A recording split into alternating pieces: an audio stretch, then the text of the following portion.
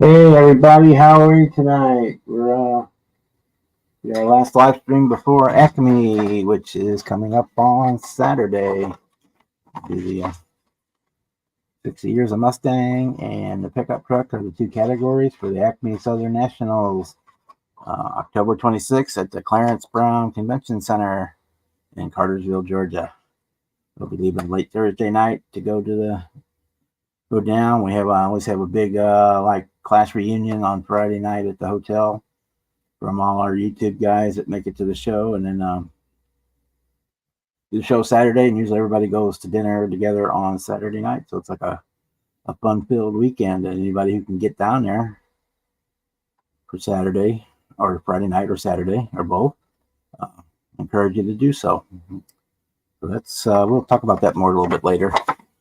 We got everything all packed up for it and ready to go.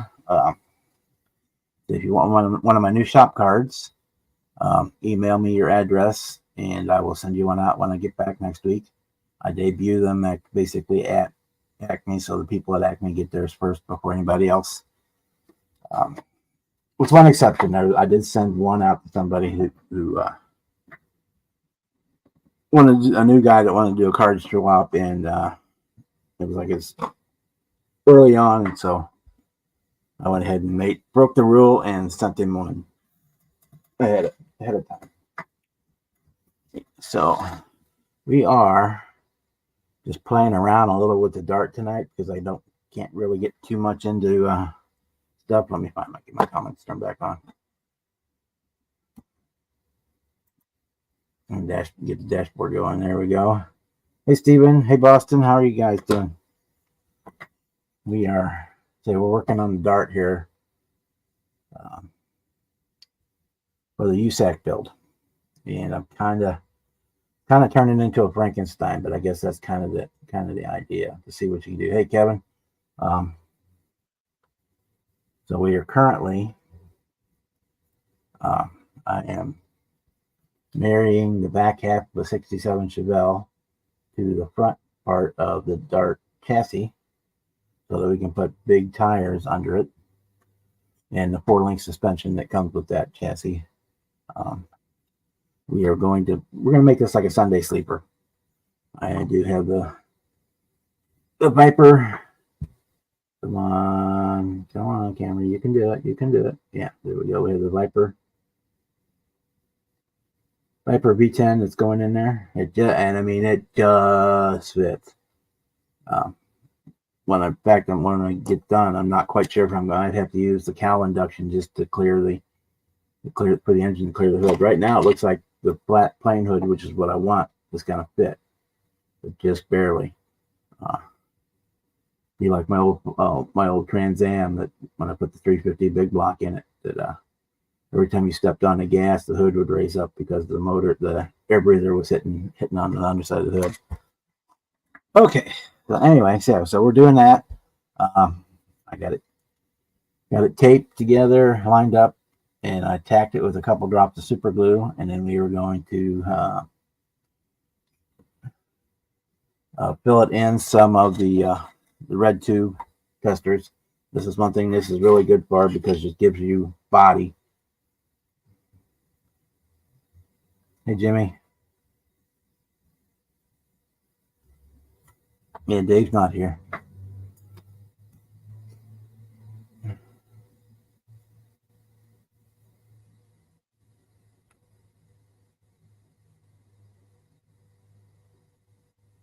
Oh, we got Kevin's here. He's right there. And Bob's over in the corner. King Bob's over in the corner. Anyway, we're gonna fillet this stuff in. I got it tacked up with super glue, but I'm gonna fillet this in. And I'm gonna do a neat trick that you guys, I don't know if you guys have seen or tried. After you've got that in there, take your Tamiya extra thin and put that on top, and it's almost like using Instacure on super glue. It'll help set that stuff up a whole lot faster.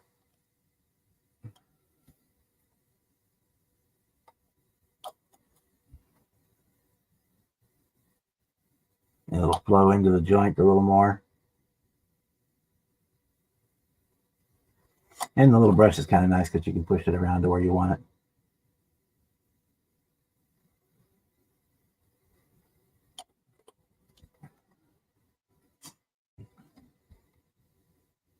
To get this to fit, I did have to cut on the Chevelle. I had to cut off just a hair of the edges of the wheel wells to get it to fit up in the body. But other than that, it's going to fit all right. Why are we not scrolling? Hey, Mark Jones, how are you tonight? We're just working on our USAC dart. I'll go grab in a minute. I'll go grab the Thunderbird, which is finished. The video's been up for a couple days. If you haven't had a chance to see that, I need some water. There we go. So yeah, this chassis will now be stupid and break it here.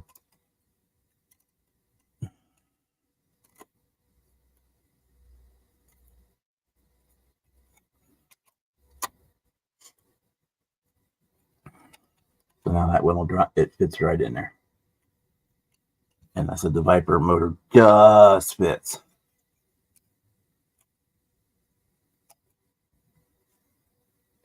It's definitely going to be a full engine bay, but it does fit. We had to I had to move the radiator to the outside of the core support, and I'm using a 3D printed radiator. We'll run the lines around through for the upper and lower hoses for that, because they will be kind of visible. With the Viper motor, the upper radiator hose comes out of the back of the block, wraps around the side, runs down the side over the manifold, and would have been into the radiator, but now it's going into the core support because the radiator's on the other side. Yeah, that's how that's working out pretty well. I had to fit the transmission from the Viper motor in. I had to use my scriber and scribe out the hump, the transmission hump, raise it up, and glued in some the bottom. You see where I did glue in some panels to raise it up, to give me enough room to clear that big transmission. And why is sorry guys, my cat is not scrolling, so if I don't see you right away, I apologize.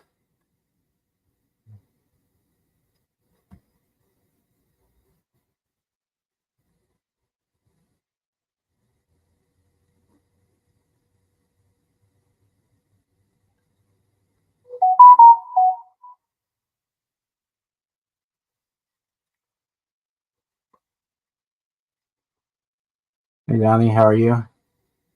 Yeah, I don't know why my cat is not scrolling, so if I miss you, I apologize. So the other thing I'm gonna have to do here again, looks like, is trim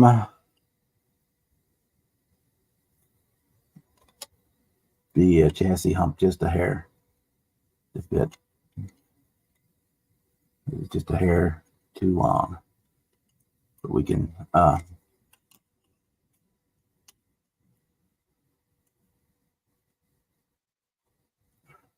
sand it on the bottom. That's where it's hitting.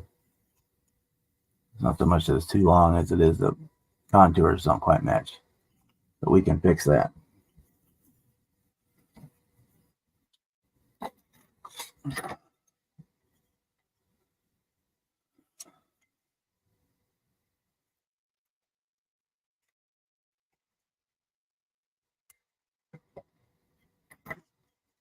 See where it fits.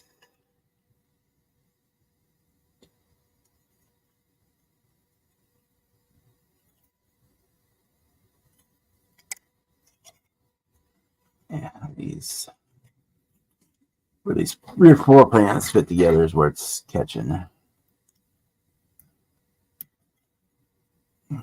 So if I have to, I will just, since it's going to be, I'll just cut them out probably. Instead, this is turning into a Frankenstein. But I kind of knew that going in.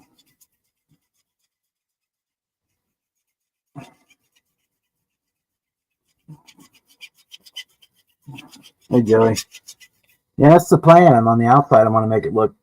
My grandpa kind of had a similar car on, the Oldsmobile 88 to 68, and it was as plain as you could get on the outside. But it had the 455 rocket with the 4-barrel on it, and the 400 transmission, and the positive traction rear end, and it was basically the Pursuit car package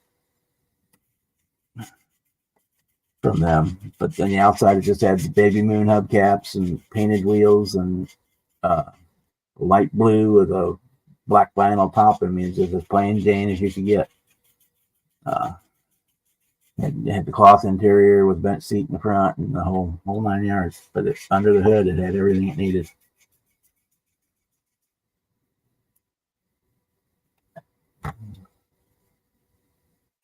Let's see if cutting that helped.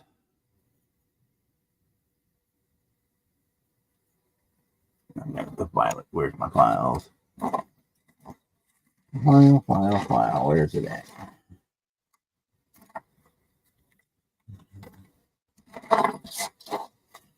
I'll put this stuff away before I lose it.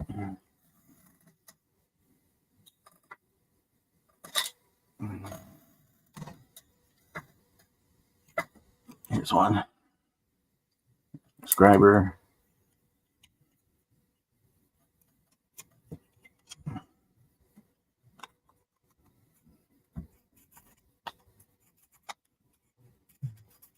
Hey, Mike. What? I saw the video. You're going to do your show from ACME. You're going to do it on Friday night or Saturday or what?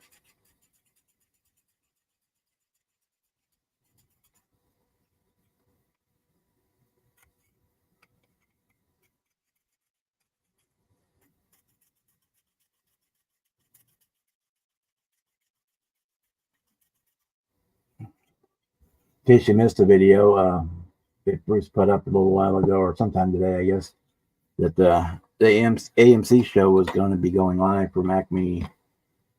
So I don't know what that plan is. Oh, I saw the video from Bruce put up about you guys doing a live show from ACME, and I just want to get curious about some of the details. If it was going to be Friday night or Saturday night or just a live thing at the show, or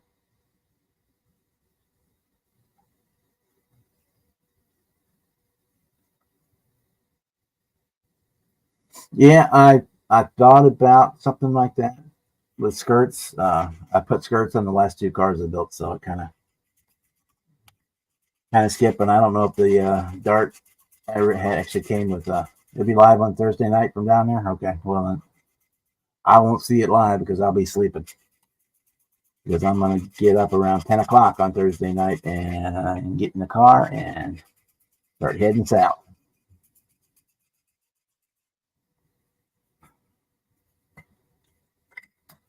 Everybody, you guys should check it out. It should be a good show.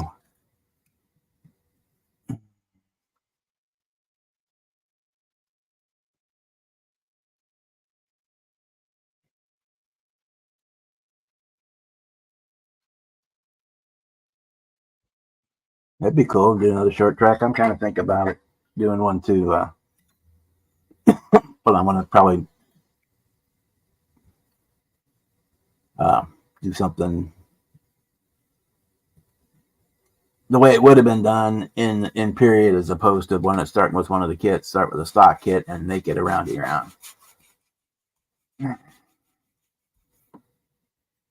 The old stock hard track These are the races where I used to live as a kid on the farm on Saturday nights, where, of course, this was in the 70s, but the rule was then that you could not spend more than $500 on your car total, including buying it from the junkyard or wherever, and any mods you put on it. And that the track, so if somebody won 3 or 4 weeks in a row, the track had the option to buy that car from, you had to sell it to them for $500 if they wanted to buy it, because they were trying to keep it fair and even for everybody, which is, I guess, a cool thing.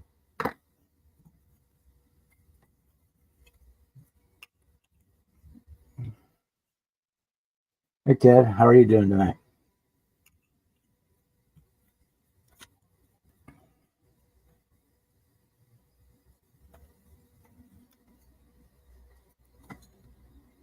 Okay, work on this corner here, on this one.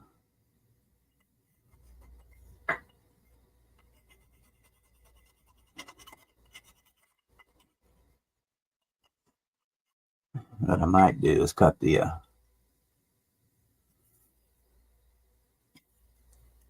cut this back package tray off and then re-glue it on. That might work too. Then I can shorten it up a little bit easier. And I can glue that package tray right up into the. It's designed to, I could glue it right up into the body and leave the bottom part of the chassis separate. Yeah, it kind of kept things even. You didn't have somebody throwing a ton of money, big old hot rodded engines and all kinds of stuff into the car.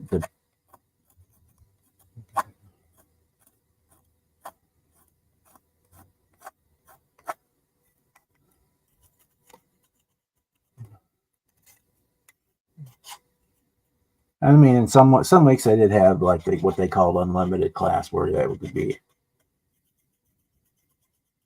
Yeah, I'm leaving late Thursday night to go down there. Drive through the night. Hopefully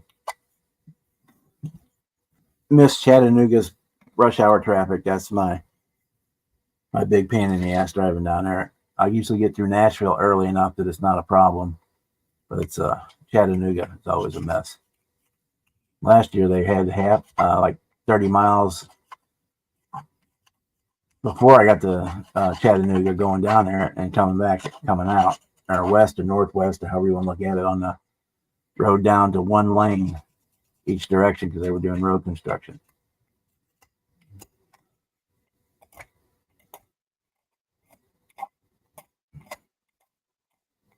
And even on a Sunday morning coming home, it took like 2 hours to go 30 miles.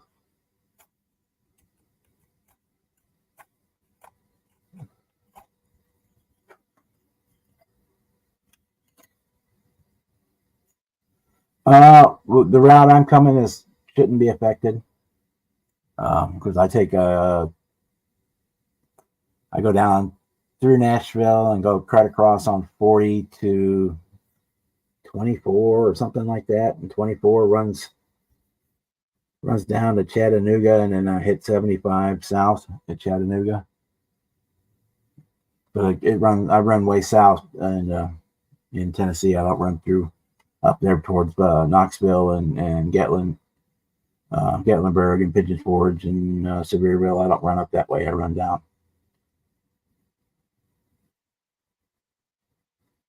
I don't run down to that northern part of Tennessee.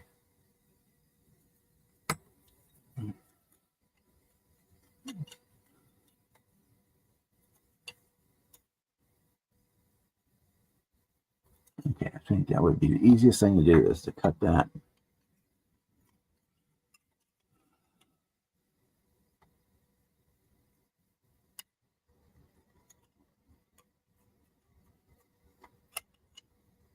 Put that off.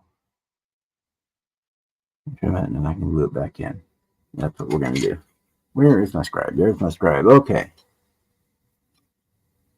Yeah, but I don't go anywhere near that way on my drive down there, so I'm not too worried about it. But I will check. But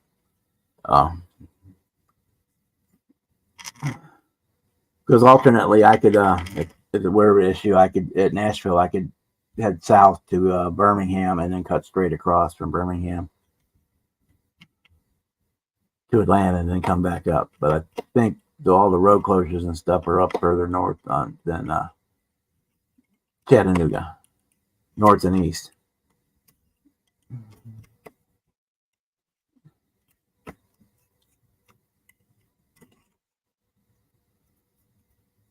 Never underestimate the power of a good sharp scriber.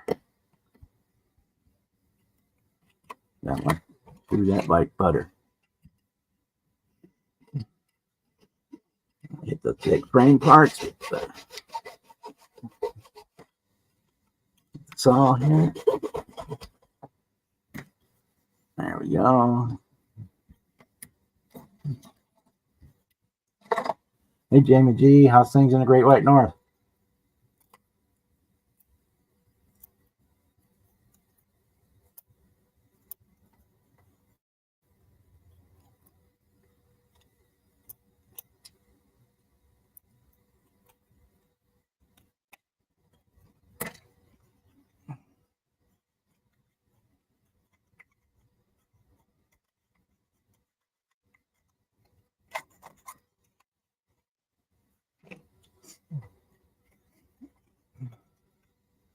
If any of you guys want to join me live, the link is pinned to the top of the chat. You're more than welcome to come in.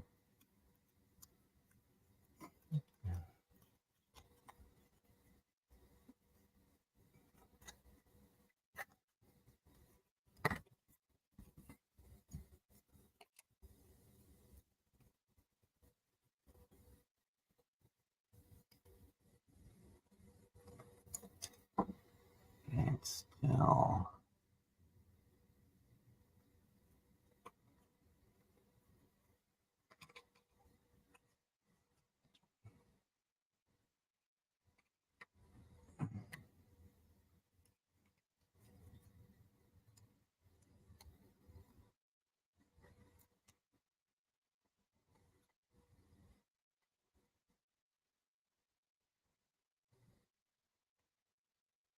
Get it to fit.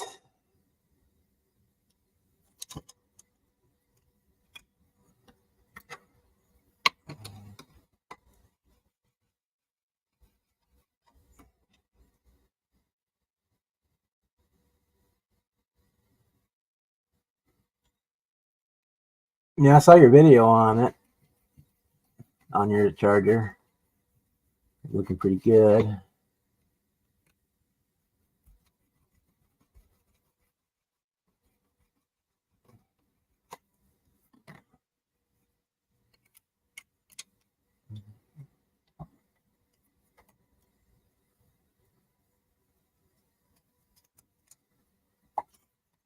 For anyone that wanted to ask about using, I could have used the whole chassis under the dart from the Chevelle. It wouldn't be I was still would have had to cut the front end off because the front end wouldn't fit under this one.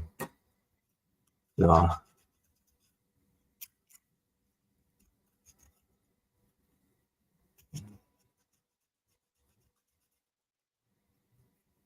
may end up having to cut those. Cut that off.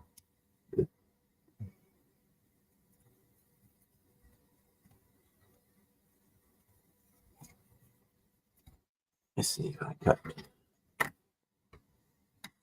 Let's see. Here it is. That is the issue.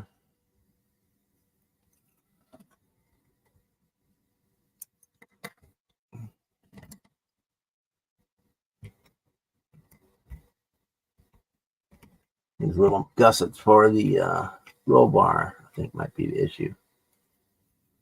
Yeah.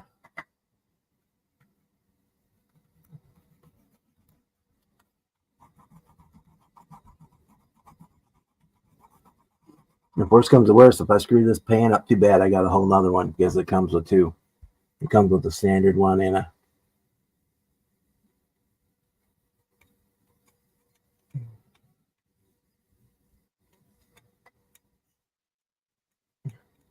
It was pretty close. But the front the front end of the Chevelle has all the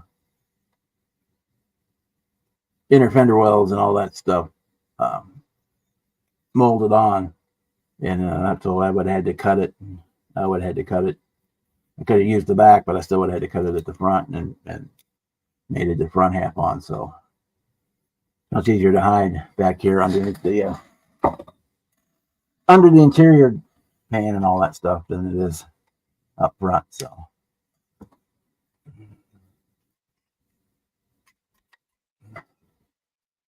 that's why we did it. And if I screw it up too bad, I would say I can always go get another kit. But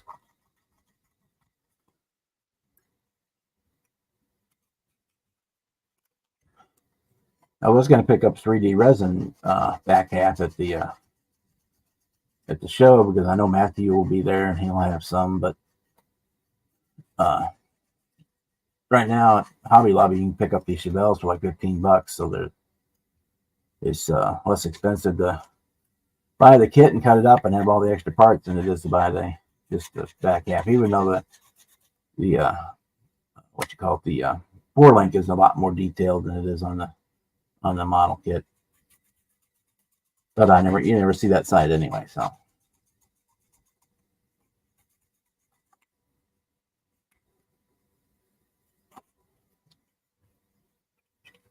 yeah, let's see, just for giggles, let's see if that's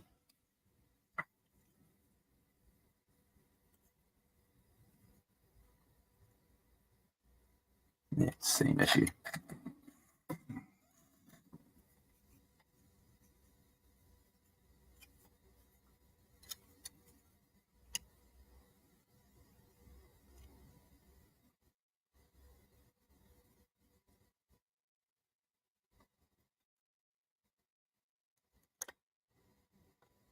Good. Just cut this whole back part off it's hitting and make it fit. And made it up to that. And glue this part on.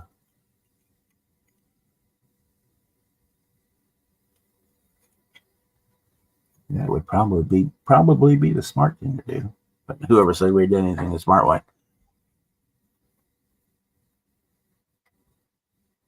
Oh, I'm sorry. Yeah, they've made changes and being monetized. They throw in a commercial wherever they feel like it. I have no control over where it goes in.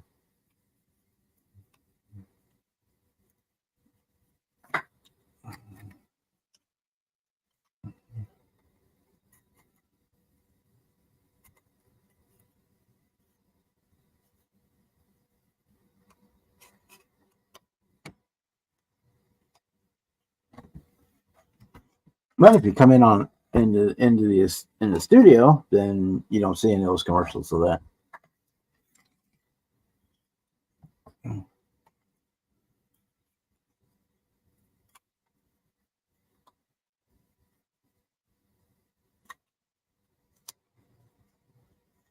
Hey, Dart. Yeah, we're working on the Dart. Doing some heavy modifications to it.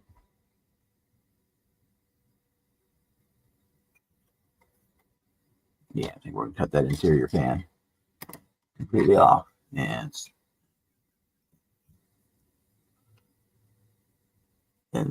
fit it in pieces.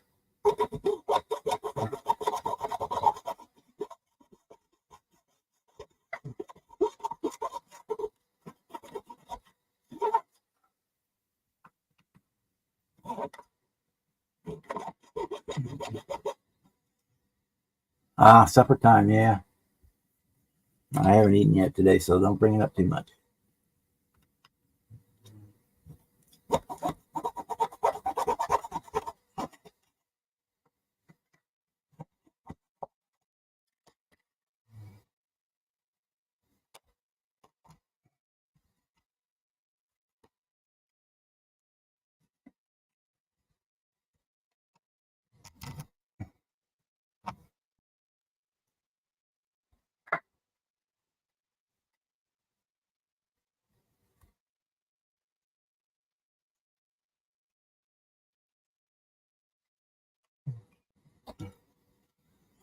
Yeah, if I would have cut this back half probably 1 millimeter or 2 millimeters longer, I would probably not been doing this right now because everything would have fit a little bit better, I think. But you live and learn, right? It would have probably moved the wheel arches back a little bit further than they are, but it still would have been within the fenders.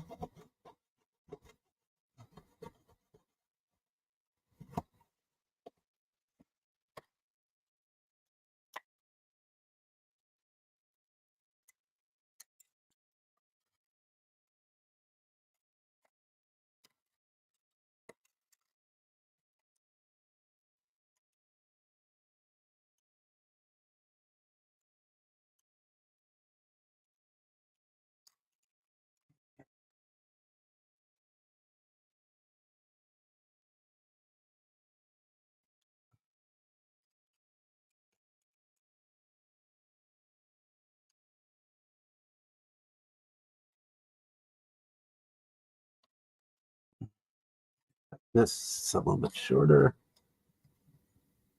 And glue it back together.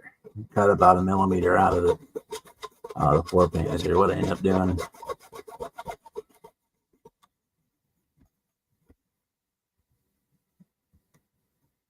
Over the weekend, it was cold up here, so I made a big pot of chicken and dumplings. So I just finished that off yesterday. So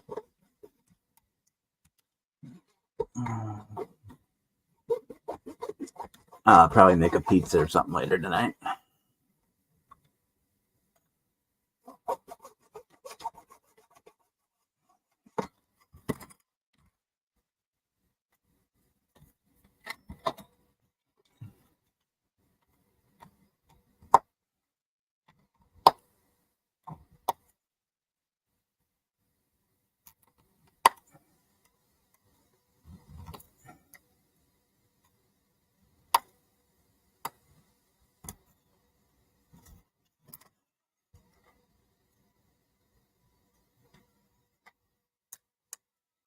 Oh, drive shaft I don't have a problem with. I can do I've got brass tubing down here. Hey, around here we got some gas stations and have some food that's better than you get at some restaurants. Um,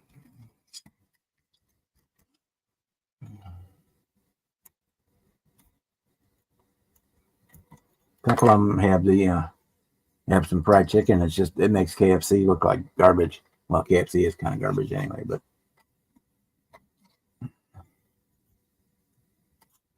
even more like garbage, I guess I should say.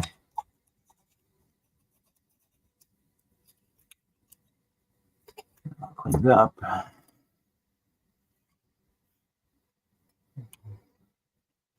Well, yeah, I said Ted, I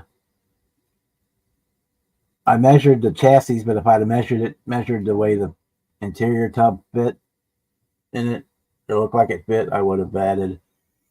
Here, let me. I basically cut it right where that rear seat floor pan ended. If I'd have left like on the dart, if I'd have left like just a millimeter or so more here, I wouldn't be having that problem. But it seemed like a natural cut line for both bodies. And I cut the Chevelle chassis right at that cross member. So I figured I had the most meat to glue together there. But I say I should have, in hindsight, I should have left the like just maybe 1 or 2 more millimeters on the dart end, and that would have alleviated this problem. But that's all right. We can get it fixed. So if worst comes to worst, I can always scratch build one.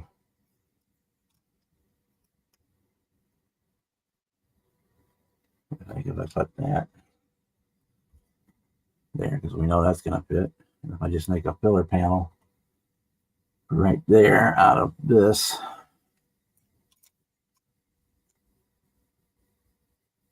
That should work out okay.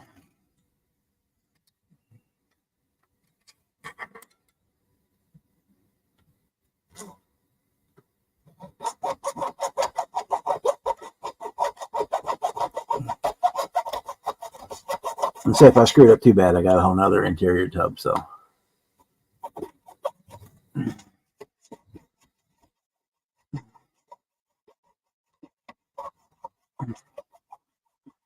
So I could start over if I had to.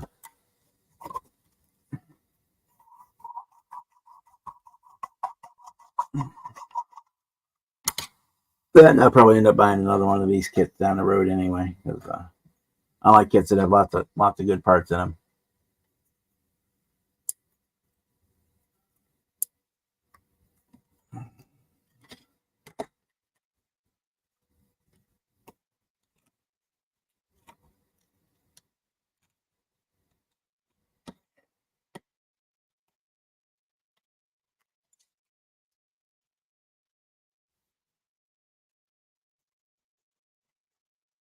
Hey Bruce, how you doing tonight? Hey Chuck, sneaking in there.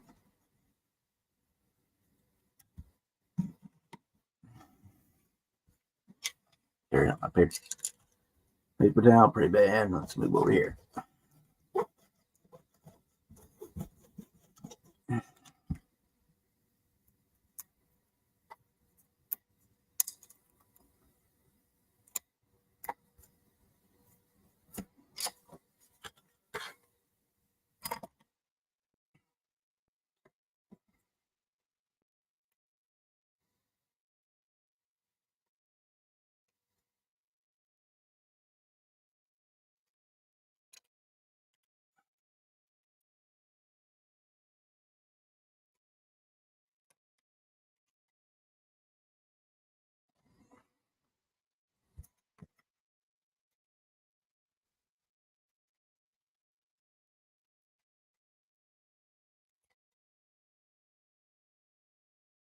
Cool.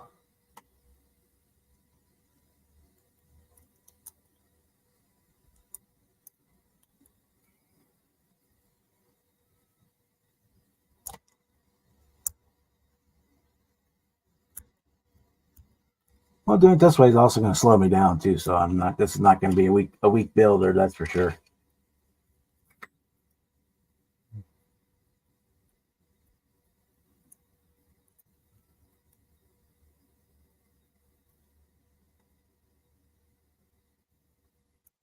Let me put a sharp blade in there before I hurt myself.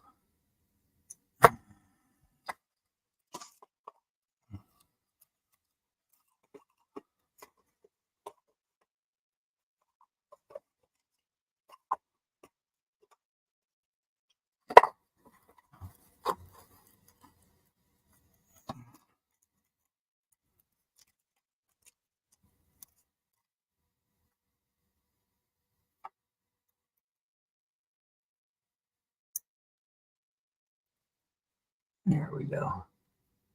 Much better.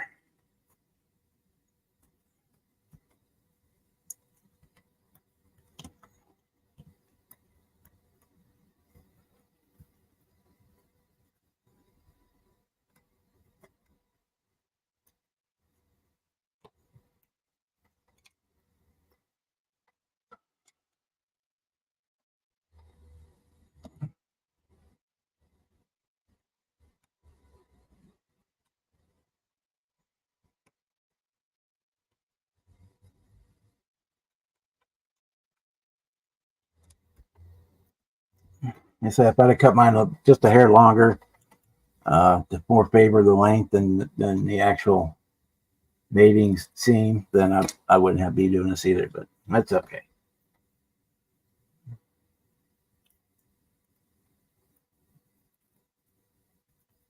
If I really wanted to go nuts, I could order one of those Iceman chassis like Mike is using, and I could have on his charger, and then just custom made everything, put everything in there would fit.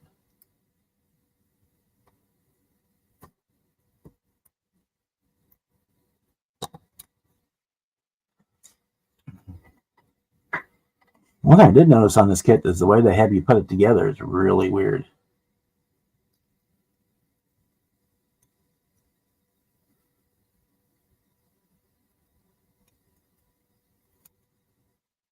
is they have you build a body and a chassis, and then, or first, and then you kind of stick a chassis into the body and build the bottom half of the chassis while it's already after it's in the body, which I thought was really kind of weird. I'm not doing it that way, obviously, but Ted, no, I'll be at the Days Inn just up the street. It was like half price. In fact, with taxes and everything included for 2 days was like 150, 160, 158, something like that. So it was best in the price of one night at the other hotel. And all I'm at the hotel for, my hotel, is to sleep a little bit and take a crap and take a shower, and that's it. So the rest of the time I'll be over at the host hotel anyway, or at the show. So it doesn't really matter to me that I'm not staying at that hotel, because I'll be there. I'll be there most time anyway.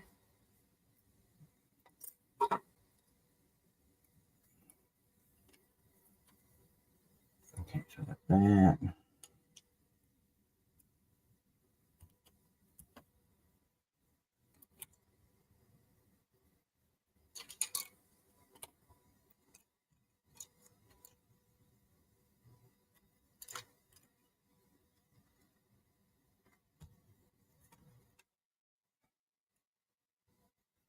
Yeah, there we go.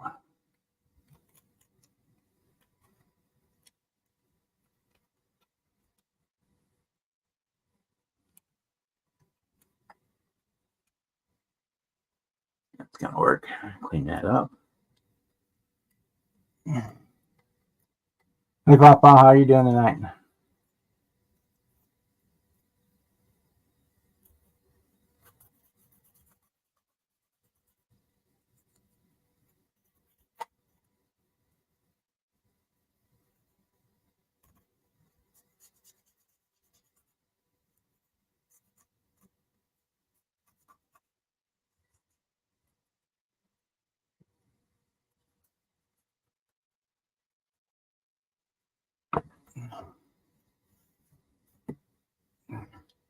We're doing okay. I got everything packed, ready to go to the show, except for throwing my clothes in the suitcase. That's all I got left to do, and I'll be ready. We'll be ready to go.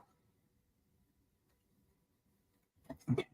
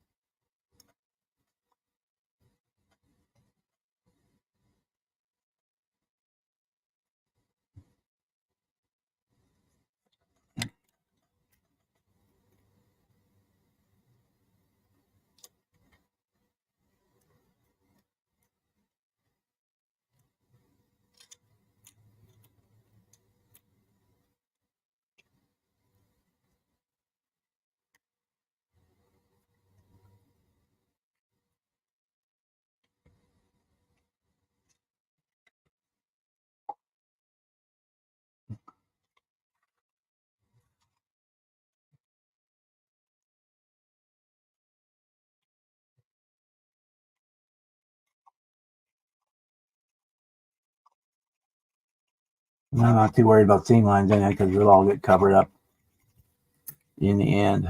You won't see any of this.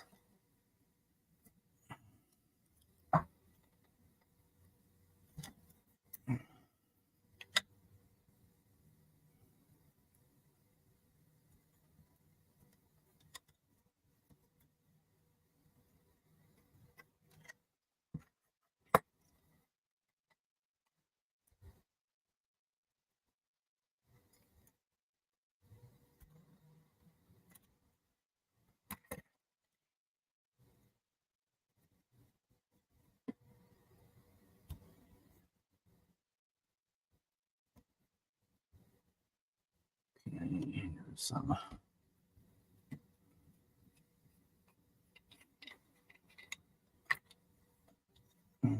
75 degrees. Yeah, freeze. You goofy guys down there in Florida.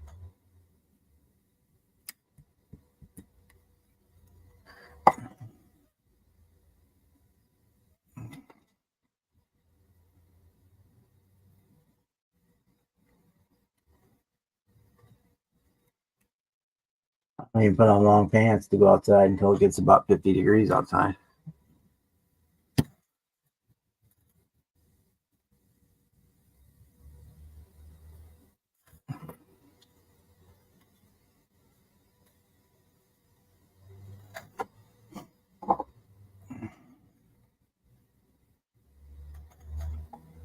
He's from that area, Mark. So he knows about the weather, but he's just been in Florida so long he's kind of forgotten. I think.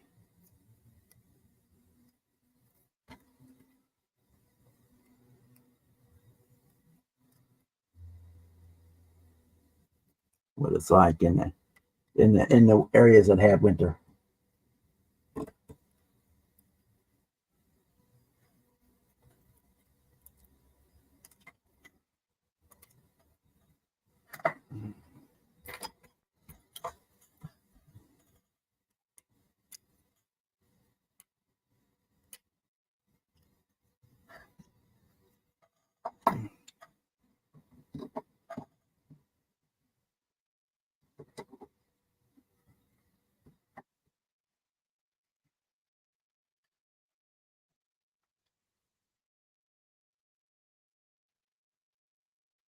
Unfortunately, it only gets cold here usually about 2 weeks out of the year.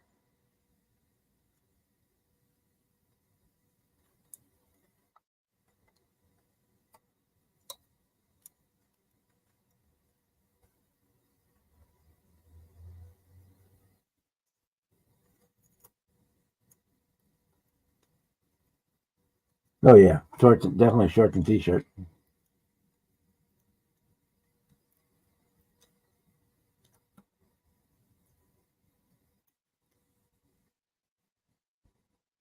That's my normal garb.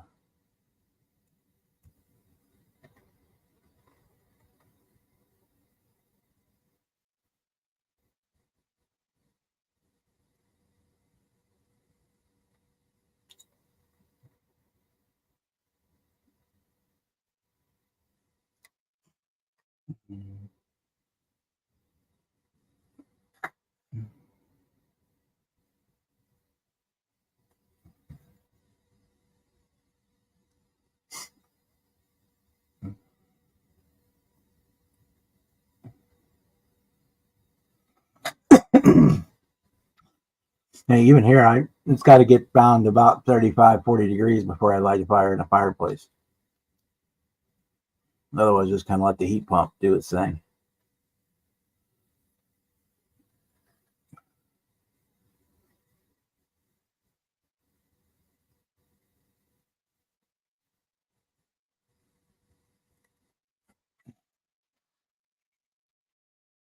But the fireplace works out well because I usually have to get up and pee 2 or 3 times during the night anyway, so I can make sure the fire's going good.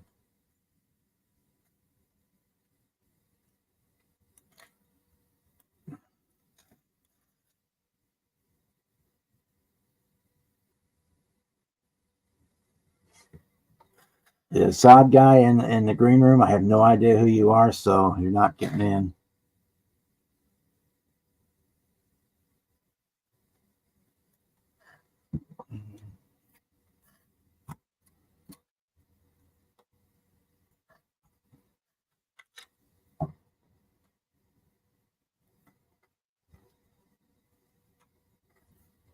Because I have no idea who you are.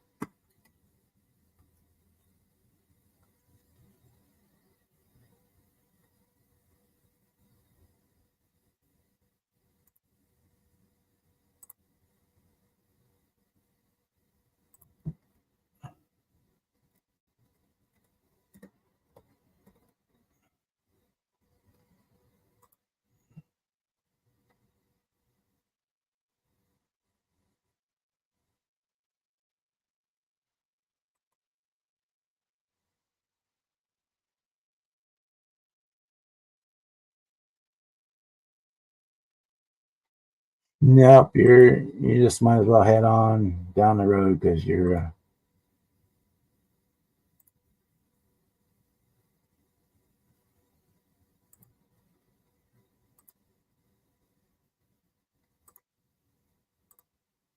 Because you are not what we want here.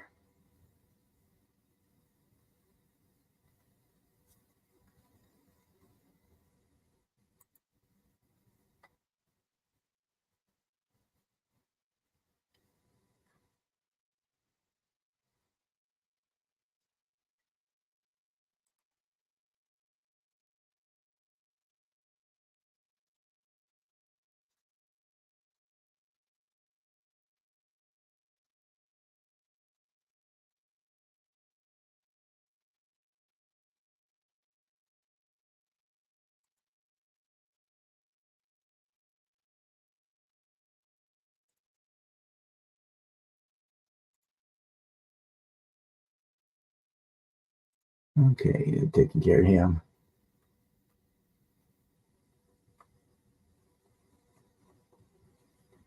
He won't be bothering us.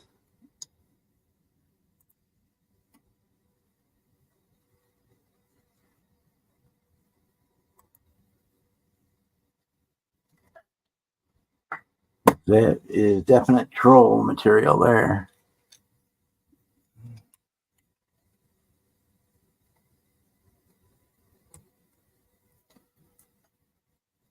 Okay, that fits.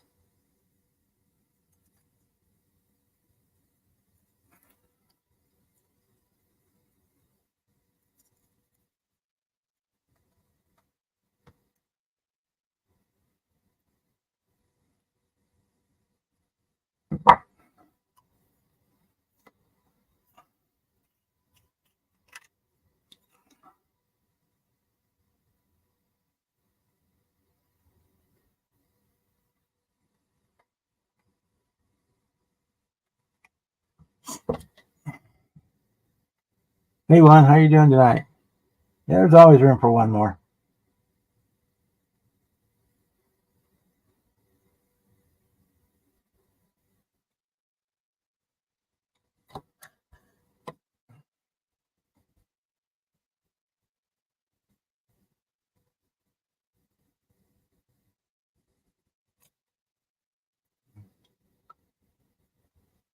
Pro tip of the day: if you're using a kicker, go on Amazon or somewhere like that and get one of these little bottles with the syringe top.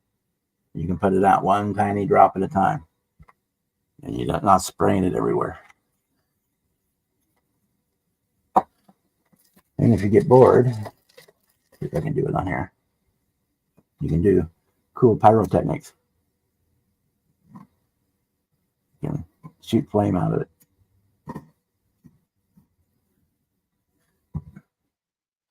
For all us closet pyromaniacs out there.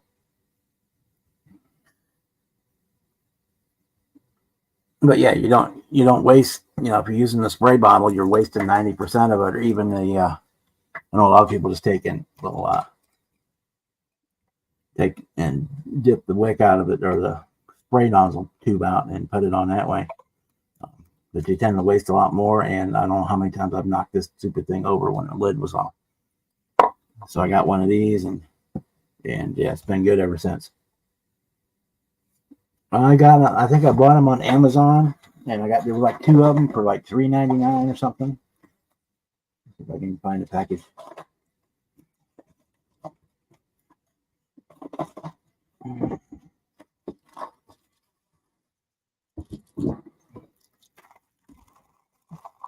Yeah, it comes with like two of them for $3 or $4. It comes with a syringe and a tip in there. I already had a syringe with a smaller bore syringe. So I used it, and somewhere it comes with a little rubber cap, but I did somewhere along the way to lose my rubber cap. Because you get any of the syringes with the standard coupler on it, and it'll put it in there. But I use the smaller. I use a 20. Let's say 25 gauge is the one I use. The blue one. I think it's a 25 gauge, but I'm not sure. And those are dirt cheap. You can get 100 of those for a couple of bucks.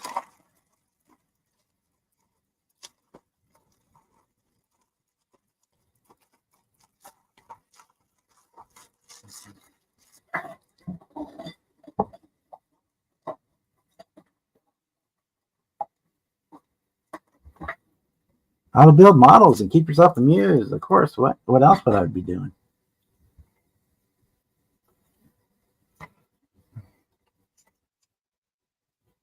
Oh, that's just a pre-closet pyromaniacs.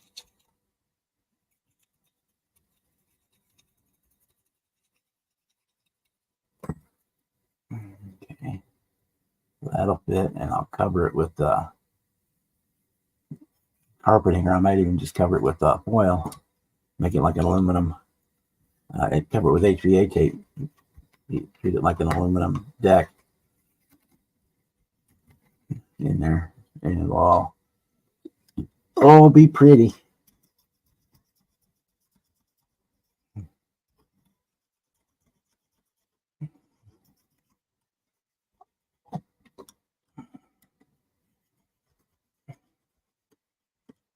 Then I will just glue the deck portion in. I'll actually just like attach it to the. I'll attach it to the chassis. It'll fit right. It's got little grooves in there to fit it right in there. So I'll just attach that and let it ride in the chassis, and it'll fit over it. So it'll fit over the tubs, the big tubs.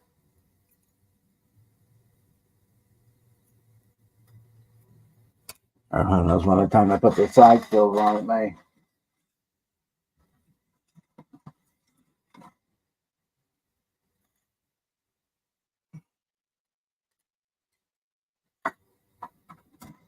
Yeah, by the time I put these side panels on, I may well just let it match up with that. I think there's only one side. I don't think there's two.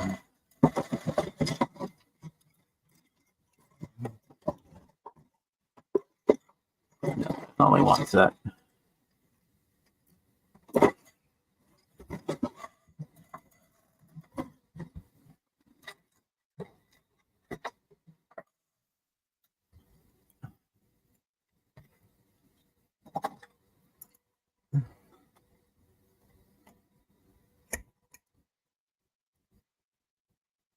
Hey, Marcy.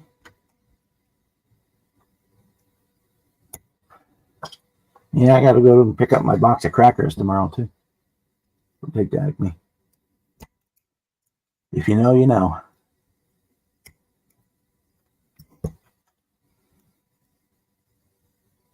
Oh, we should be here for a while tonight. Because I'm going to have a hockey game on in the background, so I'll probably be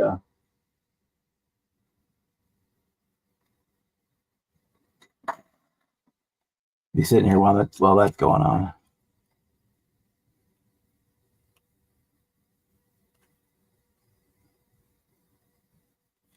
Let's see that.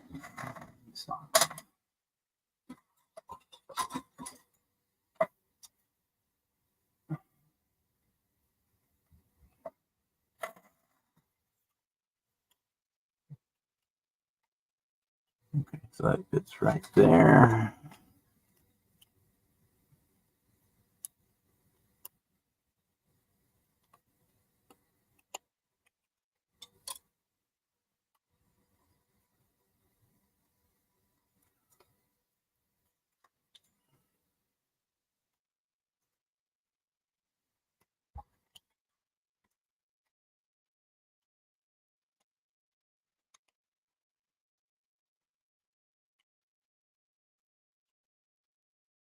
Yeah, we'll glue that in, and then we can just let that sit.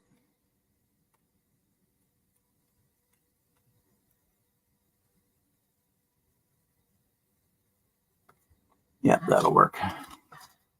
Okay.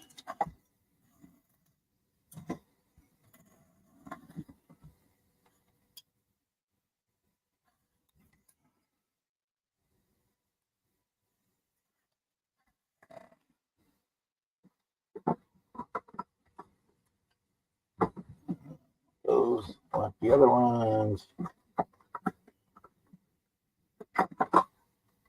need to work.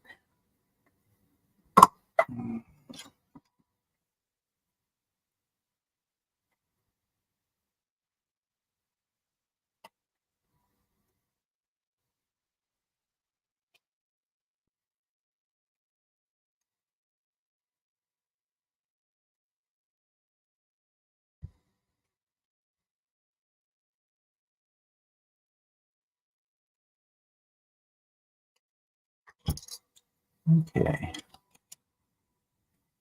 Yep, that will fit down in there.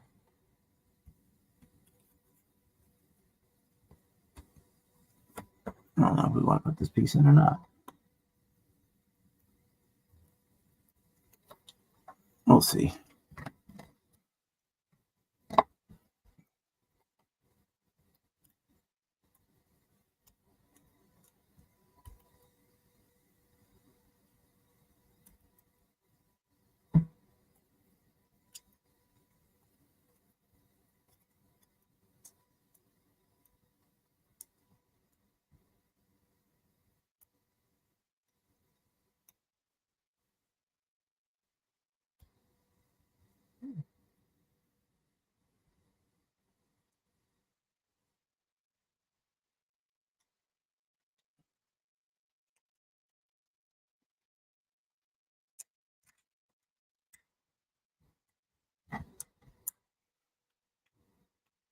Okay, get this, and then I'll go get the Thunderbird out. So for those of you who've been around on lives all week, you've probably seen it already, but I'll get it out for the other guys.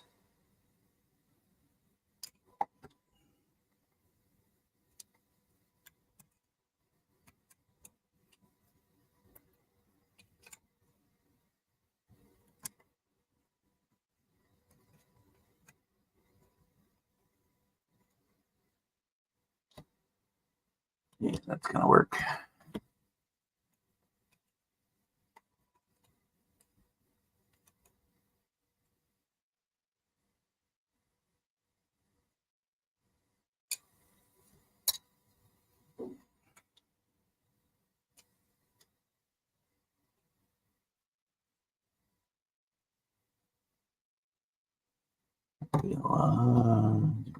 That.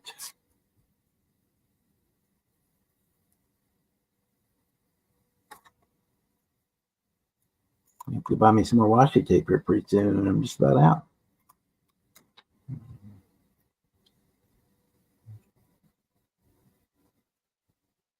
That 20 rolls I bought lasted me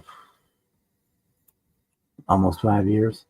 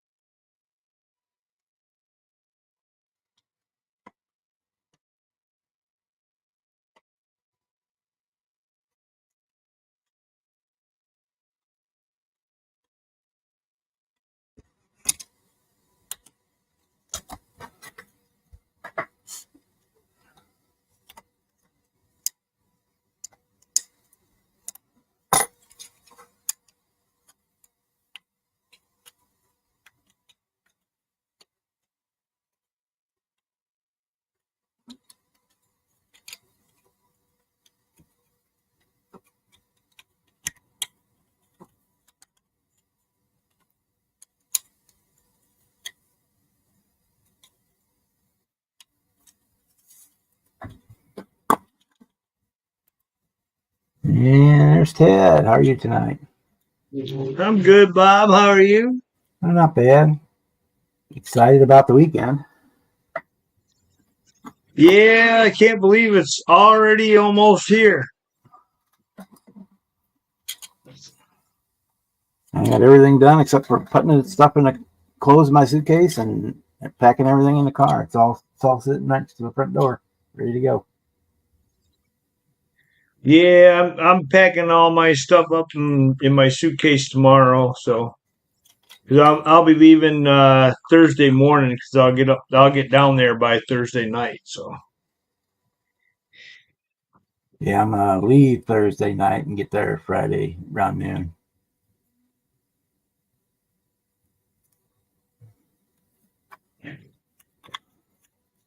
And be jacked up on Mountain Dew and ready to party.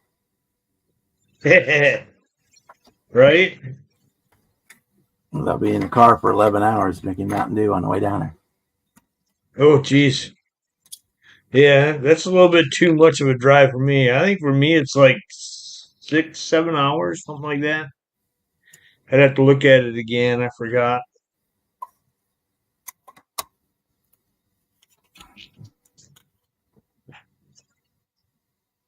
Yeah, I could do it in 2 days, but it's like, I'll put them in the car and just keep going.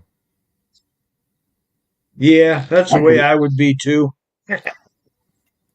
I could leave Thursday afternoon and like drive to Nashville or somewhere between Nashville and Chattanooga and then stop for the night. But I just assume when I'm rolling, just keep rolling and rolling. Turn on the satellite radio and just have a good old time.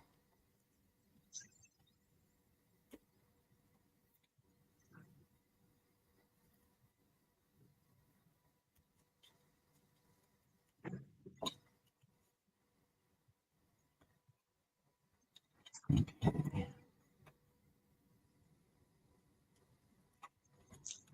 Hopefully that stays together long enough. Hi, Britta. How are you doing tonight? How's things over in Sweden?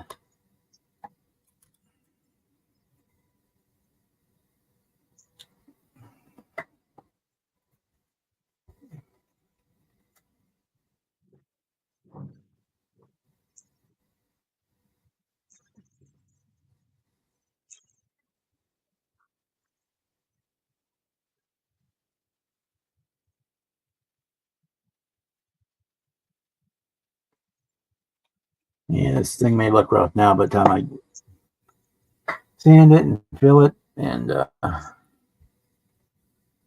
need to put carpet, I might put some HVAC tape over the top of it since I'm doing it without the back seat.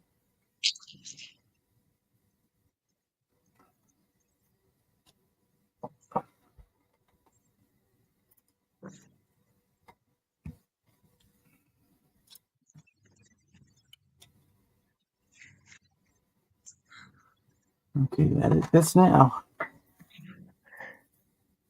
What's that, Bob? Oh, I'm talking to myself. So it fits now. Oh. So I cut that chassis just a hair shorter than I should have. So I had to modify my interior pan to get it to fit. Again, well, I already modified it once to get the Viper transmission to fit under the transmission tunnel. Yeah. That's what I was I turned it on and I was looking and I was like, oh, he's doing the same thing I'm doing. Using that 67 Chevelle back half. Yeah. And then I was like looking at it, I'm like, oh, I cut mine a lot shorter than he did, though. Yeah, if I'd have made it the back half just like 1 millimeter longer, it would have fit. Everything would have fit perfect. But you live and learn. It works. Yeah, because I cut mine. Anyway. I don't know if you can see mine, but I cut mine right, my finger, right in front of where the wheelie bars mount there. Yeah. And when I did that, I put a piece in across here, to strengthen that up a little bit when I glued it together. And then that interior tub fits right back on there perfectly. Yeah, see, I did that. What I ended up doing was the opposite, and cut the dark chassis shorter to keep more of the Chevelle chassis under there. And if I just left another millimeter in there, it would have dropped right in. But yeah, right. Yeah, because my first thought was I'll cut these front wheel, the inner cut these off and just use So funny. the So whole funny. Yeah, I thought about chassis. that too. But I measured it out, and the dart to wheelbase is just a little bit shorter. It wouldn't have looked right. Yeah. So I was like, oh, I'm going to have to cut the back halves off and do it that way. Let's see. I'll stick it in here. That's where I've got it at right now. Yeah. Did where's my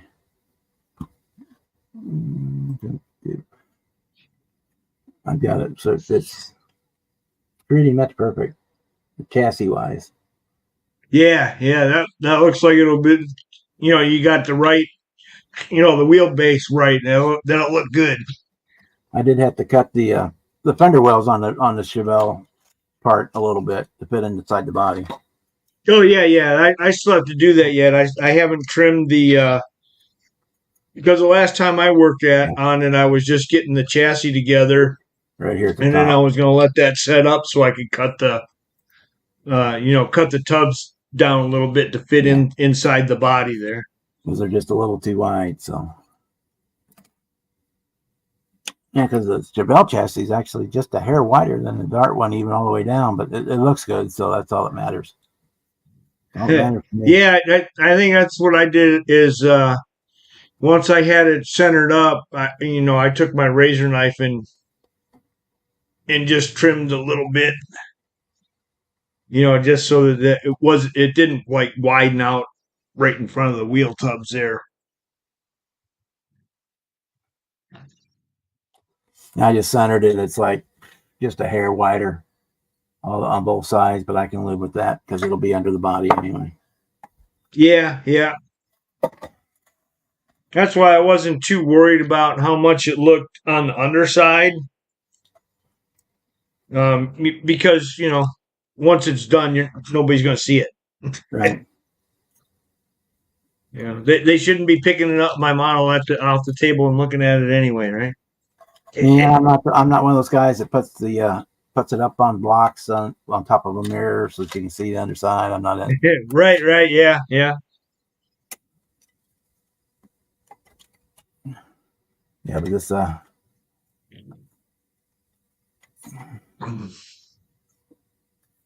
this Viper engine just fits. I mean, just man, fits. that thing looks huge in there. Holy smokes, that thing looks huge. And the hood does fit, but I might use the cowl induction just for a little extra clearance. But the only thing I had to do, gonna have to do different on the front end. I'm gonna have to use a different radiator because the support's designed with the radiator on the inside, it won't fit. So I'm going to put the core support on, and I put the radiator on the outside of the core support. Okay, It'll still fit behind the headlight grill and stuff. So. Yeah, I was going to say, as long as that that headlight part still fits in there with no issues, you should be all right. Yeah, the original one's supposed to go on this side in here, and it just was not enough room. So I had a 3D printed one laying around here. I stuck on the outside, and then. Oh yeah, okay. I popped right up in there. Yeah, I like this cowl induction hood. Oh, you got that. You got that hood for it. Okay. Well, that'll look nice. If I can avoid it, I'm actually going to try not to use that one because I want to make it like a Sunday sleeper.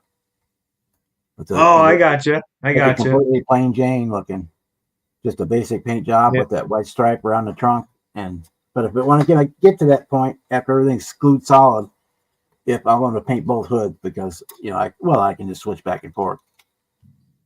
Right. I have to get it because I can make the little bead, the little chrome bead that goes across the front. I can make one of those out of styrene stock for this one, and then because it'll be painted the same color as the body anyway.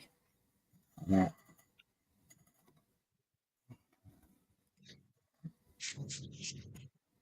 I still have no idea what color I'm going to paint it or anything else. I've just been playing with it. Let me go grab the Thunderbird. We'll show you the Thunderbird, guys.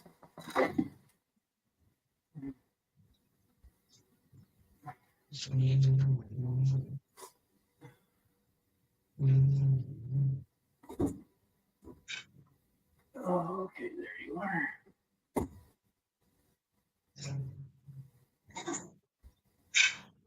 Oh, okay, there you are.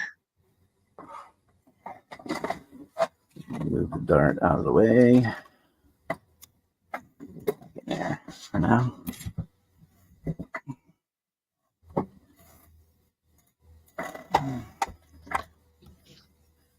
There we go. There is the Hasegawa 66 Thunderbird all done. Let's bring it a little closer, maybe.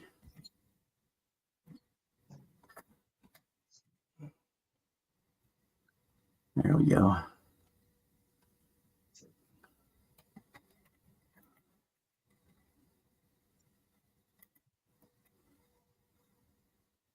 Cool.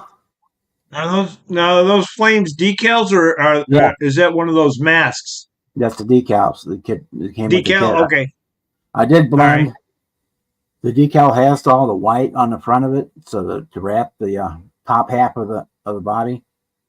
Since it didn't, when I painted the bottom valance, it didn't quite match. So I just decanted a little bit of that pearl white that I was using and blended the whole thing together. Okay. All right.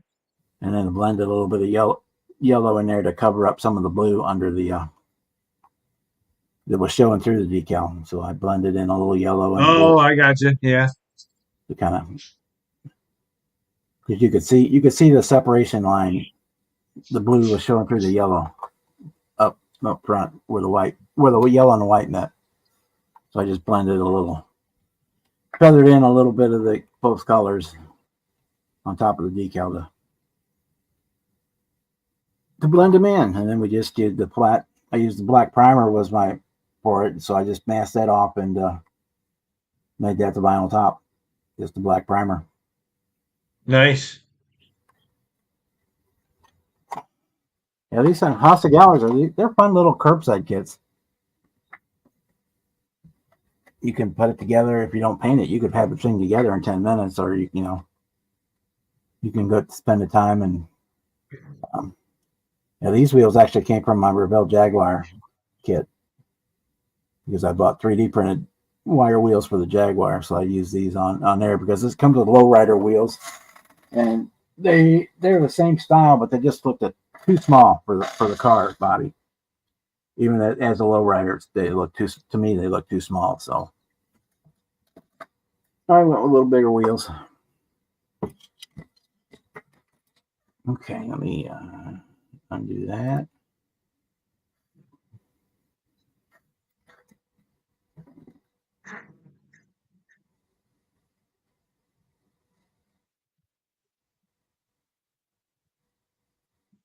Now you're gonna sell all your model stuff and buy slot car stuff. Slot cars are fun, but I don't know if I'd get in that deep.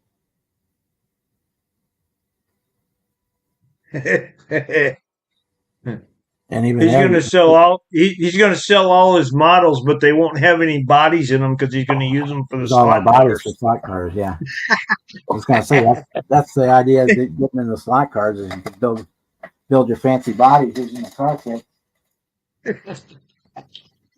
and then slap them on the chassis. That's where a lot of those 1/32 scale model car kits come from. Is Yeah, yeah. they were made by AMT and all those for those guys to use for slot car bodies. Right. And they said, well, as long as we're making that, we'll make a basic chassis you can stick under it to make it as a model.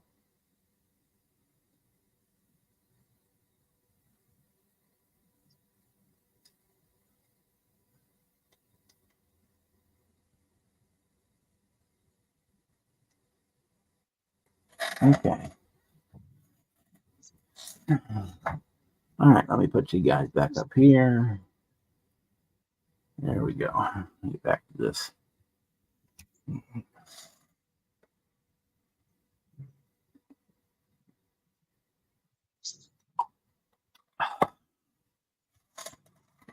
Besides that, you can just buy yourself a basic set and a couple of slot cars and play with it and see if you like it. I mean, you don't have to go all in.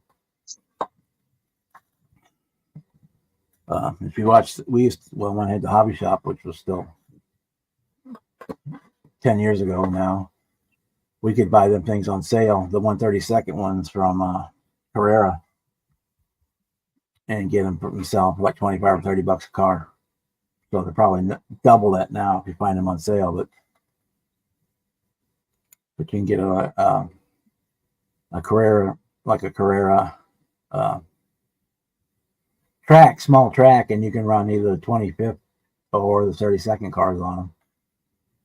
And they even have the modern digital tracks now that have like a pit lane, and it keeps track of your car. If you do too many laps without going into the pit lane, your car starts going slower and slower and slower until you do, because it's assuming that you're running out of fuel. Yeah, when I was a kid, there was a hobby shop in St. Louis that had in the basement had a full 125th scale slot car drag strip in there. So it was a quarter mile in the basement. It was awesome. Some of those things, but man, they reached light speed. They were putting them big Pitman motors in them.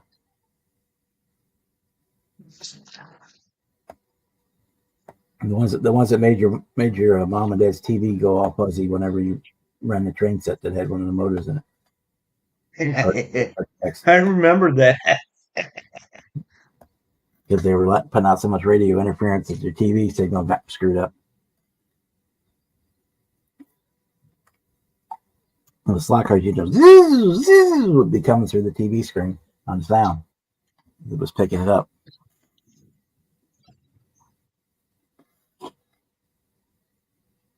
Yeah, so if there's a place around there that has a big track, I would just get me a car or two and play with it for a while and see if you like it before you go whole hog into it. Yeah, the old Tyco and AMX slot car sets. Oh god, we had tons of them.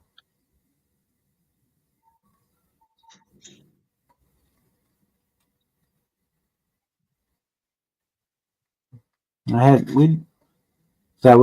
I was working at the hobby shop, we would sell a lot of the 32nd scale ones, and I played with those once in a while. But those things were uber fast too. You could launch them across the room if you didn't try. If you didn't pay attention, you could definitely launch one across the room because it would hit the corner and keep going straight. Because those pins were just barely holding in the track. But yeah, they were fun. I mean,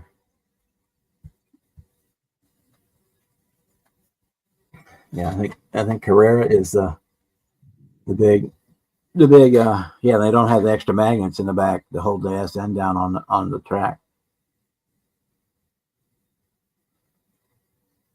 Yeah, I think Carrera was like the big name. It probably still is. I haven't even looked in a while. That did the 32nd scale track and slot cars, but then you could also run 125th scale slot cars, which fit on the same track. In fact, I still got a roll of desoldering braid that I would use when people would bring their slot cars into the store to get repaired to replace the brushes. Because the brushes the track brushes they wanted for like $8 or $9 a piece, and I could buy 30 yards of desoldering braid for like $2. And I just cut them up and put them on there. They work just the same. Well, good night, brother. Have a good night over there in Sweden. If you get bored, you can probably go check out the Northern Lights because you're far enough up, you should be able to see them. Fast Track Hobbies, yeah. I say Carrera was the ones that we sold, the brand that we sold.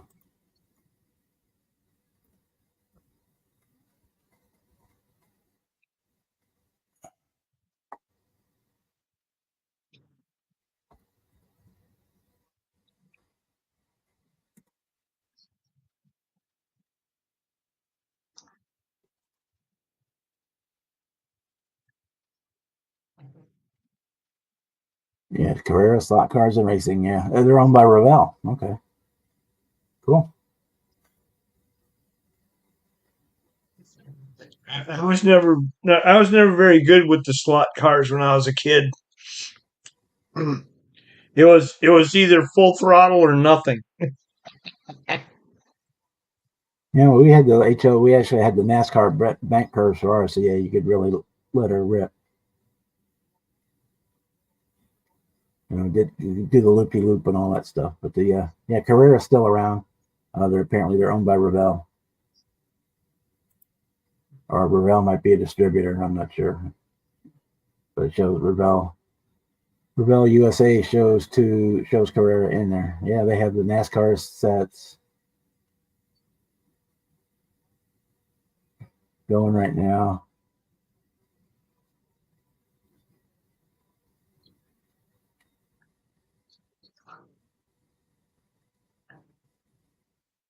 Yeah, it looks like the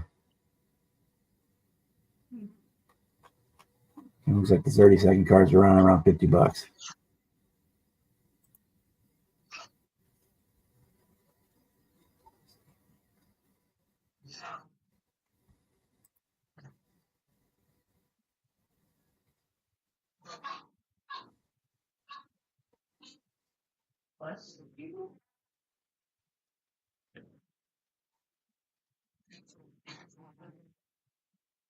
Yeah, they even sell have Mario Kart. Uh, Carrera does have Mario Kart cards.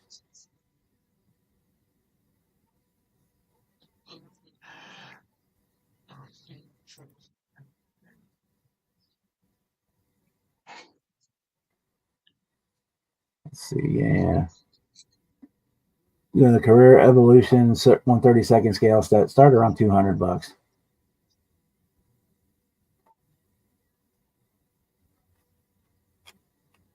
Look at cars. Cars.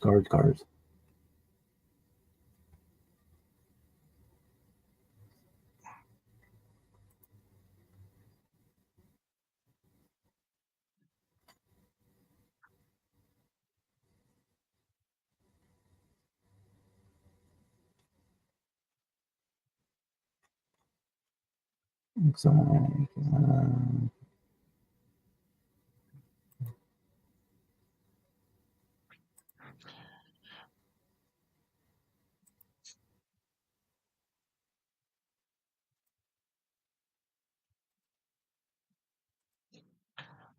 yeah, they're running at 132nd scale Evolution cars are running around $40 per car for the basic ones. The digital ones are a lot more expensive because they had the circuit boards in them, but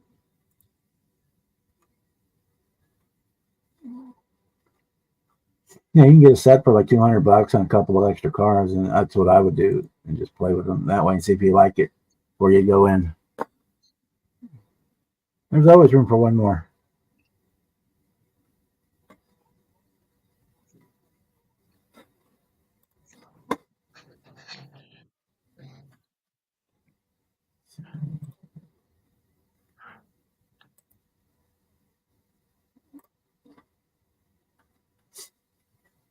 Yeah, there's a couple. I think there might still be one or two of those tracks like that in St. Louis, but Checkered Flag Hobby was the one that had the big tracks in their basement of the store.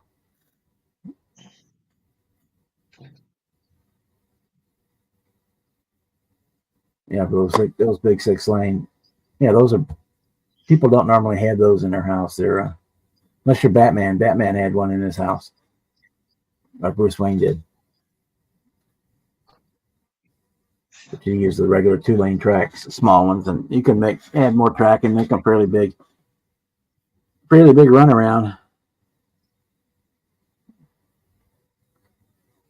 Okay. Let's see. Let's get that out of there.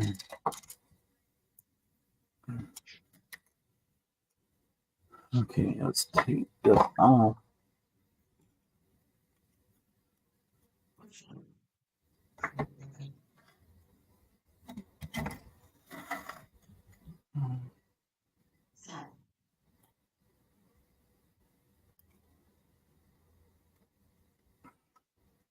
You know, my uncle who passed recently was big into slot cars, but he liked to build his own. I mean, yeah, he was the kind of what we would do. He would buy chassis kits and then get model kits and build the bodies and put them on the chassis. And he focused primarily on the open wheel, the old Lotus and Grand Prix type cars. He mostly built.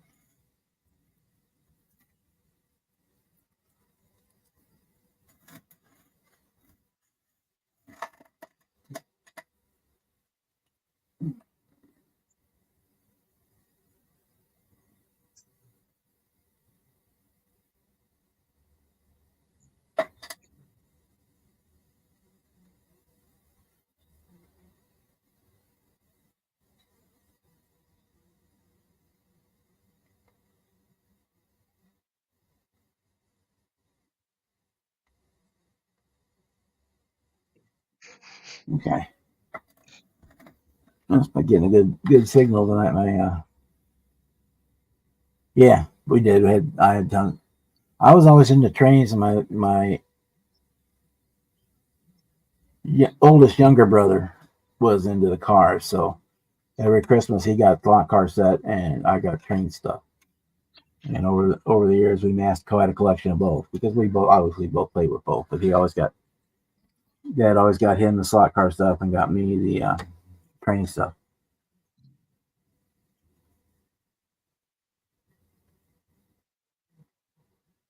In fact, some of the train stuff is still in my mom's basement. The train layout.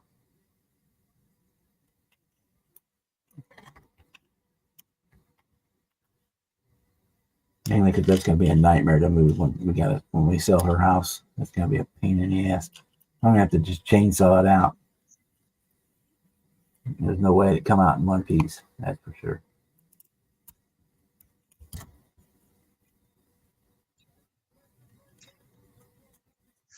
Okay.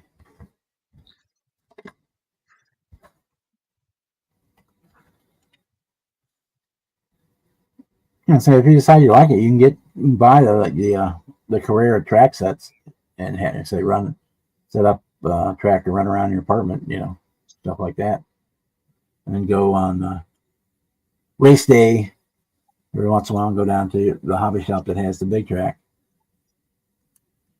That could probably work good for that way because the Carrera tracks have a lot sharper curves than those big house tracks. So you get to where you can go as fast as you possibly can around the small curves. When you hit the big ones, you'll really be able to let loose.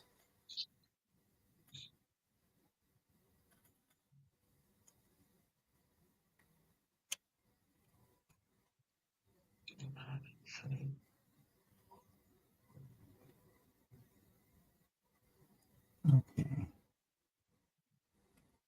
Let's see. We can start smoothing that out. Get rid of the saw. I need that there. One less thing to cut myself on.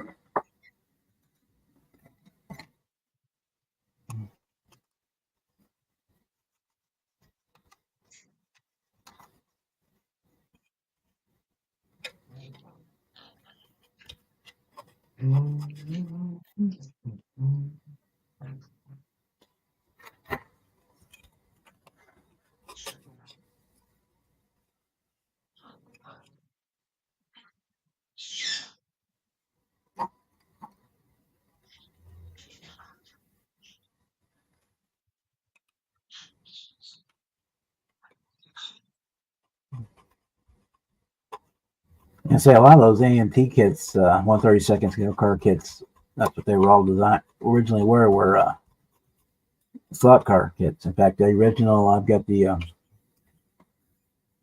back in like, was it 2008, 10, somewhere in there. Round two sold you could buy the Green Hornet Ford. You could buy it either as a static model kit or you could buy it as a kit with a slot car chassis. You could buy it either way.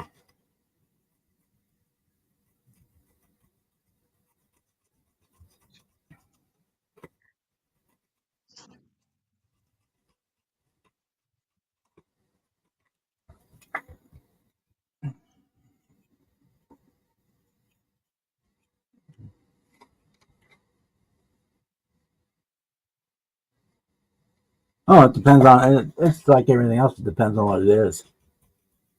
Yeah, I've got locomotives that are probably $1,000, but I've got ones that are worth like $20 too.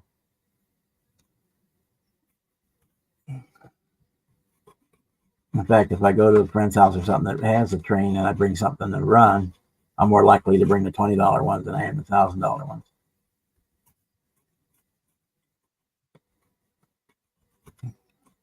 Just because the thousand, even though they're a lot of money, they don't tend to run as good as the cheap ones do. They're designed, they're more for looking pretty than they are for actually working very well. Especially the old brass ones, the Tinshoto brass and stuff out of Japan. They look nice, but they ran like crap.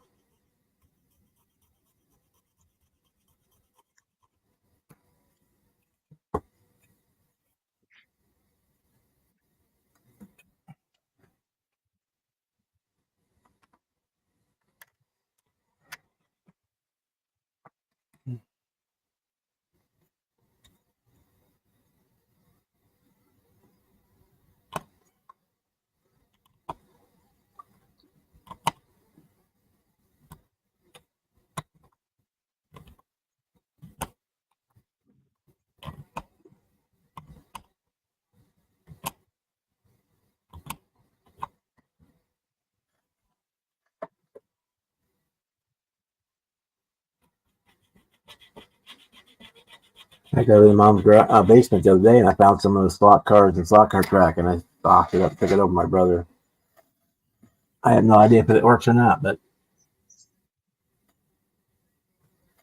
he can either keep it or throw it away or give it to his grandkids, whatever he wants to do with it, because it was his.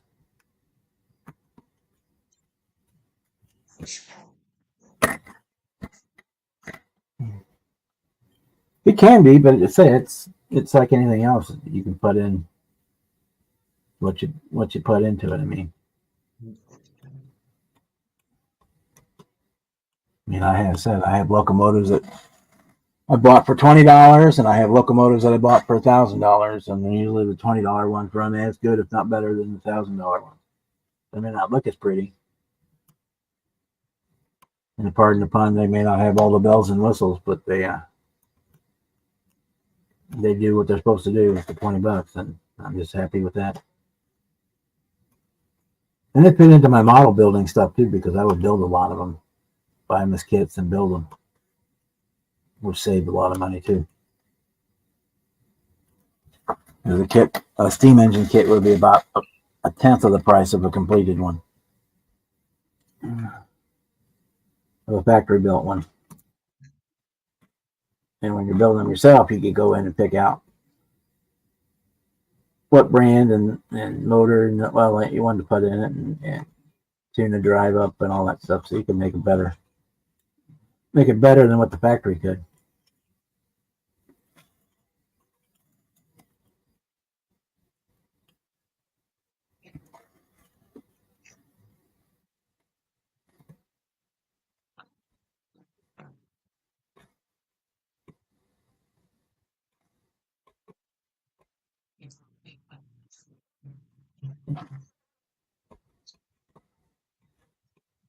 And my youngest brother was in the one-to-one cars. That's all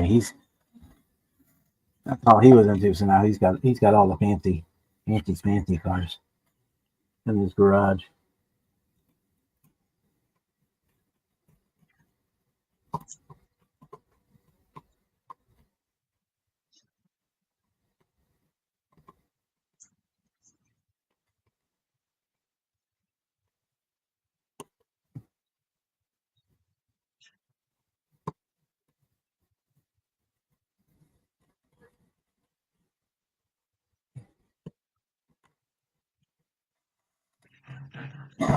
Youngest brother, his passion was comic books, and he has some humdingers he's acquired over the years. But when he started doing them, you could still get a lot of them for next to nothing.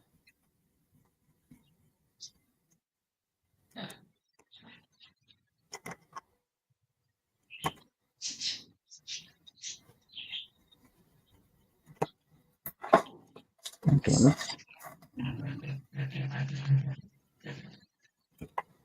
door cards. So we see door cards again.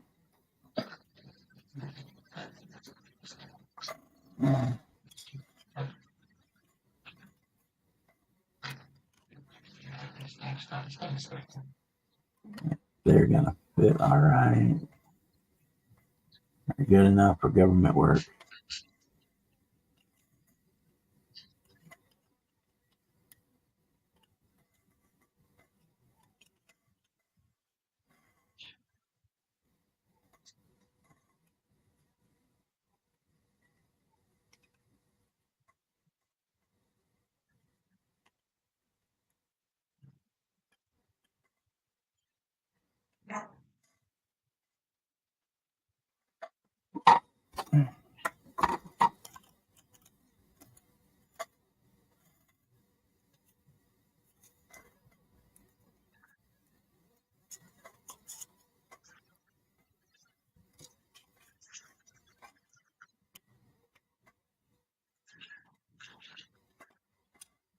I just cut those side rails off on there. Make my life much easier.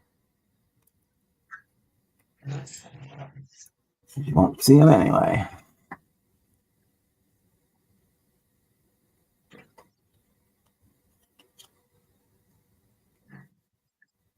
This damn hand is not cooperating with me today.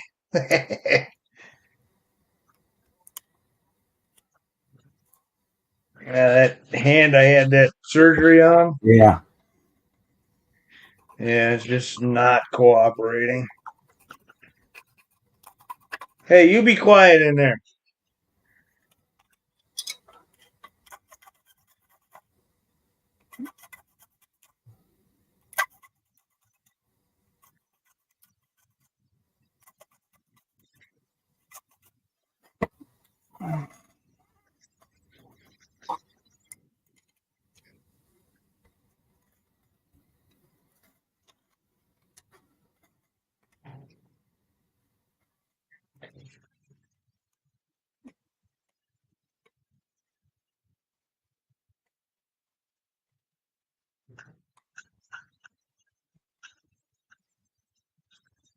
Yeah, it's gonna work. All right.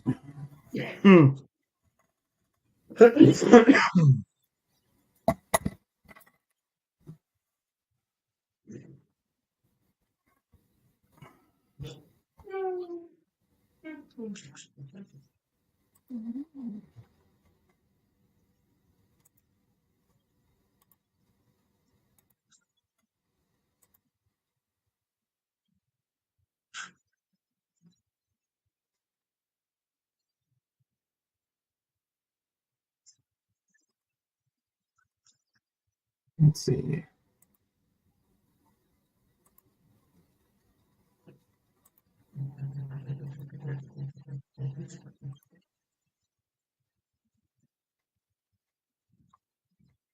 No.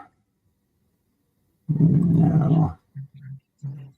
Yoshima 132nd scale Prius snap kit white. There you go.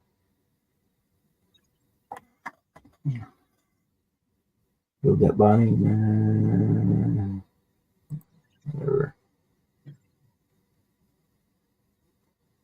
And throw a chassis under it. Chassis are easy to build for slot cars. They're not hard to build at all. Kind of same thing as doing, you can buy a pre-made car and you just kind of, like same thing we do here, you kind of back half it onto a just a metal plate or plastic sheet plate, and then you got your axles and your pickups and the pin in it.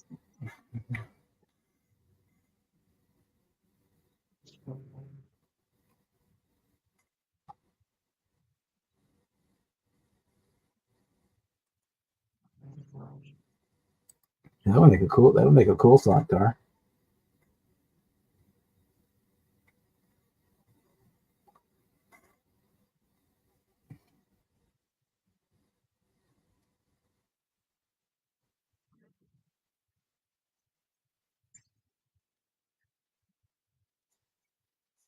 Well, that's kind of the way it is. I mean,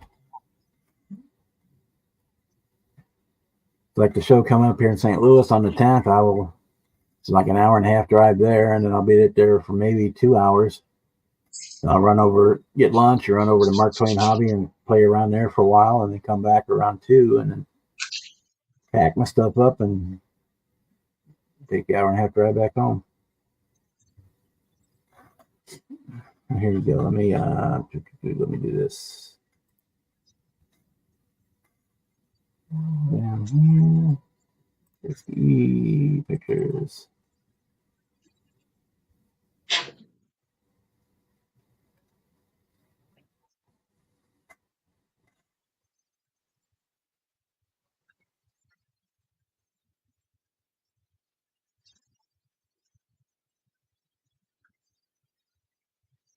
I don't have a lot of those old pictures on this computer. They're all on the other one.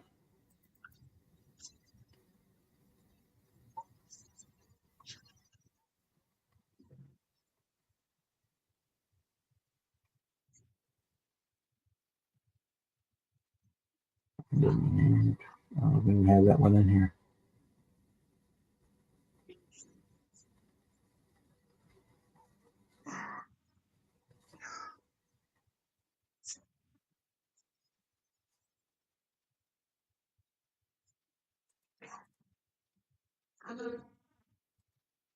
That's what I'm looking for. Ah, yes. That's it right there. That over here. Present. Share screen. Window. Yeah, this is the most expensive locomotive I have right here.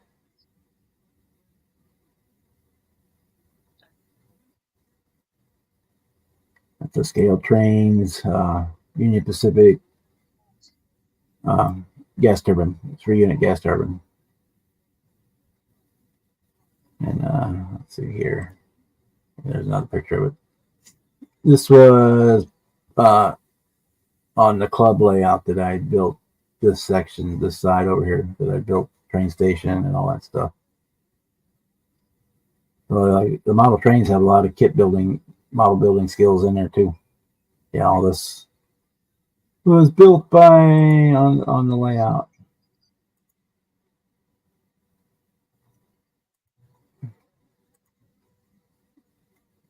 And so I hardly ever ran that one because it was such a pain in the butt to get out and plug everything together and get it all to work. I'm way more likely to run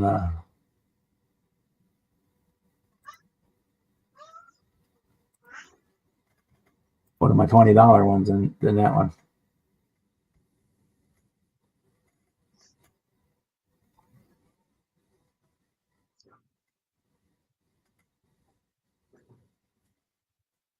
Yeah, I got a few steamers. I only got one or two that actually smoke because it's a messy proposition to have them smoke.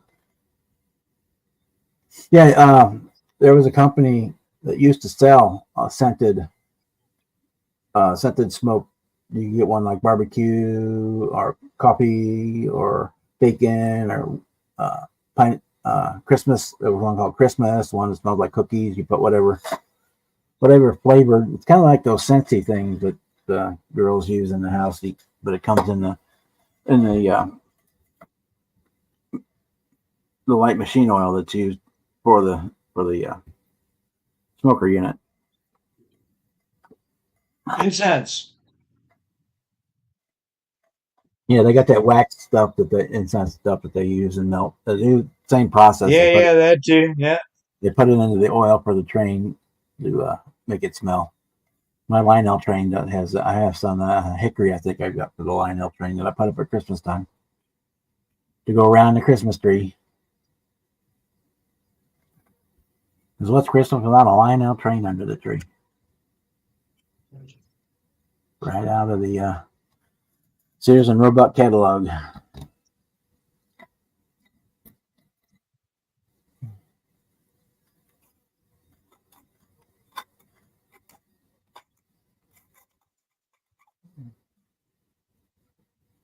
My smaller N gauge layout, most of it is down in the garage.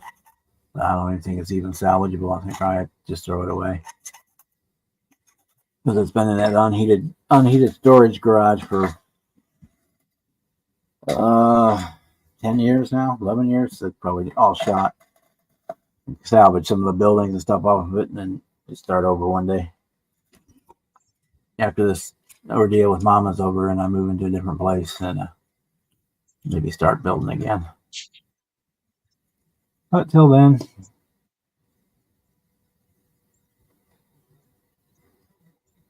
okay. I don't think we can do anything more with that tonight.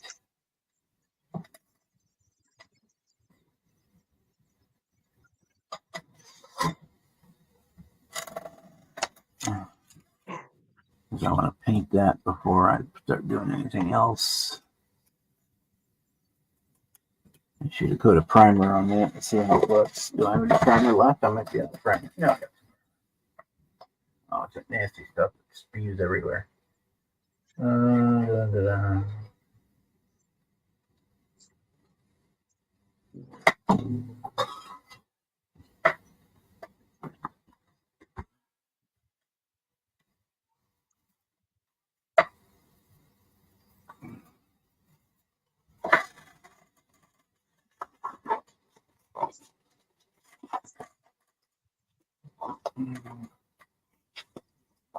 Yeah, that's one thing we did. I've done every year. It keeps the cat away from the tree. Actually, every time you see that, let the train run, and then the cat starts wandering near the tree, you hit the whistle or something, or speed the train up, and it freaks the cat out, and they're gone. You don't see them again for 3 or 4 hours.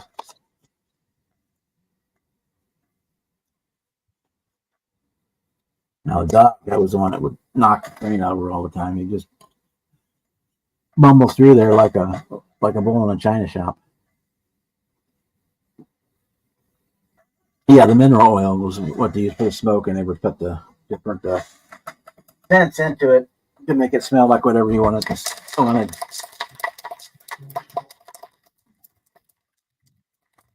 You could use the 3-in-1 oil, or with the Singer sewing machine. You could use that too, because that wouldn't attack the plastics and stuff in the body.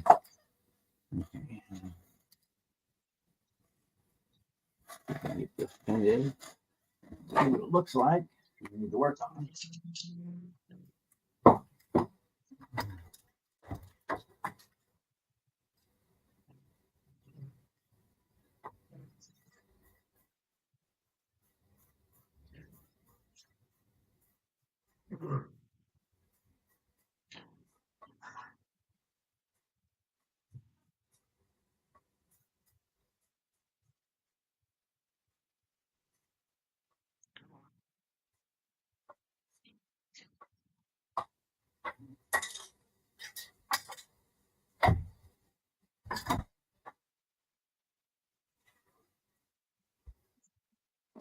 Okay.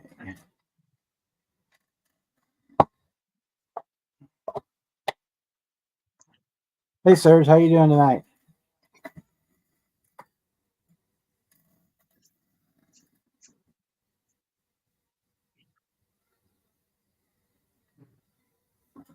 Yeah, once we cover it with the,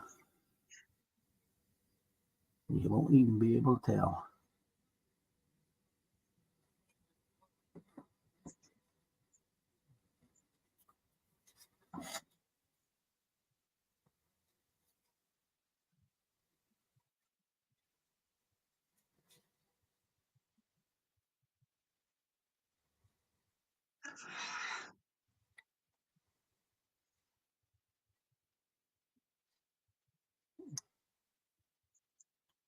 Serge wants to know where Amanda is there, Ted.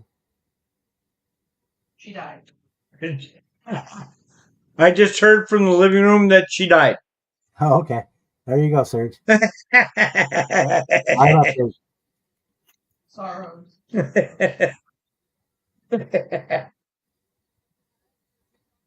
Nah, she's out in the living room. Tell them. Well, they already knew since I was laughing. He just came in. Everybody else probably already knew.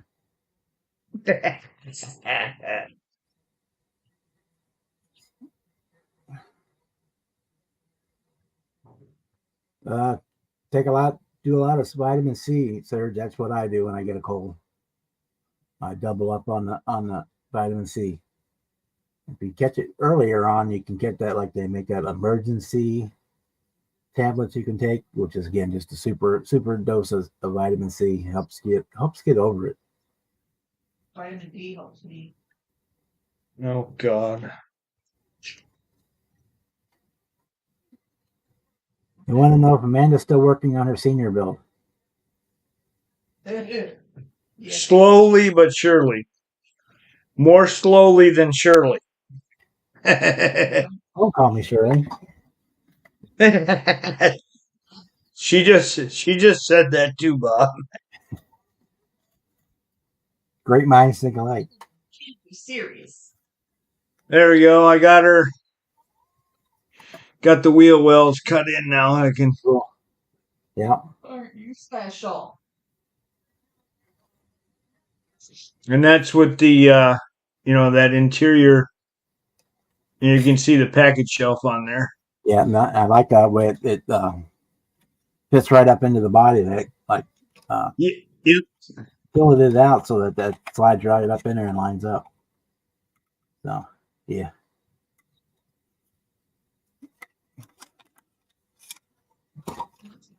I'm gonna try and pick up some wheels here Saturday. That's kind of why I haven't picked out a paint color yet, because I want the wheels to kind of guide me. You know, I'm gonna do I picked these up, but they're I like the way they look, but they're a little bit too narrow for what I want. So I might have to see if I can't find something a little wider. Those are real narrow. Those are like what would be a 10.5-inch tire or something like that on a 1-to-1. Yeah.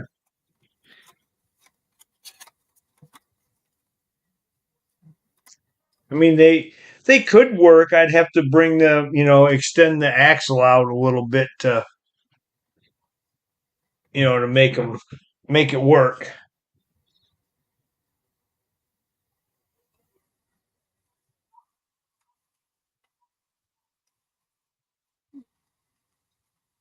But I think the way they are now, it brings them in way too far off of the wheel well. Yeah.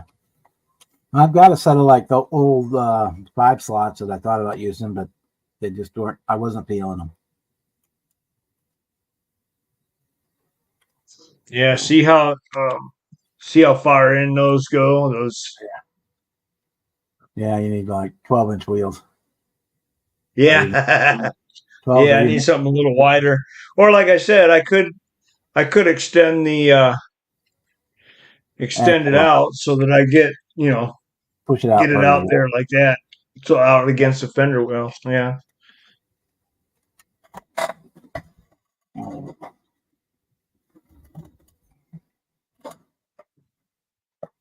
The only set of actual drag tires I got here are Pontiacs, so that wouldn't go good on the dirt.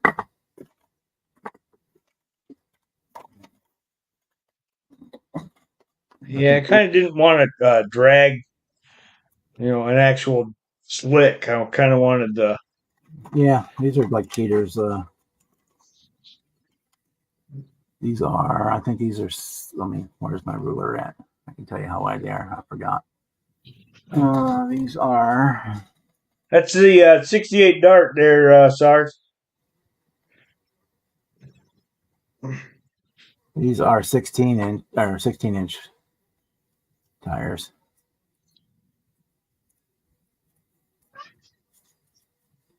Bitch. And they would sit. I'll turn myself back on here.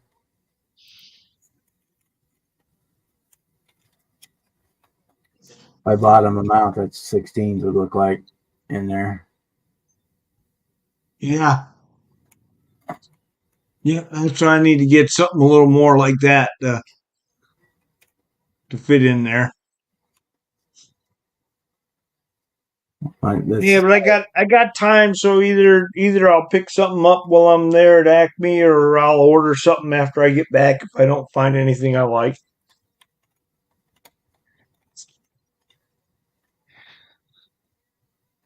But yeah, I had these 5 slots, and I was going to do it like a stock, and I just wasn't feeling it. These standard Yeah, slot wheels. I just wasn't feeling them for this one. So I kind of want to let the wheels guide me to the paint. But I might end up getting a wheel that I can color match.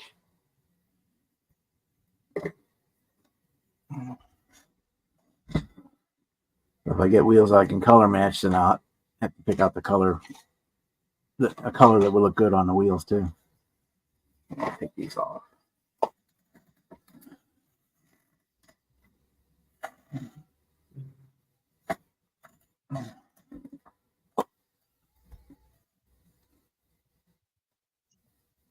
Night, Jeff. We'll see you later. Yeah, I'm working on the dart. Both of us are working on the dart.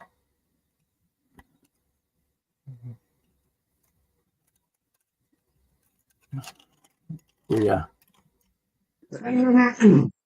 Frankenstein the 67 back half from the 67 Chevelle onto the dart chassis, so we could put big meats under there.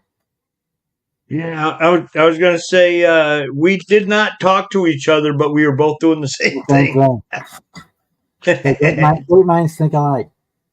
But I'm putting a Viper engine in mine, so Yeah, then I'm I think I'm gonna. I mean, I'm like undecided at the moment, but the kit engine built up pretty nice. Just before painting it and everything, it built up real easy. Everything fit together real nice. So I just may go with the kit engine and wire it and possibly plumb it and all that other fun stuff. So that's one advantage of the Viper is everything is underneath, so you don't have to worry about plugs and stuff. The coil packs are on the back of the cylinder heads up against the firewall, and they run underneath the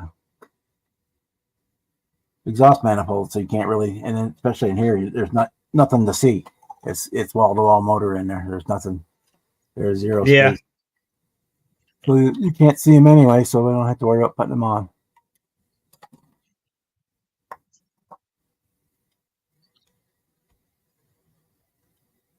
But yeah, I might look for some different seats. I've got a set of race bombardier seats. I got a set of those around here somewhere, but I want something different.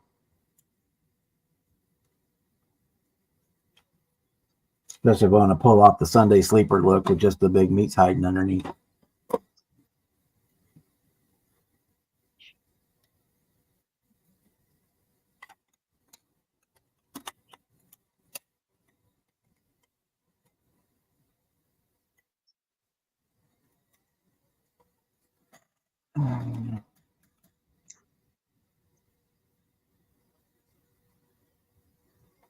Big Boss tires from the 60s and 70s. I don't know if anybody does.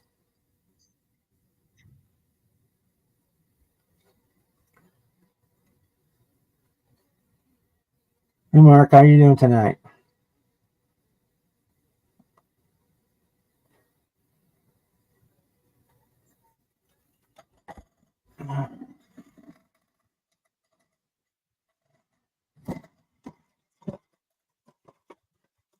You could probably. I don't want to go with just the Krager that came in the kit. Otherwise, you could.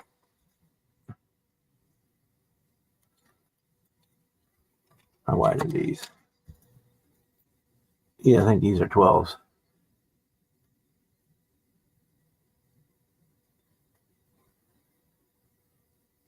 Yeah. The kit ones are like a 12, but they're slick, straight up slick.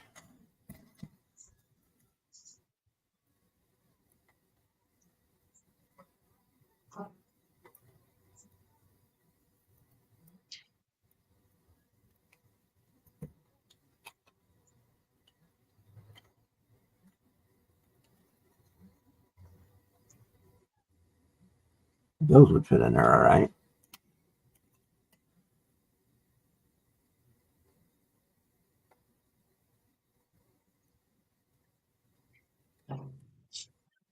Those Racemaster tires that come in the dart kit.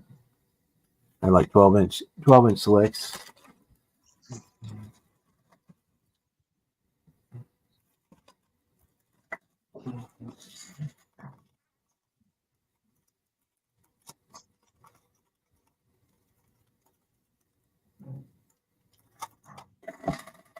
As long as you're having fun, that's the important part.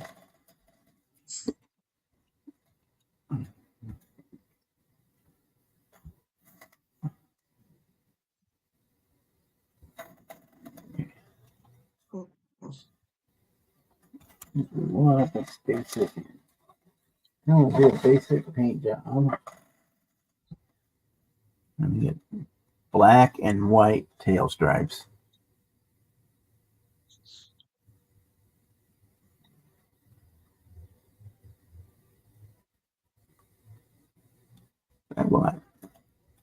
That would look cool, maybe.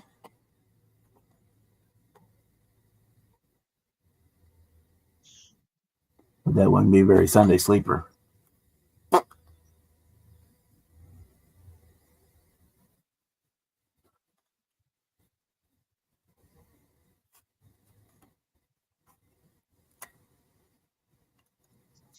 do it. Like a red, with the black stripe. And put the big dodges on the side. Over the top of the stripe. That might look cool. But that wouldn't be very Sunday sleeper now, would it? Yeah, probably not. But then again, them big wide tires you got back there doesn't say Sunday sleeper either. Yeah, I kind of like that look though. I paint it like a red or a yellow maybe. Put the black trunk stripe on it, and then put that dodge right over the top of that stripe on the fender. I think that would look cool. Let's see. What did I pick up?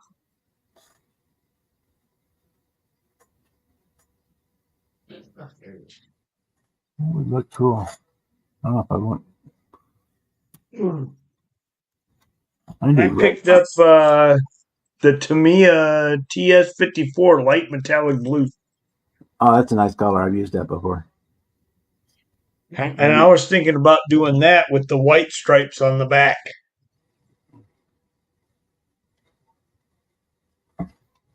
But the problem with using the Hemi motor, though, I'd have to use, that hood scoop.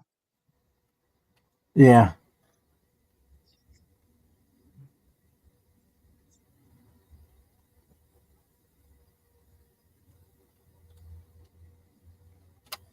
I do.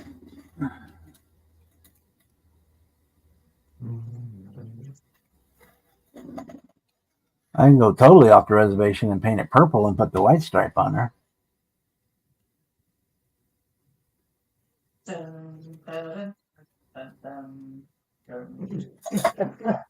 It's good grief, man. Not the band.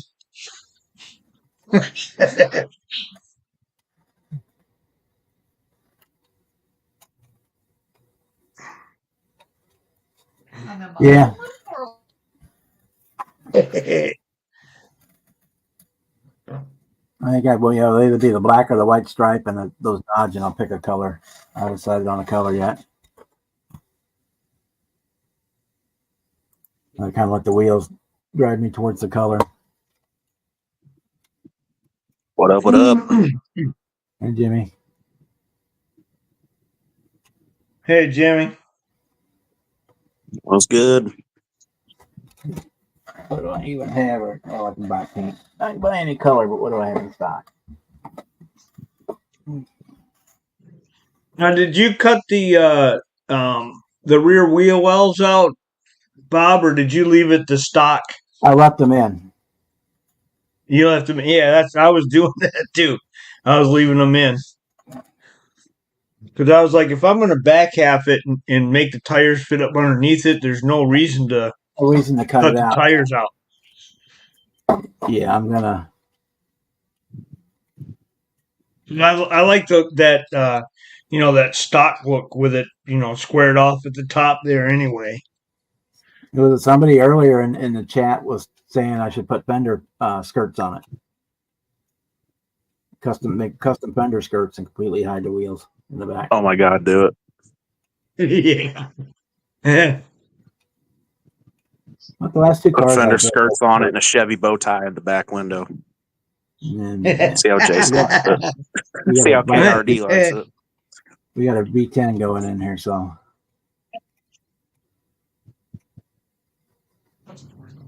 Well, see, now that's what I thought about doing. To make it go faster, I have here it is. I have a vintage blown big block Chevrolet I could put in it. Do it. I'll make it go faster. Do it. Do it.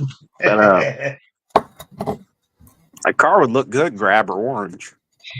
Yeah, but then I'd have to use this other hood, and I don't like that hood, and I'd have to cut a hole in it, and I don't feel like doing that. Run it topless. Or I could do that, yeah. Because I like the car with this look, with this hood scoop on it. So that's probably what I'm going to go with.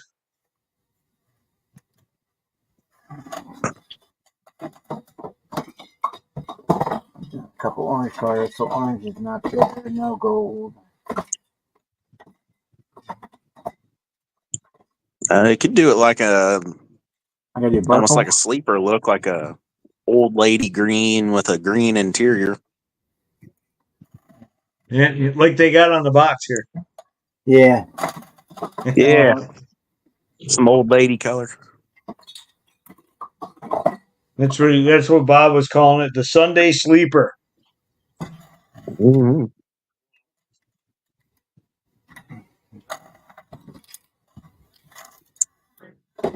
I still need to get around to grabbing one of those kits. I haven't been wanting to spend any money though, but I'll eventually break down and buy one. Are you going to get to go down there to Acme there, Jimmy? No, not this year. I know I'm going to the show in November On the 10th in St. Louis. over in Missouri. Yeah, when we get there, we can actually look around there. We can hop in the car and run over to Mark Twain Hobbies, like 10 minutes from there, and you'll see blown by a hobby shop.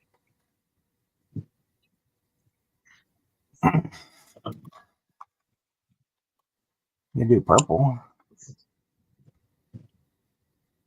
I haven't done a purple car in quite a while. Pink. I just did a pink car.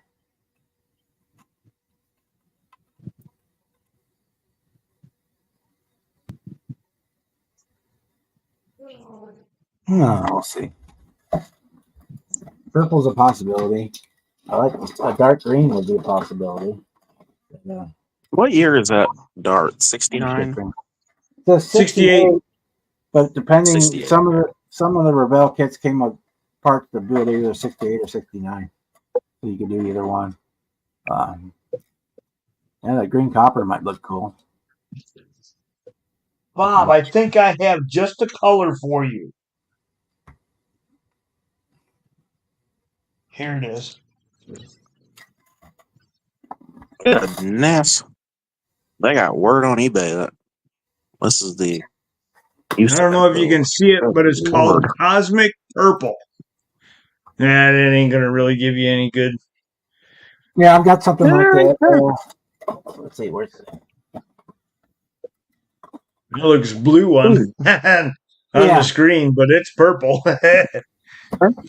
Let me zoom in. What does Ted have back there?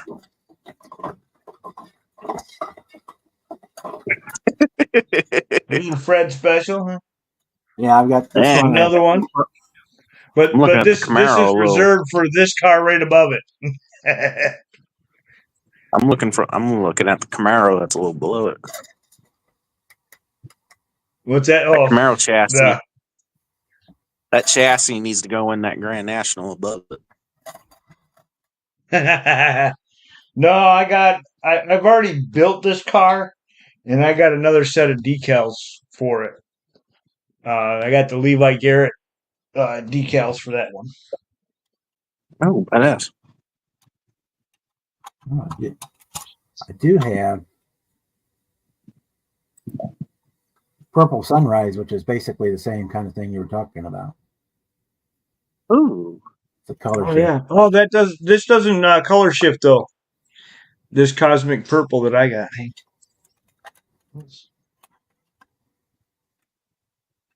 What else have I got? That might look Would the cool. Mr. Norm's 68 dart work? Oh, here you go, Bob. How about a lime candy gold? There you go. Yeah. I've got something similar to that. Chevy bow tie gold. What's Jeff wanting us to look at?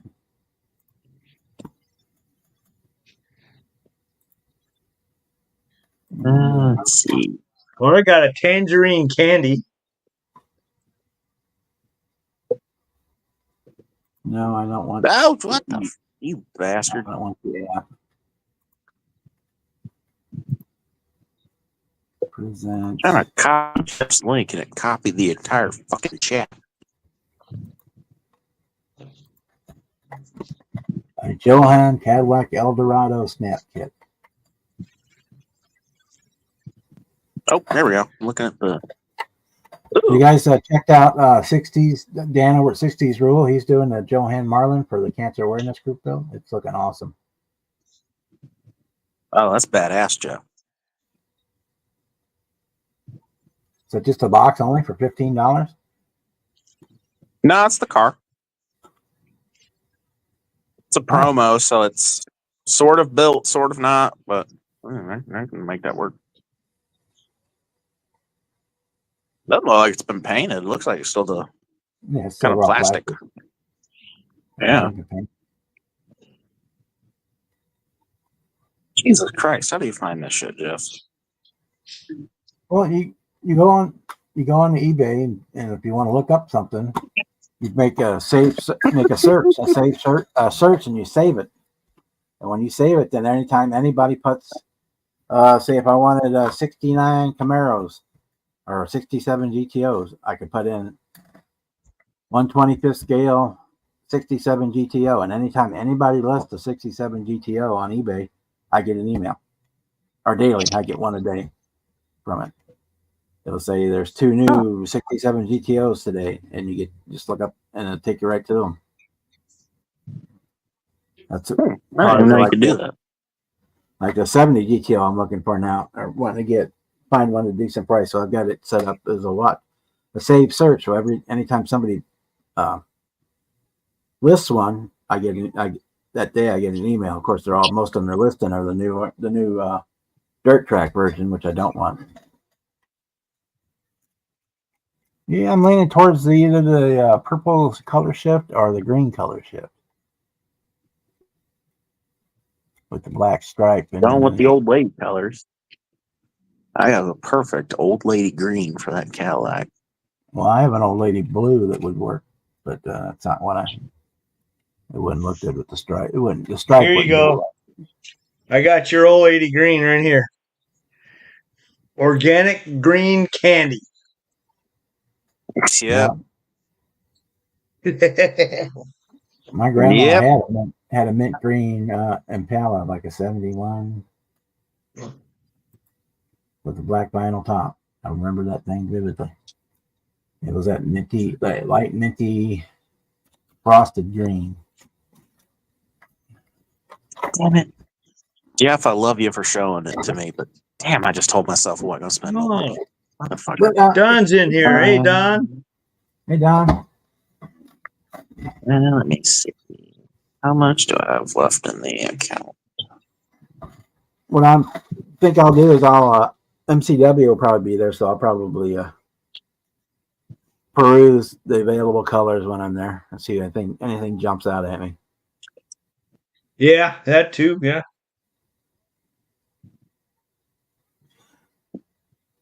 And 9 bidders, but 15 watching. That's going to go up quick. That's the kind of one you decide what you want to pay and you put that much in there, and if it goes past, it goes past. Yeah. I did that a few times. Just say sorry, see you next time. Yeah. Are you going to make it over there, Don? This weekend?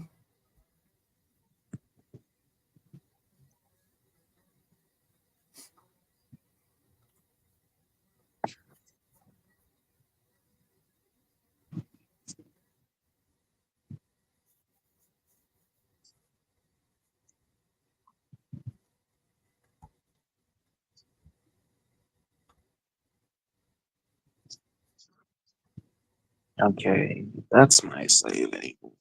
I'm not touching that. What's on the checking? Yeah, see what I can find Saturday.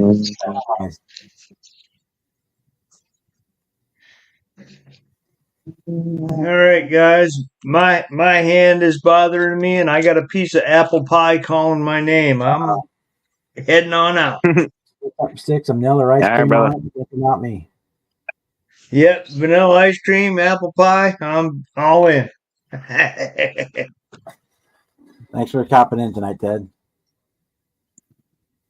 Yep, absolutely. I will. If I don't talk to you between now and Friday, I'll see you on Friday. Yep, I'll be there. All right, I'll see you. All right. All right, see you, brother.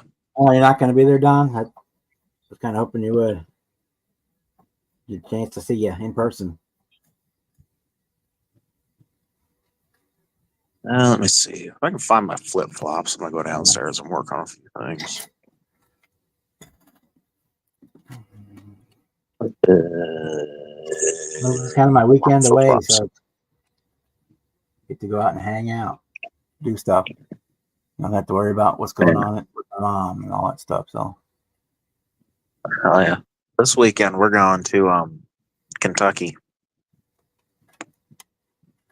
We got a big Airbnb or whatever it is up there, and a couple minutes away from the Airbnb is this big or all these trails you can take like 4-wheelers and stuff through.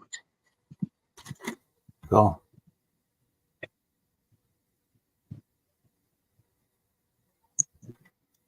I don't know if Serge baked the pie or not. There, if Amanda baked it, I couldn't tell you. Oh, Jeff's at it. What's this one? Oh. Open a new tab. We'll do it that way this time. It's easier than.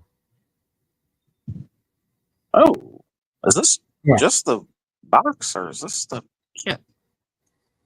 This might just be a box. Yeah, No, you say the kit. let me show you. Let me do this and I'll show you how to do this, Jimmy. Present your screen. Oh no, this is the kit. Go ahead and kits for sale. Share. Okay. Ooh. If you put in like here, put in Johan kit model kits as a search, and it shows 2,000 plus results for Johan model kits, and right next to it it says save this search. If you click on that, it will save that search in your profile. And anytime somebody puts a new one in every day, if someone puts in, you'll get an email daily if somebody adds a kit. Oh. And then you can go over here, and sort it out to price first, shipping lowest plus shipping first, or you can have higher first, but ends sooner. You can also go in and click on buy it now only show up, or you can put it in. I like mine in the list view as opposed to the. So I got it listed as lowest first. So here's the. This is probably a scam. $5. Well, check. If somebody doesn't know what the hell they got, because it Is it on says the bid? price of turbine for Yeah, it's a 6-day. $5. It's a 6-day bid. I just looked at that one. That's gonna go up quick. Oh, it's yet. Yeah. This one, it's just the box. I'm not gonna buy just the box, but I the don't box is me that. badass. It's the '69 Roadrunner cartoon box. That's a badass box. I always thought that was cool box art. Little Roadrunner standing there next to the car. Yeah, that's the easiest way to do it to find this stuff. If something you want to look, if you say you're looking for a Munsters coach, you put in the Munsters coach search and click on that save search, and then you'll get one. Anytime there's a new one, you'll get an email. Oh, okay. Yeah, I didn't even know you could do that. So, oh yeah. If you Oh, get I to where did you've get an already email got from that, eBay. got what you needed, then you can go into your my eBay page and you can turn that search off, so it'll quit sending you emails and you don't need it anymore. Okay. 75 Oldsmobile Cutlass. Okay, that's badass. I had 79. It was pretty cool. Yeah, small block Yeah, Chevy it's in it. such a weird looking car. I like it. The front end looks odd. I like it. $30. Ooh, that's on bid too. That's gonna go up. That was gas crunch era, so that's kind of they all look goofy. Like the Cadillac, so they made the Cadillac kept it full size, but they cut the trunk off right at the back of the wheel well, that rear tire well. They just cut it off to make it shorter and lighter. Yep.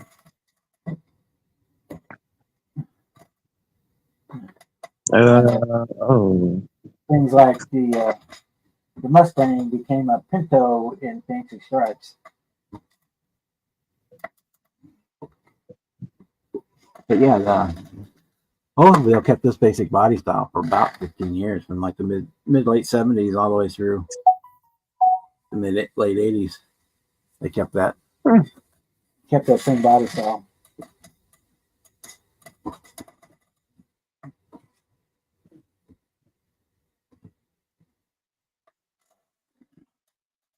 This guy, he's got 2 of the 75 Oldsmobiles. He's got one molded in yellow, and the other one, I don't know what it's molded in, but he's got a coat of primer over it.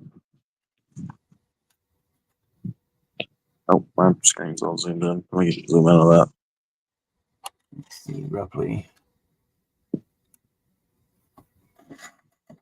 So I'm not going to use these wheels, but I'll probably use ones about the same size.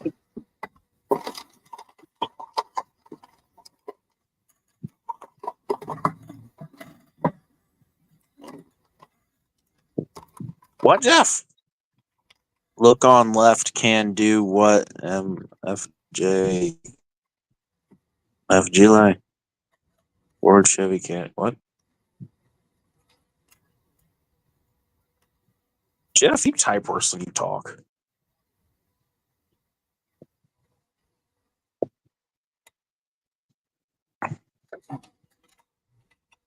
Rambler wagon. Okay, that's a badass car. I like that.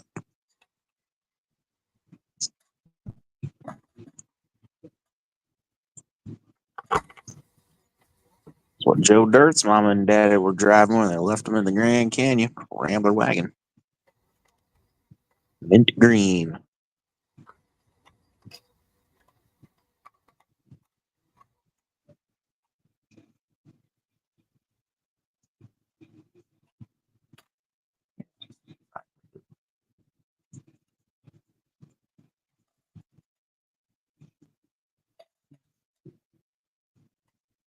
That's kind of how it's going to look.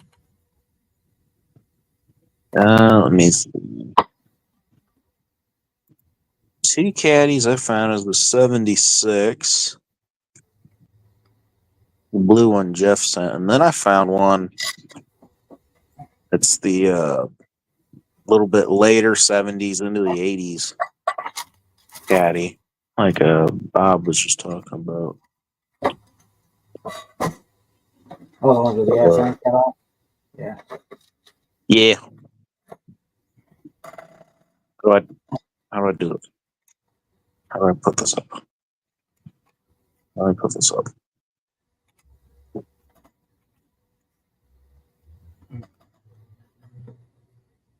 There we go. I put it in my private chat.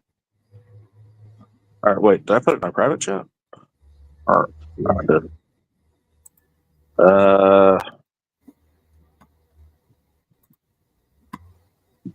I think that does it. Am I still connected? Yeah, you're still here. All right. I gotta link my YouTube to StreamYard to be able to use chat and be on live. Okay, stupid ass StreamYard. Sign into StreamYard. Yeah, fuck it. Nope, this. Coop the Shit, deal. whatever. Yeah.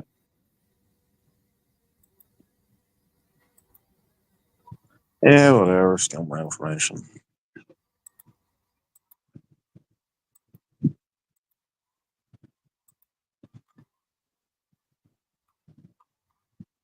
There we go. Can I? Yeah. That would be a Paste. good choice.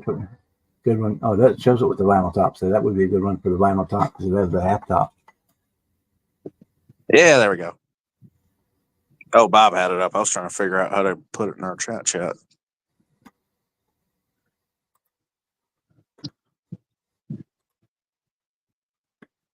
Yes, I know Google. I signed into it. You ain't gotta fucking tell me.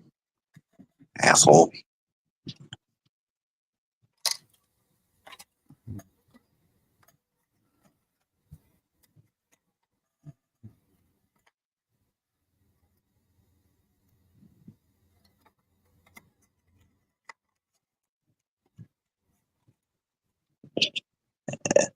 Yeah, even like these years of Cadillac where, like you said, they cut the ass end off them. They still look good.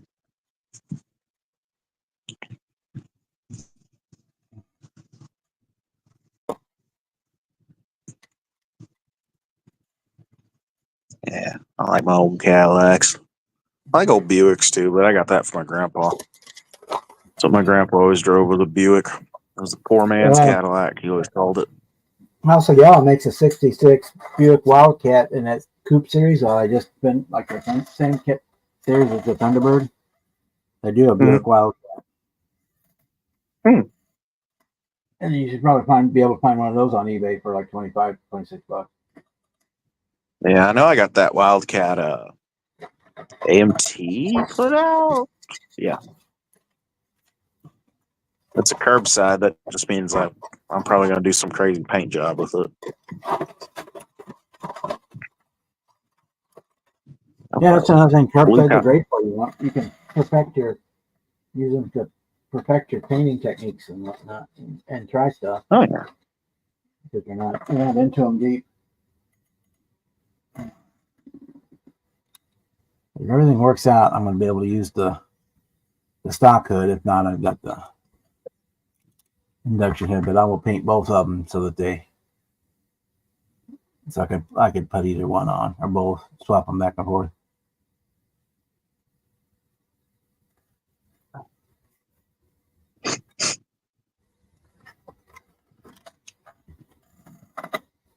Yeah.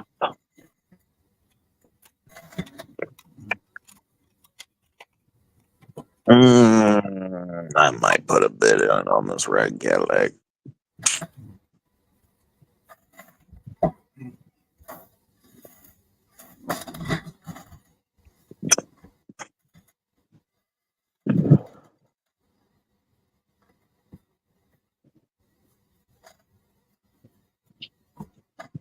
Hell, that price for both of them, I throw a bid in on both of them, just see where it goes. I know they're Johan and all that and all this, but they're still curbsides, and I don't want to pay more than 25, maybe. Maybe. Yeah, at the end of the day, they're all just still model kits, so. Yeah.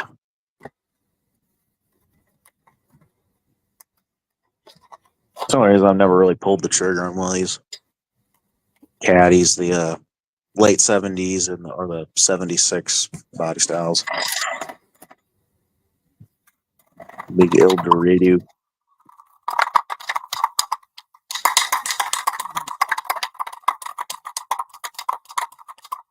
I don't know, Eldorado screaming to get painted black with a vinyl top.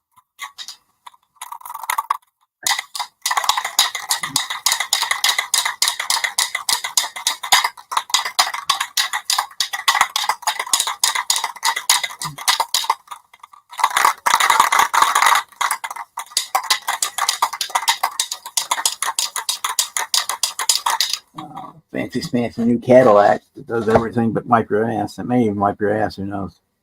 Watching the ad on the TV.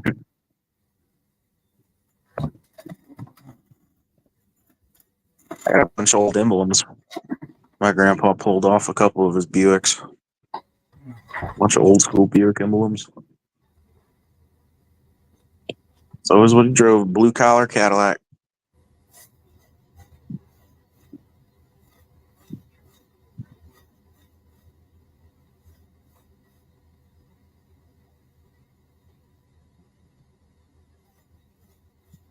I had a few old emblems that were from my grandpa. He's got one that's off of a Corvette. And my dad doesn't remember him ever owning a Corvette. So it's a little odd that he has a Corvette emblem. Went up out of the salvage shed. Yeah, that's true. He was an avid junkyard man. He'd come home with pockets full of little shit.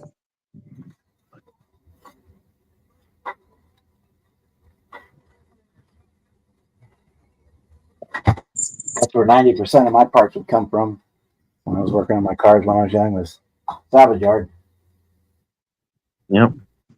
A bunch of his toolboxes and his little tool drawers outside in our garage. All of them are full of little fuses and just little stuff he found at a junkyard. The one he always used to go to is not too far from the house.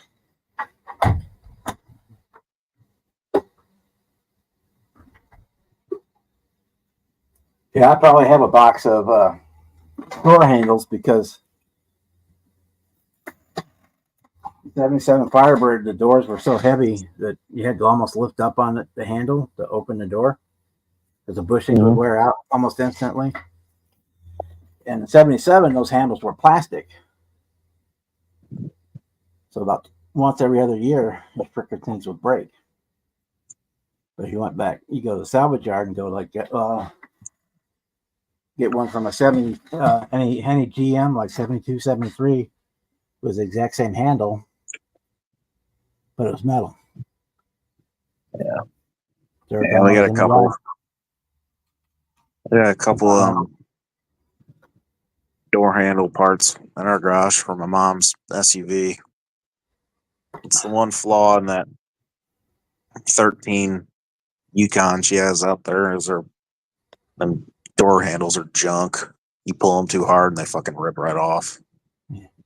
So yeah, anytime I was in the salvage yard for whatever I was there for, I'd always look around and pull a set of door handles. Yep. Fucking. And those door handles being junk and breaking off that easy don't help when me and her are redheads and are constantly pissed off. My dad's just always pissed off. The door handles being shit don't help.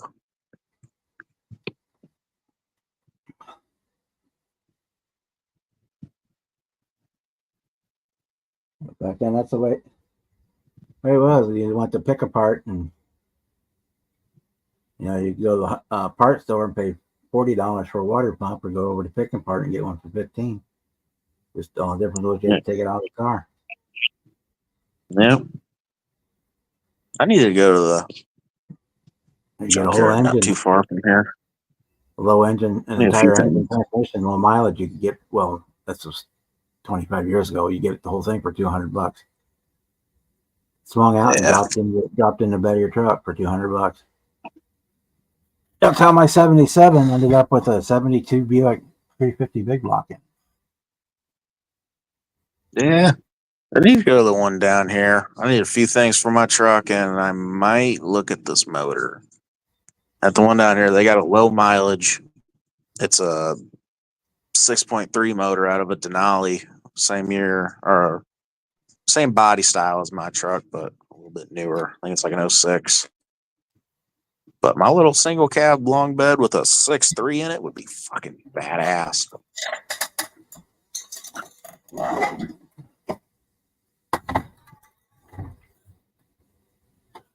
But with the year it is being a 6.3, even with it having low miles, I'd still take it apart and check the lifters. So those motors have notorious lifter problems.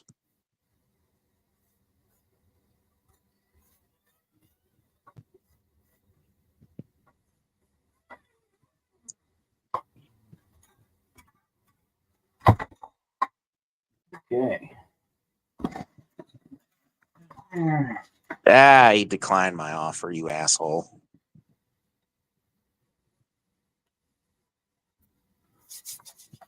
Hey, should have took my offer. This damn Tahoe's gonna stay on eBay, dude. You're not gonna fucking sell it for $50. It's a snap kit. It's the '96 Tahoe. $20 is all you're gonna get for this motherfucker, dude.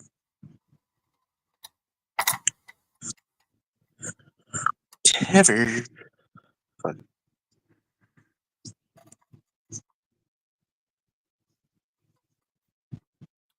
Okay, we're not. Ooh, nice. We have a good time. I don't worry. I'm not going to win nothing. I already know that. If one of the magazines want to photograph on my car, that's the best, as good as any win you could get. Any trophy, but whatever. I'm going down there to hang out with everybody. It's like a class reunion. Unfortunately, this year a lot of people, regulars aren't going to be there, but.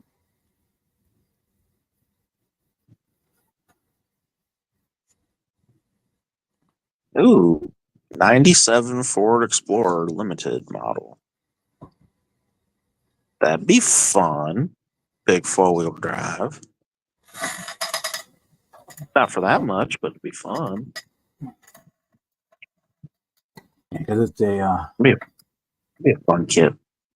People's Choice show. It's not a judge show, so yeah. Something super flashy and snazzy is gonna win. Not that they don't deserve it. They 100% do. I mean, the old Tom's Moon Eyes van or race car carrier that he did last year was amazing. And the Corvette that Mark Batson did was just off the chain. They deserve to be top tens.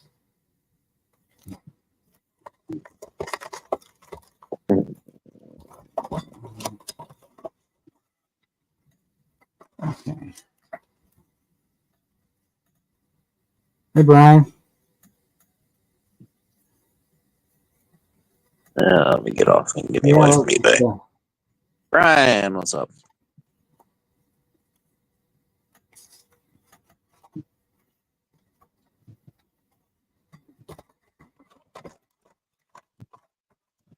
What's up, Rick? So I need for this chassis, I need where are they at? You think I could build this one in my sleep by now? I've built it so many times.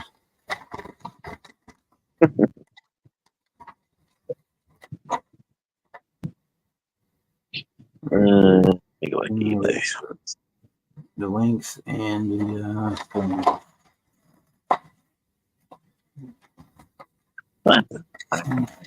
one of these days I'm going to build one of these 67 Chevelles out of the box. The only one I've close enough built out of the box, I did a 4-wheel drive with it.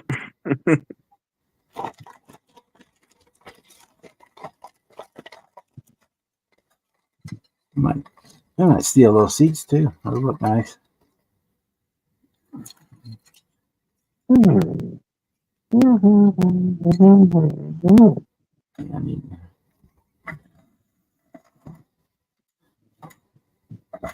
I need the rear end parts. There's one. Here's a cool looking car. Hasagawa 66 DeVille. Yep. That's the same series as that the Thunderbird came from. Yeah. Not bad looking car.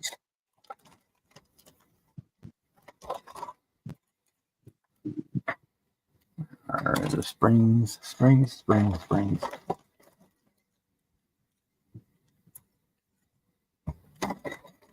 No springs on that one.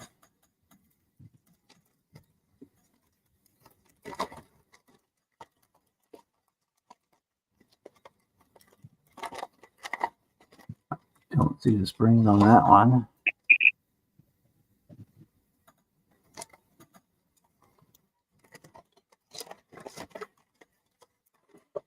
They're not chrome, are they? No, they're not chrome.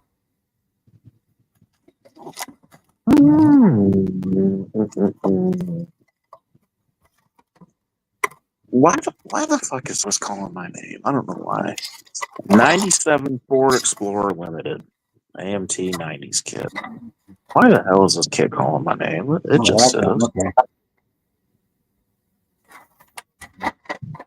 I'm not even a Ford guy, but it just looked good on some big old rims and tires. Jacked up in the air or slammed to the ground. Okay. Oh, there they are. Okay. They are chrome.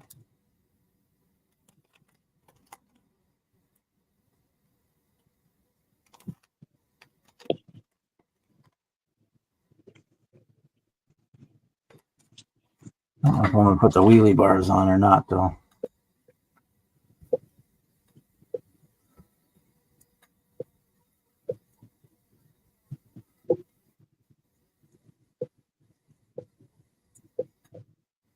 Tahoe model kits. Let's see if any of them Tahoes are.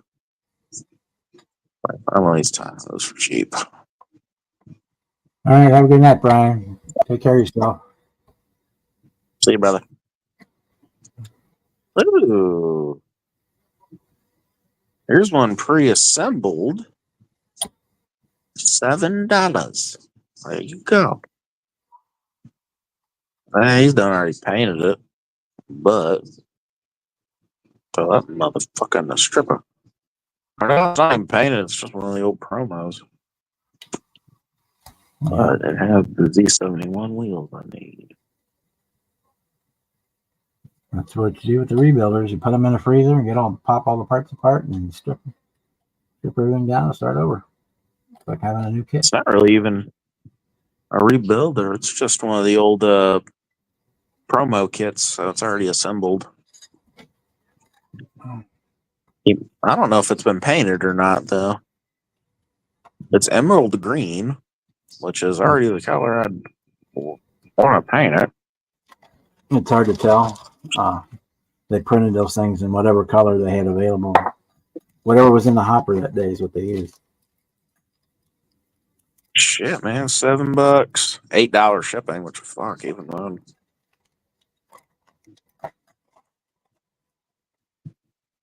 Love these old Tahoes. If it was a Suburban, I'd do like a Tony Soprano style Suburban.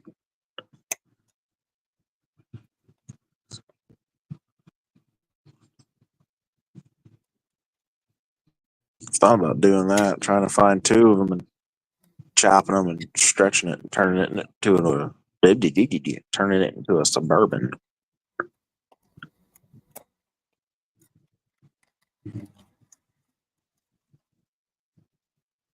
Shave a little groove into the back deck lid and make it a barn door.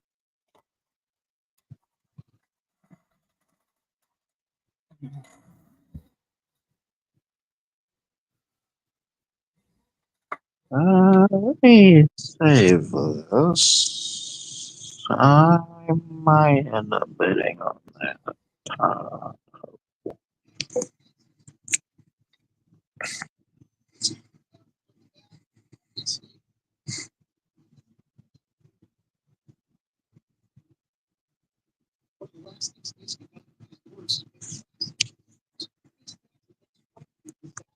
If it goes on there or not.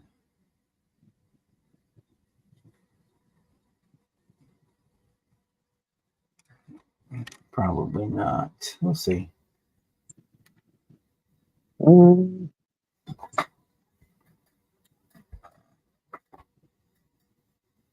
Yeah, it's shipping from Germany. I'm not gonna buy it shipping from Germany. Wow, it's a full kit. Comes with glass too. It's a 2002 Tahoe.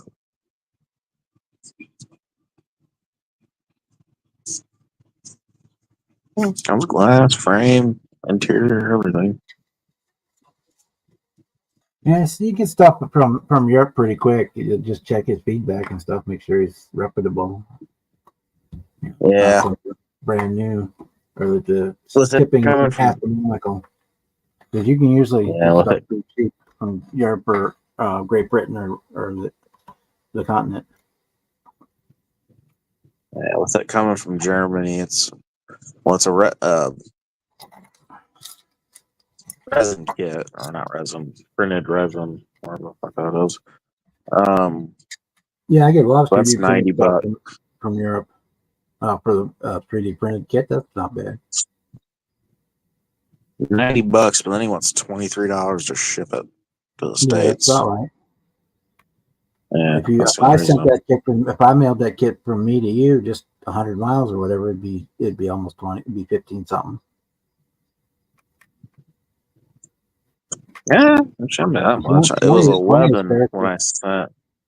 20 is fair for shipping, and then said if it's something you really want, just check his feedback and see if he looks reputable. And you always got if you use the PayPal thing, you always got and eBay gives you protection if you don't get it. If, something never shows up, you can file a claim and they'll give you your money right back. Yeah. Or if there's a problem with when it gets there, it's not what's supposed to be or anything like that, eBay will help you. Most time they don't even mess with it. They just charge back the seller and give you your money back right on the spot.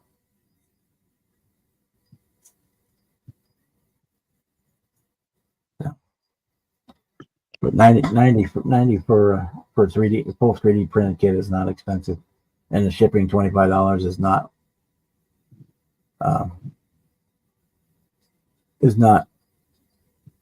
gouging in any stretch of the imagination. That's about right. Yeah. Is it showing the price in US dollars or is it showing in euros? US. Okay. Or it was in European, and I hit the little Okay. what's it called? Translate or whatever the Yeah. fuck this button is.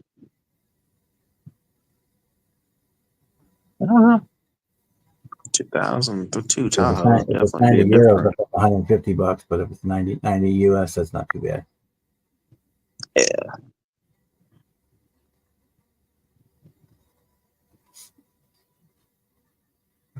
Yeah, so that if they rip you off, you can tell Brenda and she can go back down to Germany and kick their ass for you.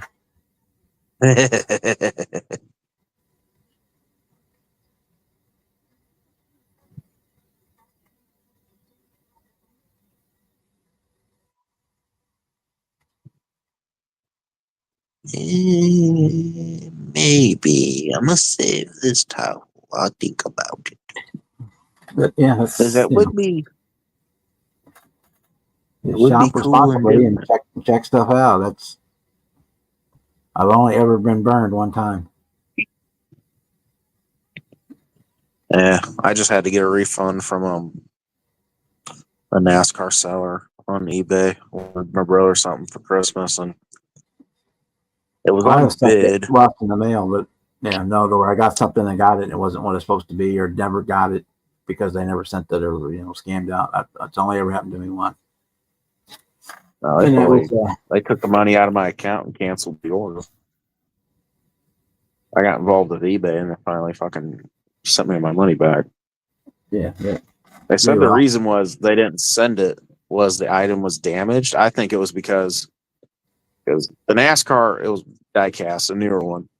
I won from my brother. It was on bid.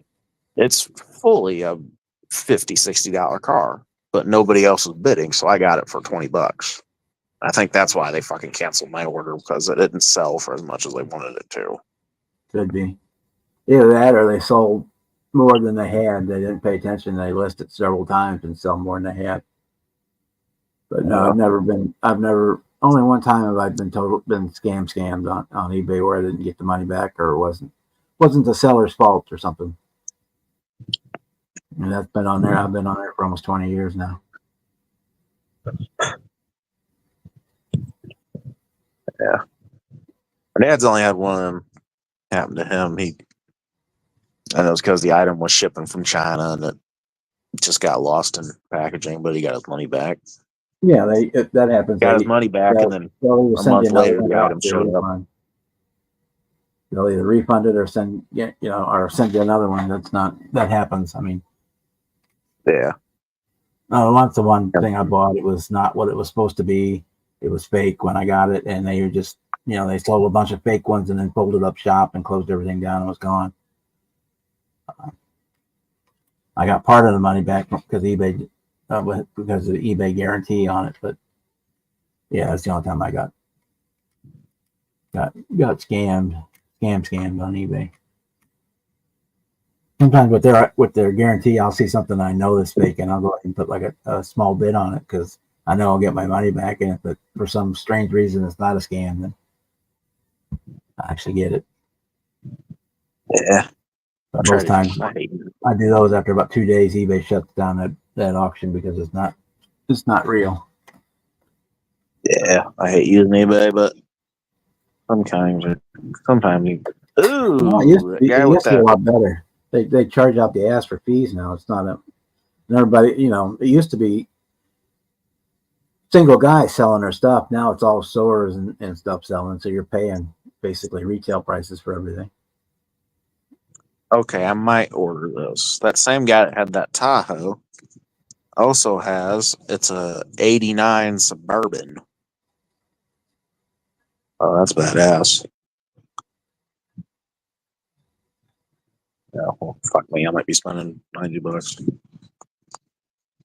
I want to say if you worry about it, then I'll see if he's got something small on there that you can buy and see if that goes through. And even if it's not something you really need. Yeah. It's $10 or $20, and then. But yeah, I've never had. I had more trouble on Marketplace than I ever had on eBay. I won't even use Marketplace anymore, even in person.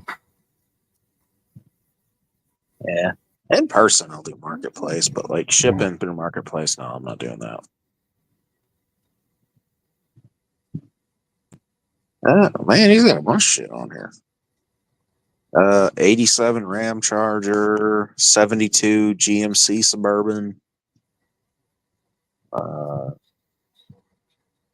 84 Cherokee, XJ Cherokee. That's badass. Even on Marketplace, half the listings are stores. They're not individuals selling it. But yeah, I've run into too much dodgy stuff there that I won't do the Marketplace thing.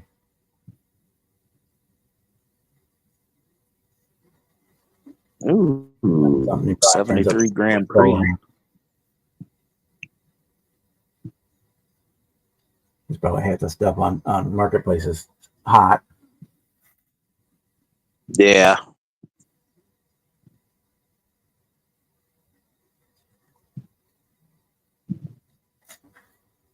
I had one friend whose bicycle got stolen and it showed up on Marketplace like 2 weeks later. Oh yeah. And they set up a sting. He went to buy his bicycle back, and as soon as the guy showed up with the bicycle, the police showed up and grabbed him.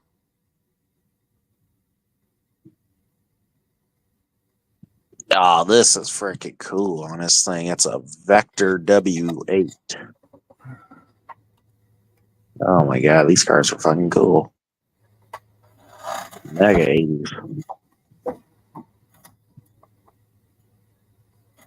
Gray, I want gloss.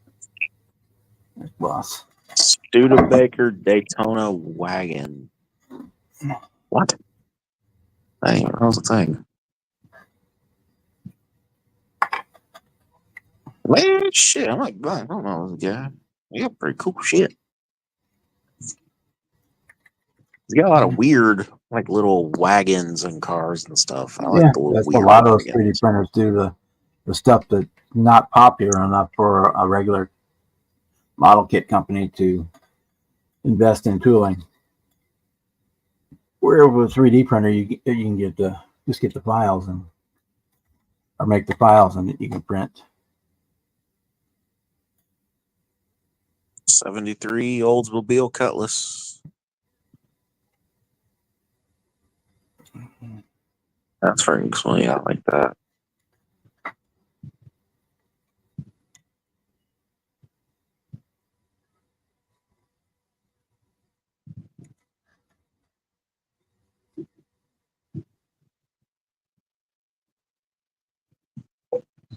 Hey, that's cool. I like that. 73 Olds. 73 Vista Cruiser. Okay, here we go. Yeah, my dad had one of those. Oh, this is freaking cool. Yeah, 3 rows of seats, and the third row faced backwards. And the glass roof in it. Yeah, sure do. Cool. Oh, that's pretty sweet. I like that. Okay, I'm gonna save the Vista Cruiser and that big old Suburban.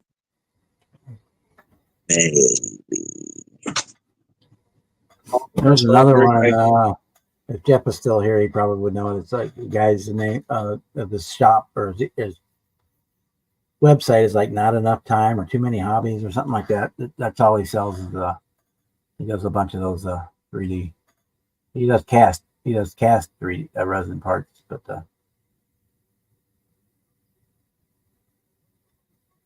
I see him at shows every now and then. Too Many Hobbies, I think it's something like that is the name of it. I'll be right back. Hang on, sorry.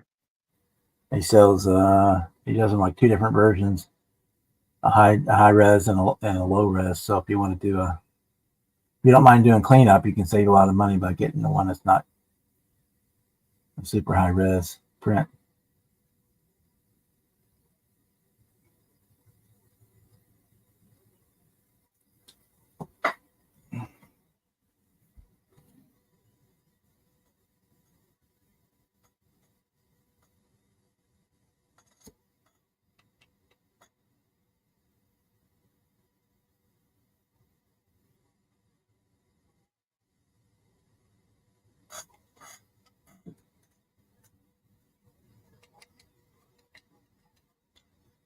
Yeah, I think the name is Too Many Hobbies or something like that. Is the name of the guy's website. It sells, and he's got all kinds of off the wall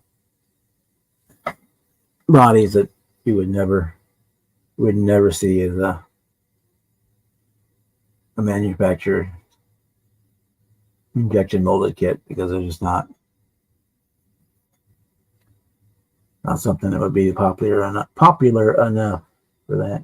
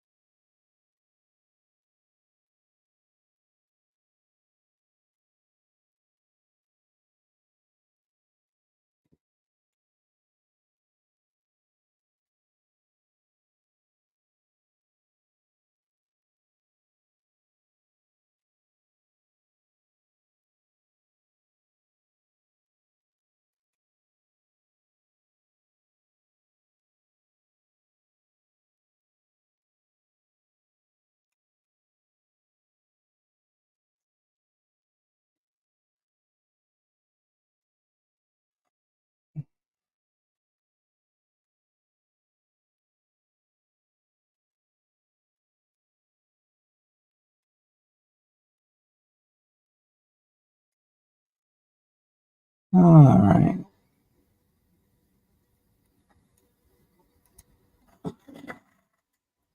We'll probably go for another half hour or so, and then I'll shut her down. I'm getting hungry.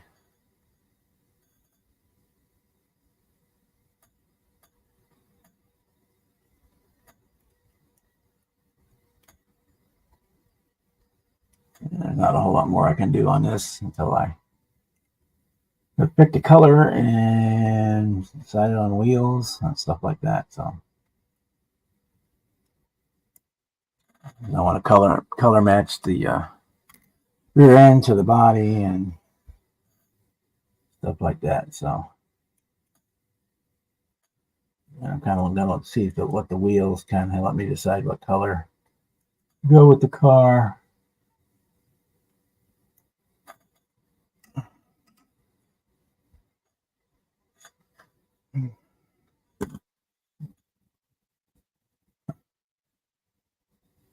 Freaking chat's not scrolling again. What's going on there?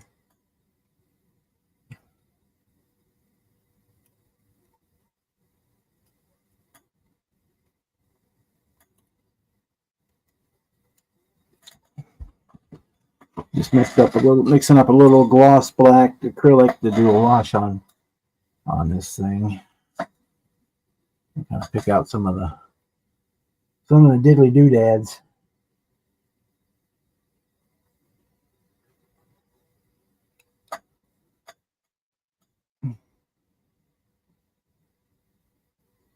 All right, Rick, we'll see you on Friday.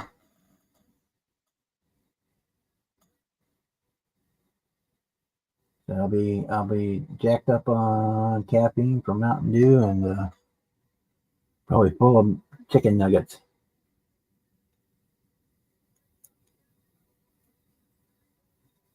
So I'm on a long drive. I'd be stop to go to the bathroom and gas. That's about it. Hit it. Usually try to stop somewhere where there's like a McDonald's or something and grab something to eat and eat on the way.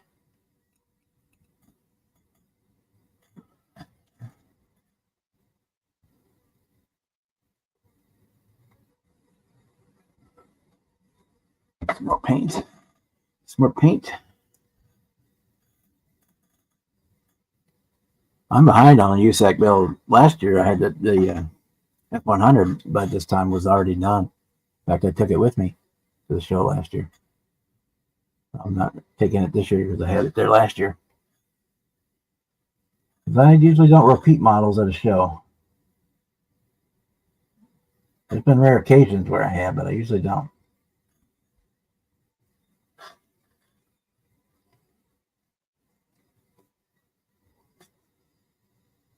Once a model's done the circuit one time, I usually retire it.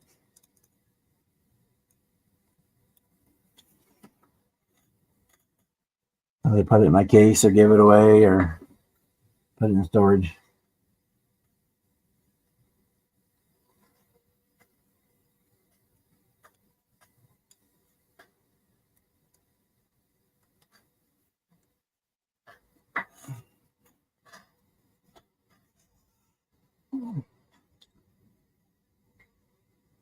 The exception will probably be in November. I had the senior builds, the 55 Chevy, and I had the 66 pickup truck there, but I didn't have the trailer built yet. So I'll probably show them again at that show with the trailer as a unit.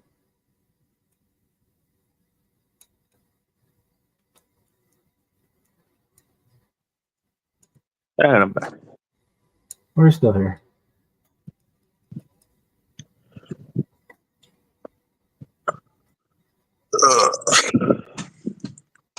I'm going to take to the show in November. What are you taking? I'm not sure. A lot of the stuff that you've seen, I've had at the last show there, so I won't take them again. So other than like these, I will take the senior truck and 55 and the trailer. I'll pick those because I didn't have it all the trailer done at that time. So I'll take those and display them as a unit, even though I said the truck and 55 I showed there last time. Mhm. But yeah, I usually don't. One and down on a show for me, usually on a kit. So I'll probably take a T-Bird, whatever on it. The 60, the two GTO 64 and 65 were built after that show, so I'll take those. The Revell funny car, I'll probably take that one. It hasn't been at a show yet.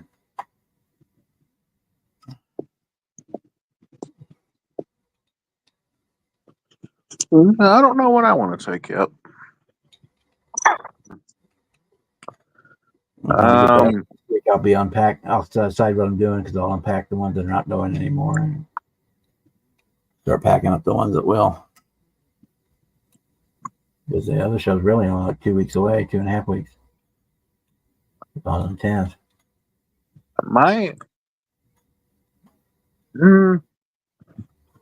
Depends how this wide body Camaro turns out. If I have it done by then, I might take it. The Hunter Green 4-wheel drive OBS I'm about to finish. I'm definitely going to take because the paint on that truck turned out beautiful. I might take the Slammed F-150 again. Yes, for you, it's a different show. No.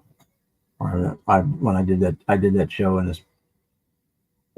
spring. So, like the 08 T-Bird Firebird was, I already showed it there. Both of the Camaros I had there at that show last time, so those won't go. I didn't have the Mako Shark there, so I'll probably take the Mako Shark to that one. I'm taking that one to Acme with me. I don't know. Well, so the Thunderbird will go, and one of the GT40 or Ford GT40, the green one, that one will go.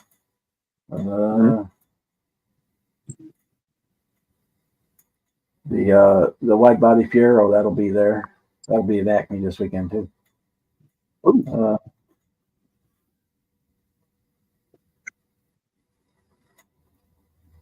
Yeah, so I'll probably have 9 or 10 of them.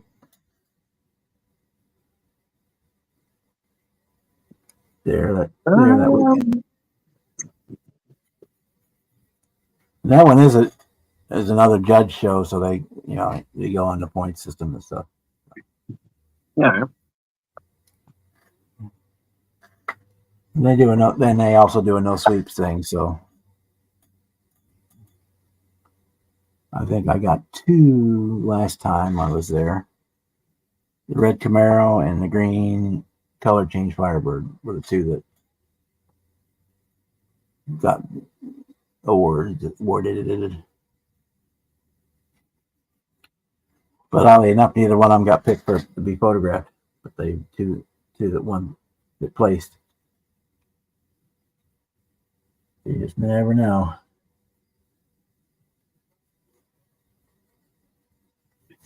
Because yeah, they should at this show have the one of the model magazine they're photographing again. They did last time. Let's see if they. I might take the Slammed blue Chevy OBS to put next to the Slammed Ford OBS. Definitely taking big green. I might take the 4-wheel drive dually diesel 67 Chevelle. I don't know though. That kit, I don't know. That body is up on the frame very well, so that's very fragile. That's what's also going in my thought process. Which ones are super fragile and probably not put together very well?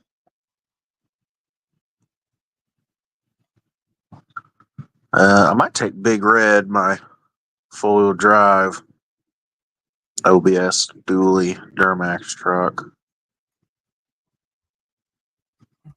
So I'm basically going to take nothing but OBSs. Sounds about right. Might change. Oh, not Rick. There goes Ricky left. Yeah, so it'd probably mostly anything I built since March. So that was pretty much current in March as far as things that I had taken.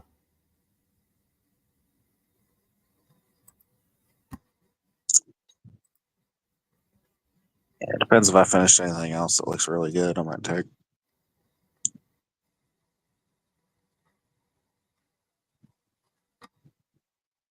Oh yeah, the Cadillac or the 55 Chevy, the Cancer one, that'll definitely go. Mm-hmm. Let's think what else.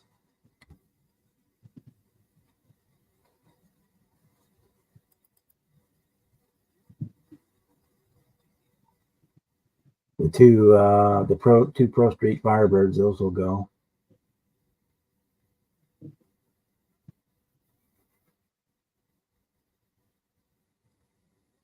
That's about it, probably. Because the hearse went last time.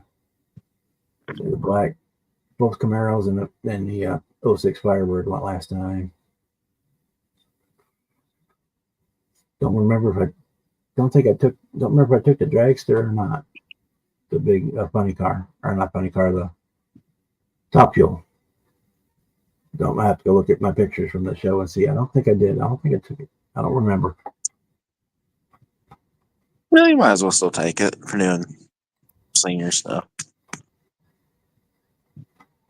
Yes, unless it's displayed differently, I don't normally go to take the same thing to the same show twice. I got you.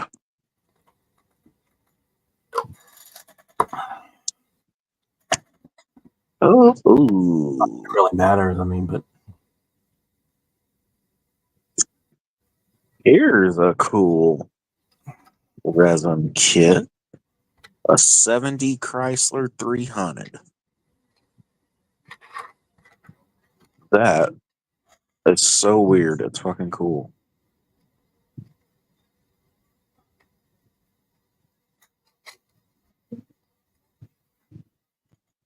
Does it open? Hey. Well, good. I got sidetracked by my kid. Him and his girlfriend are moving in next door, and he needed to come by and use my printer to print out their apartment checklist and some other crap. not miss much. It's been a pretty slow night. Yeah, I popped in a little while after you started for a minute, and then I had to drive and all that.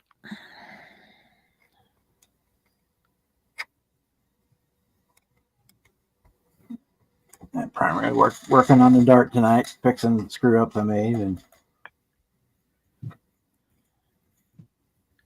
got her going again. Because we back halved it with the 67 Chevelle, and I cut it wrong. I had to butcher up the interior tub to make it fit. Sounds like fun. I got it fixed, but you know how it goes. Yeah. Measure one, cut twice. Right. In this tight case, it was like 4 times because I had to section it. File that under the category whoopsie. If I'd have cut the either one of the chassis like 2 millimeters longer, I'd have been in great shape, but I didn't. I cut on what seemed to be a natural line on both of them, and it ended up being like up 2 millimeters short. Yeah. So I don't know how many times I've miscut stuff like that just by a smidge. The pan wouldn't just quite fit in there. Mm. So I had to cut it. I had to cut it up. There we got.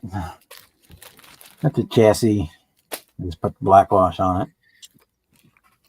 Cool. And that Viper motor just barely squeezes in there, like it's going to be crowbarred in, but it's going to look cool. Yeah. Nothing a shoehorn won't fix. Yeah. Had to move the radiator to the other side of the core support, but to get it to fit.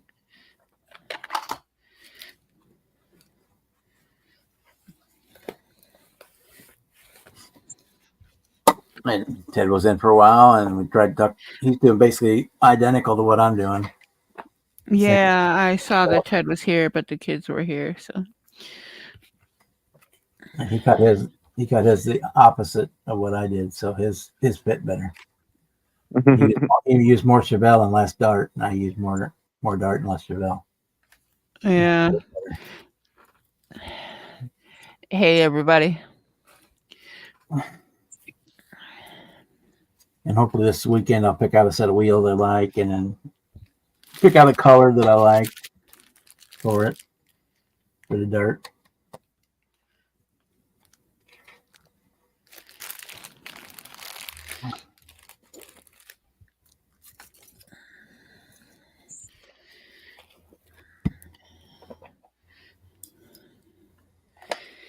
And my son's girlfriend was in here in the hobby room. She's like, "Ooh, I like your desk, and I like this, and I like that." And it's like, Go away.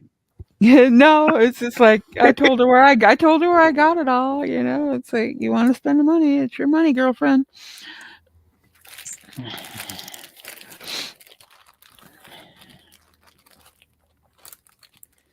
That's what a Kia and Harbor Freight are for. Oh, and where did I get this? Office Depot, Sam's Club, and Joann Fabrics. Yeah. But yeah, same concept. I might have to get in contact with STS. Let me see. Let me go here.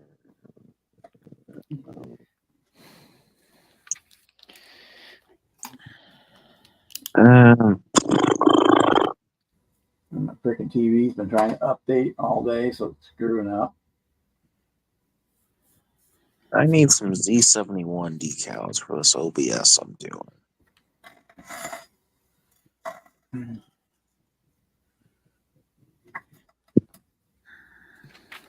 Well, let's look and try and find some good square on pictures that you can that he can go off of, and then measure what size you want them to be.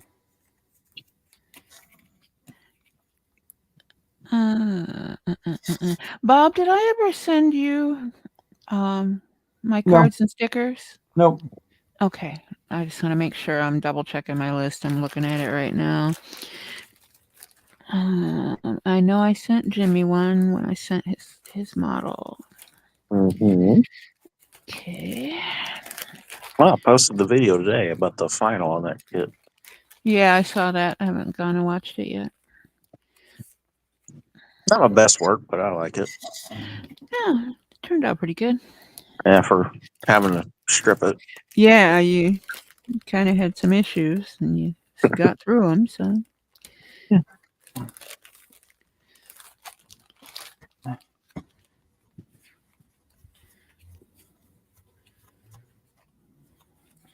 Yeah, I got some major catching up to do. I got half a dozen people in my email and half a dozen people on my piece of paper here that I need to send cards out to.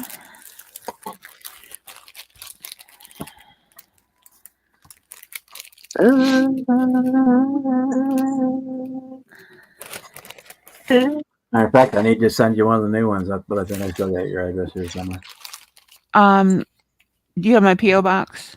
Yeah, I think you put it in my Facebook Messenger, if I remember right. Yeah. Well, if you don't still have it in there or you can't find it, it's on my intro video, and I believe I put it on my section on my page too. But yeah, that's the only address that didn't change. Everything else has changed. Yeah, so I'm pretty sure I've got it on Facebook Messenger, which means I probably transferred it over to my phone, but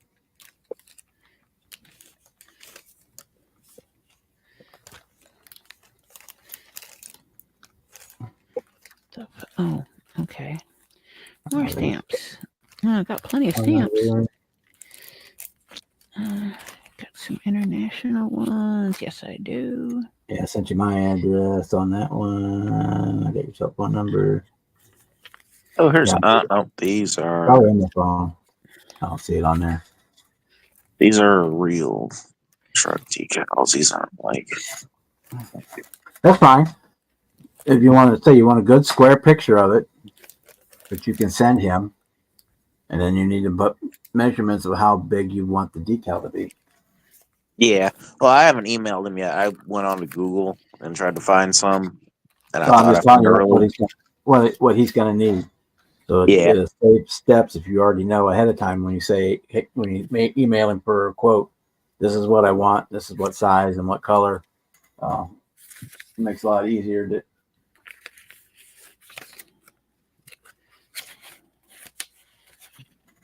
Yeah, I think he did mine for that Revell.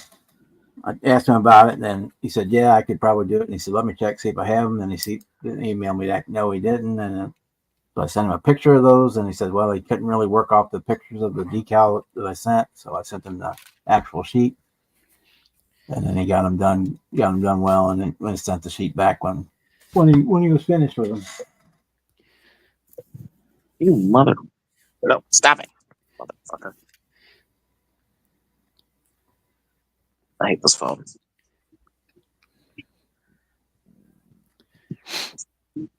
Actually, it might be user error. Most likely. And I'll restart it. Nope, motherfucker. They'll just save you a few steps and shorten the time. And usually it takes about 4 weeks, 6 weeks before you get them back from because they're traveling all the time. Yeah, they're always really busy too because they're one of the better people to get stuff done by. Yeah. I'll see them if I get to go to my show. They're going to be here this time. Because I'll see them Saturday in Atlanta, and I'm going to do the same thing I did last time. I'm going to take the decal sheet from the other. Yeah, just hand it to them that way, and then they can just get it to you later. For this one, for the mate, the sister or the other car. I was going to add in the sheet, got all the info on it. I know how much they're going to cost. Yeah, I need to get some decals done myself. I just haven't decided which ones I want to use yet. And I have some older kits that I'm going to start working on that the decals are... Hi, Kevin. The decals exist, but they're clinging to life.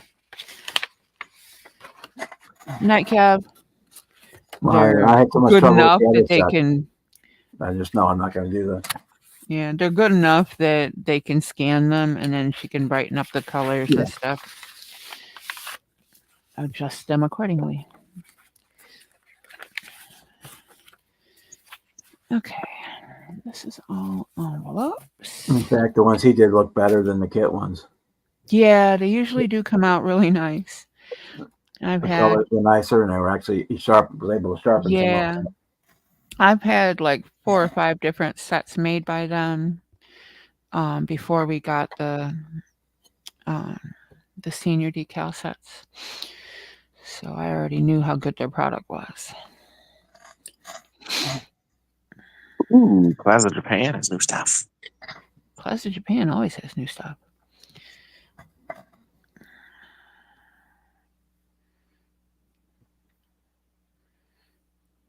All right, Kevin.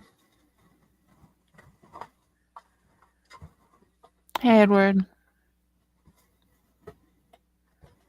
Oh, a Nismo R33 Skyline. Oh, good lord.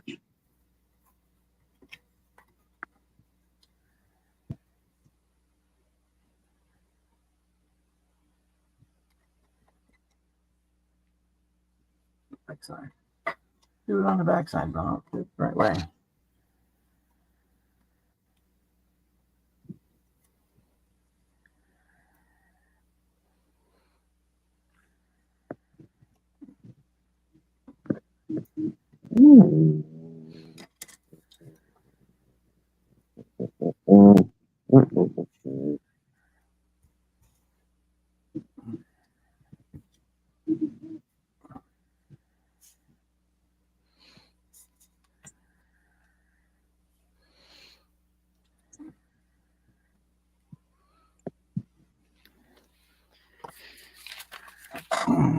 Okay, what the heck happened to the list? I had a bigger list than this. Did I put it in another envelope?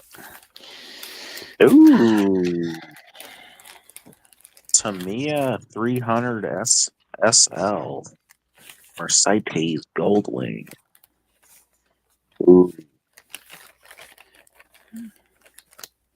I want to slam it on some big tires, big wheels.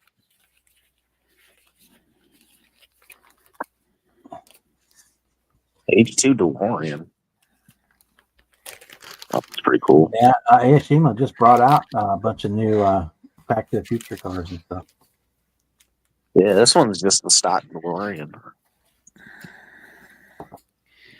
Their new tool. One of them is a new tool, so it's got a lot of new parts in it. That also, I want to slam on some big wheels and big tires.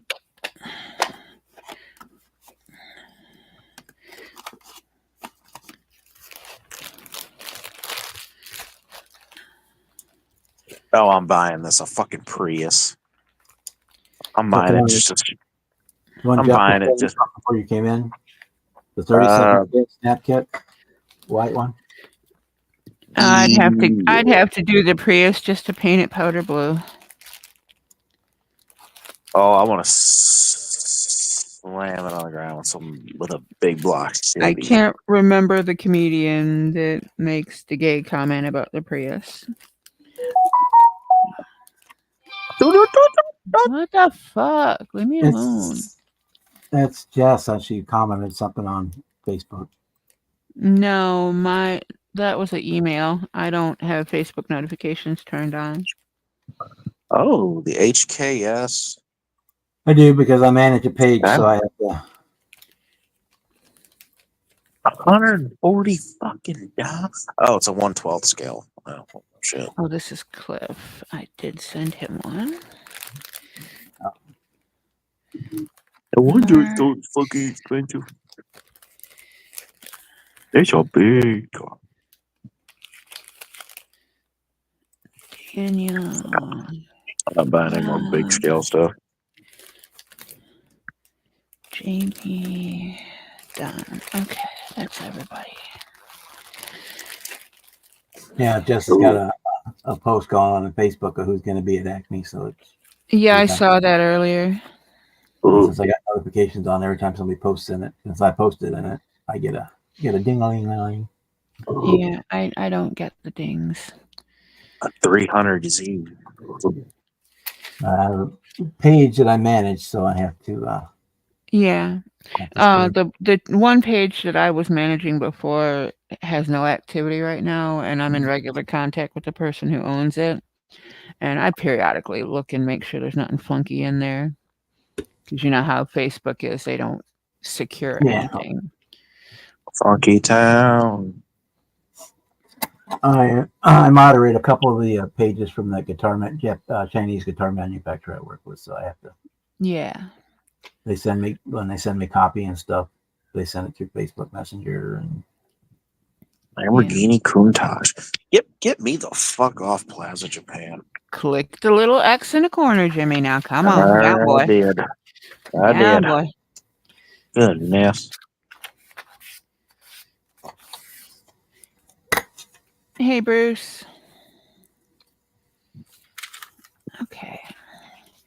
Stacko stickers.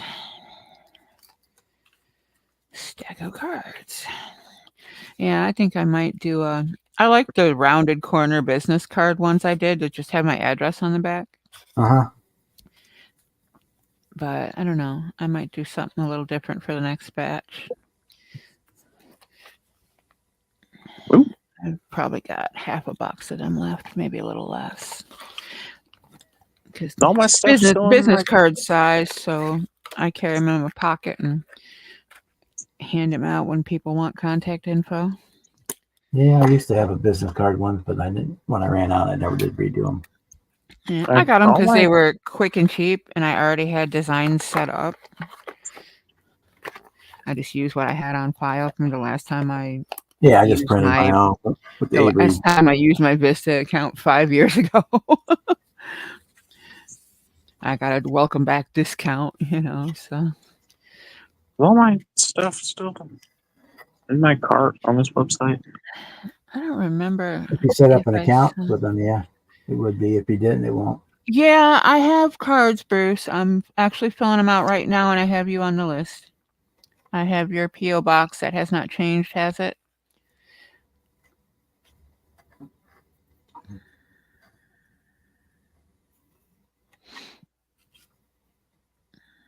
Nope, it is. I don't have any. It's saved. Some stuff from some T-shirts I'm ordering everybody for Christmas. We got away from that. We switched over to a steal from your neighbor ornament, Hallmark ornament exchange for everybody this last couple of years, and it worked out really well. Rather than trying to deal with get this for that person, that for this person, and somebody pissed because they spent this much money and they got a present that wasn't worth that much. I hate people that are like that. It's not about how much it costs, it's the fact that somebody gave you a gift. That's it. Yeah, I could have The gave you jack thought shit. behind it. You know, it's like, nah. Okay, cool, Bruce. At work, we have a thing where we got like a $20 limit.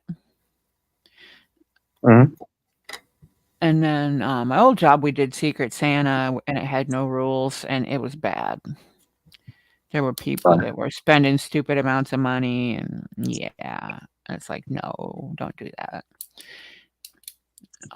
Family, I don't buy for too many people. I give my kids and their girlfriends gift cards. I give everybody, you know, Visa gift cards. That way they can use them at any store they want and use them for whatever they want. Yeah. And then the grandbabies give me a list, and you know, based on my budget, I pick from the list. Yeah, Usually somebody in my family one big wanted gift, two small gifts, you know, and they're good. So I got two because somebody in my family is getting this as their Hallmark gift present. That's cute. Let me tap back over. What the hell is that? Oh, It's a Jesus singing Christ. minion. It's Da, Kevin. da, da, da, da, da. Kevin. It was bad. It's like $20. So They're cute. yeah, we've gone to doing that and it's been a much happier place ever since. I might have to buy one just to annoy the piss out of my mother. Hide it in the house somewhere and just let it go off every couple minutes. Last year I got my mom the ugly sweater that plays Grandma Got Run Over by a Reindeer. Oh, that's fucking great. That is fucking great. The ugly sweater ornament, when you push the button, it plays Grandma Got Run Over by a Reindeer. Coming home from our house Christmas Eve. You can say there's no such thing as Santa. But as Hey, for me and Grandpa, we believe. You open up a gift and send it back. There's another version of that song I really like. Yeah. I think Marcy knows which ones I'm talking about. Uh-huh.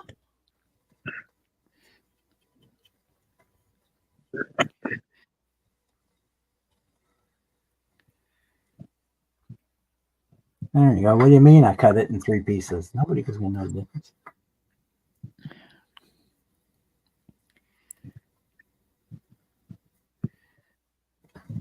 She was pissed at me and Cletus because we watched it. And we laughed hysterically.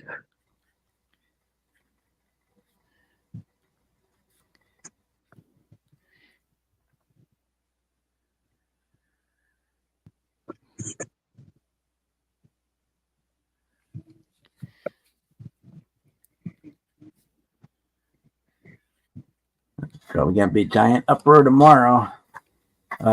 Yesterday, Valley Sports became FanDuel Sports, and half the channels aren't working now. Yeah, they've been doing some shitty trading to monopolize on certain programming.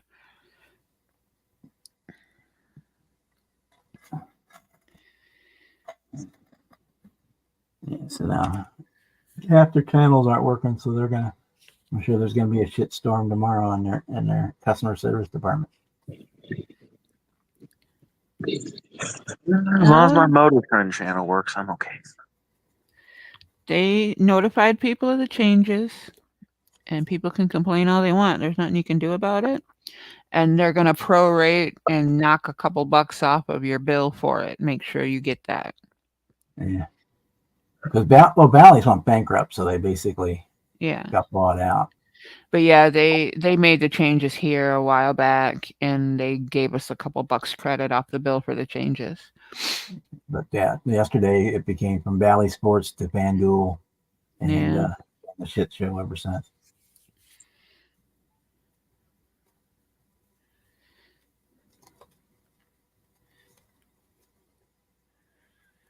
Okay, got that scene blended in. Okay, Joe, Sergey, Bob, Mr. Farrell, Mr. Owens, Rue, Bruce, and I'm not sure if I sent one to Chuck. Is Chuck still around, or did he take off? I haven't seen him in a while, but that doesn't mean anything. Oh, Chuck, are you there? Probably not. He's probably gone to bed. I just need to see if I don't think I sent him one.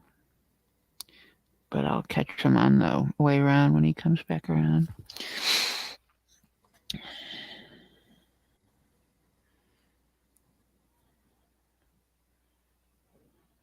Yeah, it's been at least an hour and a half, 2 hours since the last time he.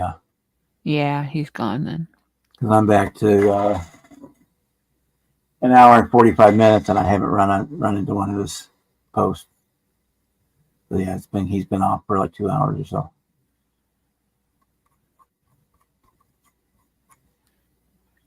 Okay, I did send Mark one when I sent that package last time, so he's good. I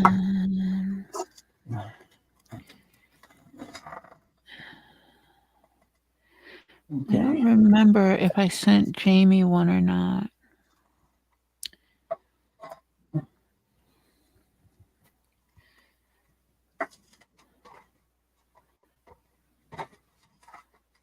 I like that one. The Liberty Mutual commercial, the guy with the Nemo or Doug, whatever his name is. Limu, Emu, and Doug. Yeah. He was Yeah, the Emu commercials are great. I like the one that's got the little boy that's dressed up like the insurance guy, and he's got his own little car, and he goes motoring down the sidewalk and plows through the marigolds.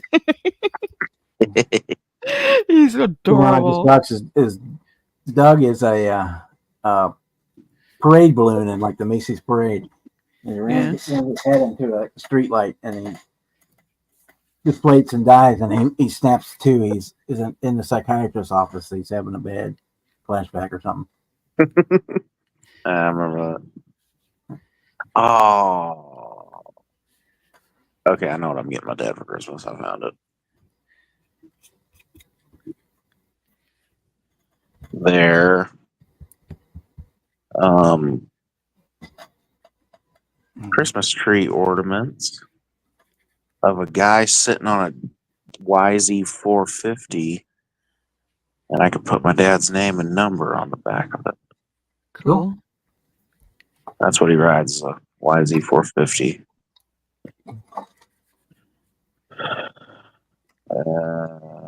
Name.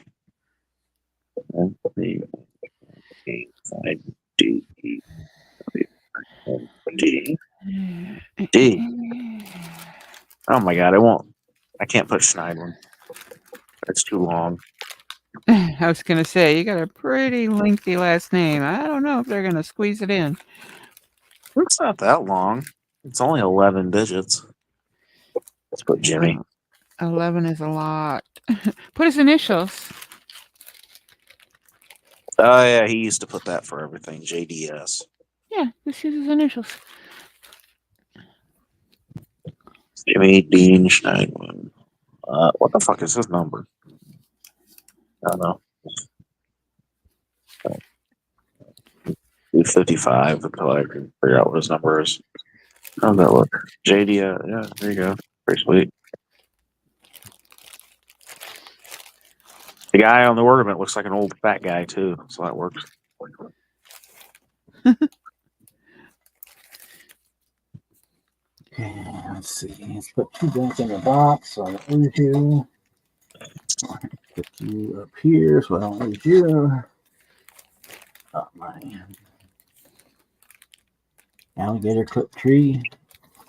Put that over there. We're done with that for tonight. Clean that up. That up. Close that up. Let that dry. Let that dry. Oh, that's pretty funny. This one's a coffee cup. You can personalize the people on the coffee cup to make it look like you or whatever. And it says me and my 2 asshole kids. Make it look like me and my brother and my dad standing there.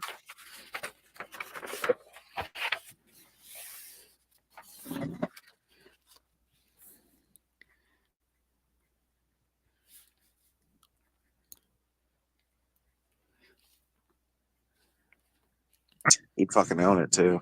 Hey guys, look at my cup with my asshole kids. Okay.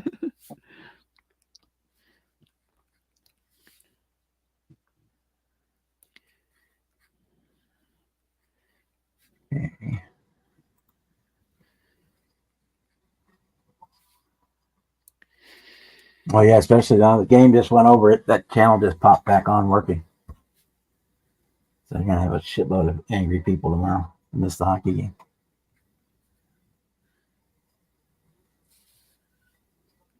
Okay. Yeah, they're trying to keep all the sports together and make the sports pay-only channels. It's bullshit.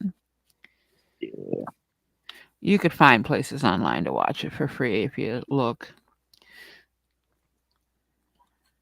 Yeah, I would, but I'm on my computer right now, so it's kind of hard to watch it streaming. Yeah. But, it was popping in and out, and like the last hour of the game, it was not gone completely. And as soon as the game was over, the channel popped back on. That's not a surprise.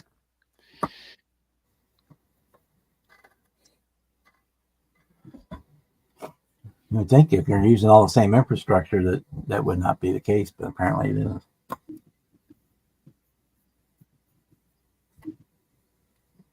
Who knows? Maybe they went through and fired everybody and hired all new people at dirt cheap rates. I'm sure they probably rehired. Oh, you can do it as a keychain. I changed the center of his jacket. One day I don't like that skull. Michael's jacket. I don't remember if I sent Stephen Haynes one. He's in the UK. I do have international stamps, so I'm good there.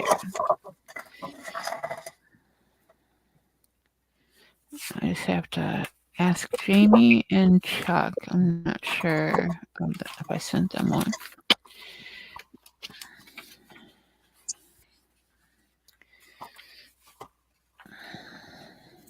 Yeah. These ones out of here. Receipts so much like receipts. Yeah. 3D printed ones I have, those bombardier seats won't look good in here.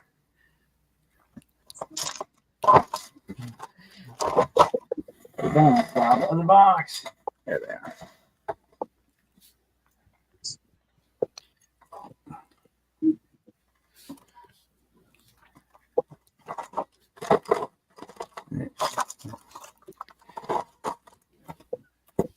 Should be all I need out of that.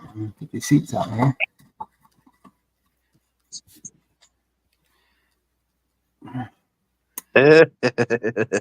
Another one consigned to the parts department. One of these days, I'm actually going to sit down and build one of these 67 Chevelles. Instead of robbing the box for pieces? Instead of start robbing parts out of it. I have the same problem. I don't think I've ever actually built one. but I have like 14 of them. I've got one still sealed. Maybe All of I mine don't but know. one. All of mine but one are sealed. I opened it up one day to wave parts at Fred, and then I put it back on the shelf. I think the only one I've actually ever built is that one I did as a 4-wheel drive diesel. It's the only Chevelle I've ever built. Or 67.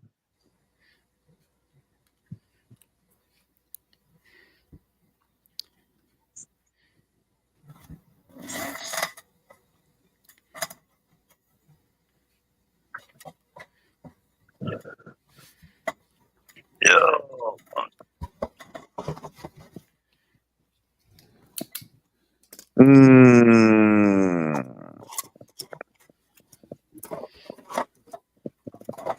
Not my bad. Yeah, like, get. Yeah. I might buy both of them. What's in here? There they I might are. buy both of them. The red one I found and the blue one Jeff found.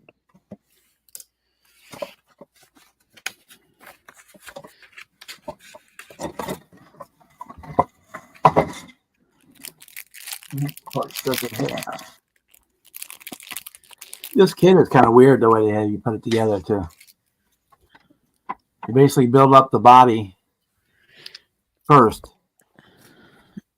then you turn it upside down, and you put the chassis in, and you build the chassis upside down inside the Yeah. body. But we are not doing that way. So What the fuck? Oh, that's my lighting kit You son of a bitch. for my Kronos One. I was wondering where the fuck that went. Looking for something else, and I found my Polar Lights lighting kit for my Klingon Kronos One. cool. It's like I knew I had at least one of them left. Is that for the big one? Yeah. The 350? The whatever the one, the Polar Lights. Let me see. Yeah, 1350. Cool. I want to build all those, but I just don't have space for them. Yeah, I'm gonna have to hang it on the ceiling. I have a nice big empty ceiling. When I ever break down and do the Reliant, I think I'll finally just go ahead and do it. But till then, Night, Edward. See you, brother. Do I want to spend money? Not really. Yes, I do. No, I don't. save money for the show in a couple good weeks. DX. Save the monies for the show. You'll get good deals at the show, and there'll be more shit to look at.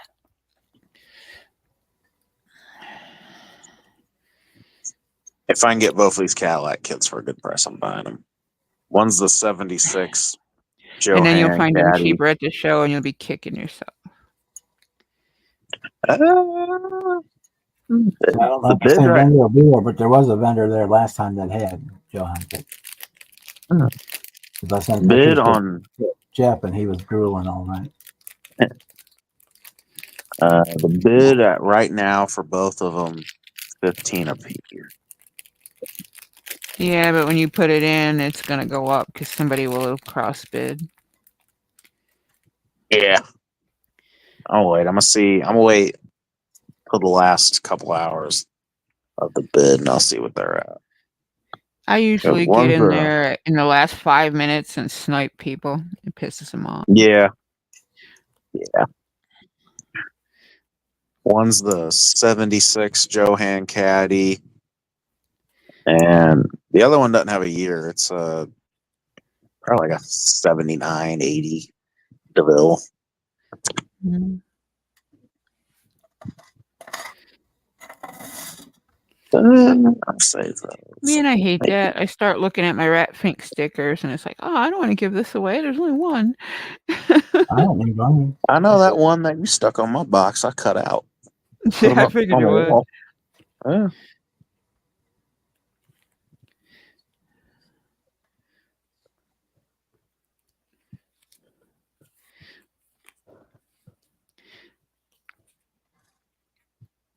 So I don't need one because they just go in the folder anyway.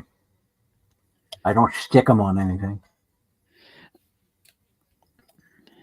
Yeah, a lot of my cool rat fink stickers are in a drawer. I haven't stuck them to anything. I keep mine in a book. I need to do that. Just get the PVC free baseball card pages. Yeah. And Yeah? a dollar store D-ring binder.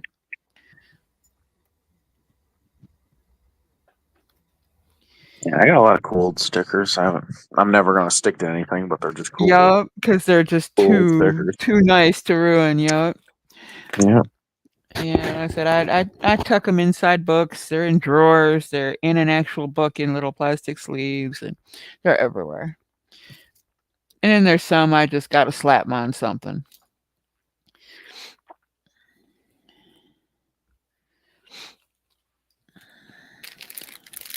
I don't have any anymore, but I used to do. If I had one I really liked, I had the vinyl that the color forms things were made out of, that static cling vinyl, and I would peel them and stick them onto that, and I could static stick them wherever I wanted, and then if I wanted to move them, I could. Yeah. But I don't have any more of that stuff left. I don't even know if they still make color forms. I haven't paid attention. You'd think I would. I work in the toy department. I haven't seen it in a while that I can think of, but that doesn't mean they don't make it anymore. It just means we don't carry it. You might be able to find it online or something. Yeah, check the Jungle Place.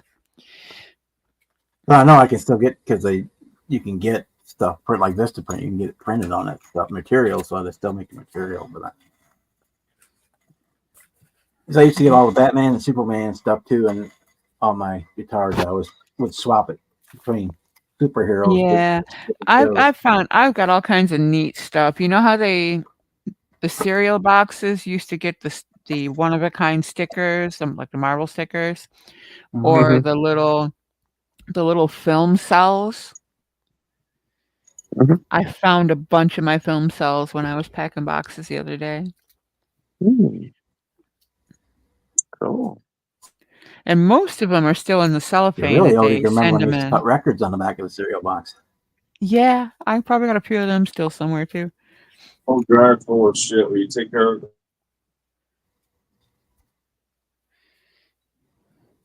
Sure, Dad. Yeah, we're going pretty soon too, because I'm hungry. Yeah, I shouldn't be eating this late, but I need to eat something too. Mama made fried chicken. That was pretty damn good. And when the kids came in, Lewis took over, finished making my chicken soup. Kid works all fucking day, works 10 hours cooking. He comes in here and he's like, he sees me in there chopping veggies and he takes over. Hey, Yeah, Don. Saturday I made, it was cold. Hi, everybody. Love that. Chicken and dumplings. I just finished them up yesterday, so I got to make something else today. Yeah, that's what I was going to do, is make chicken and dumplings. But like I said, he took over.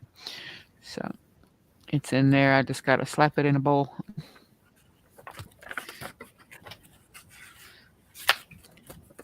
I thought I'd jump in and say hi. Yeah, you're welcome. Hi. The easy way to beat the snipers is you just put in the most you're willing to pay, and if they go over it, then there's always another one. Yeah.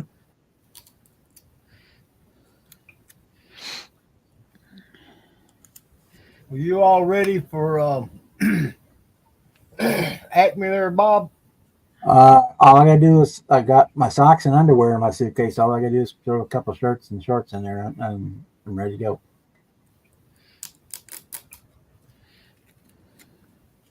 I hear you. I follow the old advice: wear clean underwear. So every time I go on a trip, I always buy a new package of underwear, new package of socks. And I'm good for the year. Yeah, You you buy a get 10-pack underwear and a girl. 12-pack of socks, and you're good for the year. By the time those are starting to That's get it. holes in them, and you're going somewhere else to buy a new set. Besides that, it makes it, you can pack in like this much. You can have 12 pairs of socks. You can never pack your suitcase again. But yeah, other than that, I'm ready to go. I was kind of hoping you was going to be there because I was going to bring you down a model kit, but you ain't going to be there, so I'll have to mail it to you when I get back. Like I said, I was going to be there, but like I said, life had its. It's in the way. Oh, I understand. Yeah. I was going to send you that wedge dragster that I got last year that I'm not going to do. Think about it this way, Don. You're still here to go next time. Yeah. Yeah. We hope. That's a year away. You never know. You got the extended warranty, you know, when they went in there and cleaned the pipe out. So Yeah, you should be good for a while. as long as you go in for your tune-up, you should be all right. Get your oil changed. Tune-up and oil change, yep. Yeah, and I have my my home health care nurse came by today and did my annual physical thing, and my A1Cs went well. When I had the heart attack, my A1C was 13.9. Whew, damn. That's about where mine was when I had my heart attack. Well, my sugar was 607 that day. Fucking hell, dude. Go big or go home. Huh? That's right. I kept telling everybody I was sweet, and they disagreed. Well, I got proof now. Right?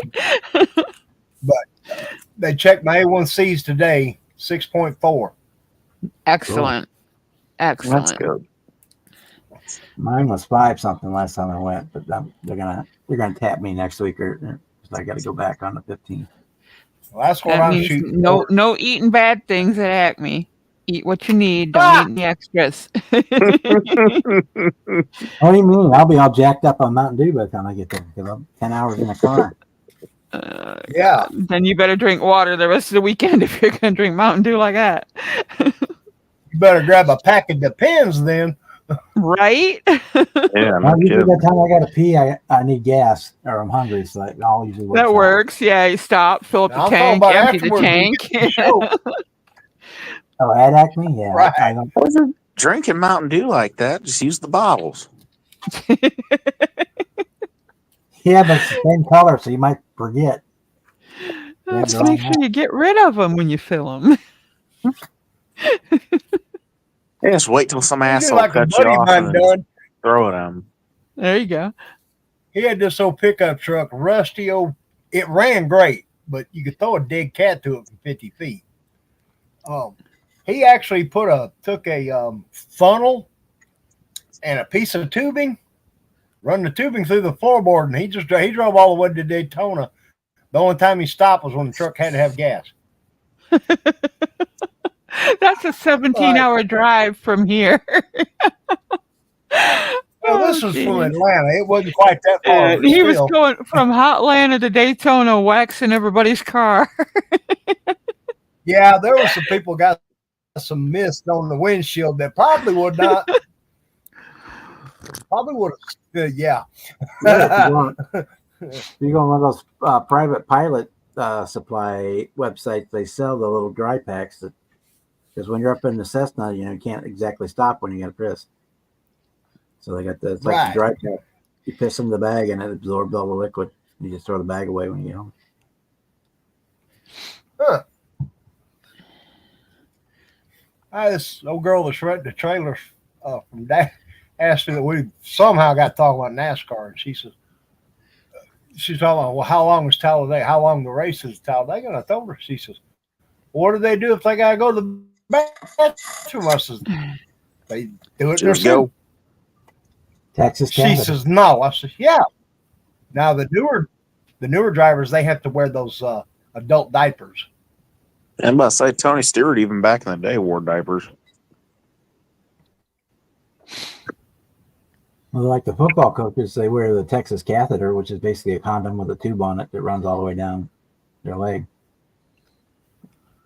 Hell of a way to keep warm. Older coaches, you can see that little piece of rubber tubing sticking out the side of their shoe, and that's what it is when they got to go. They just let her go. Runs down the tube and out on the ground.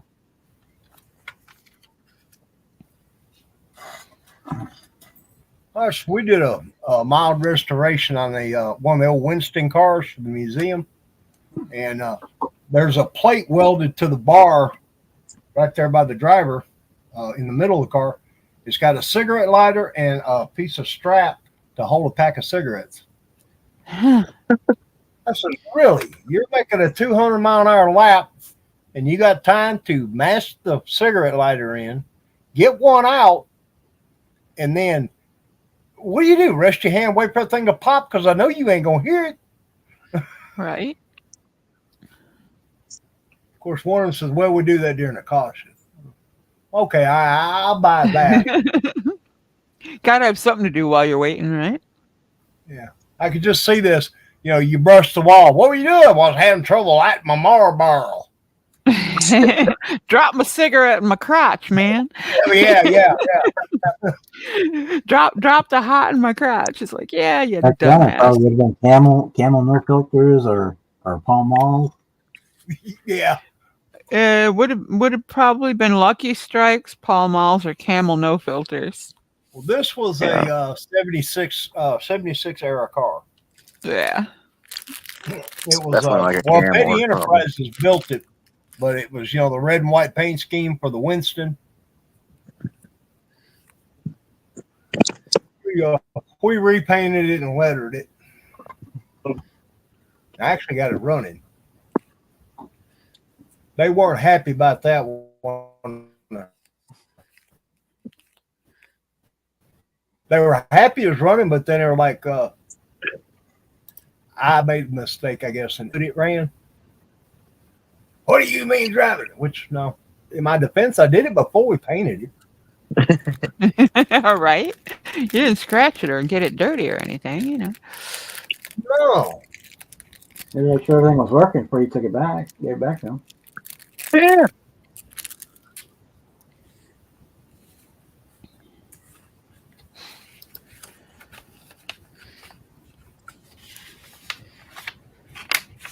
I can't wait. The 10, 11 more, 12 more days, and all the freaking commercials will go away. Not soon enough. 2 weeks from today. You know 14 what fucking annoys me is the constant text messages. Oh, I know. Why the fuck would they give out lists of cell numbers for that predatory bullshit?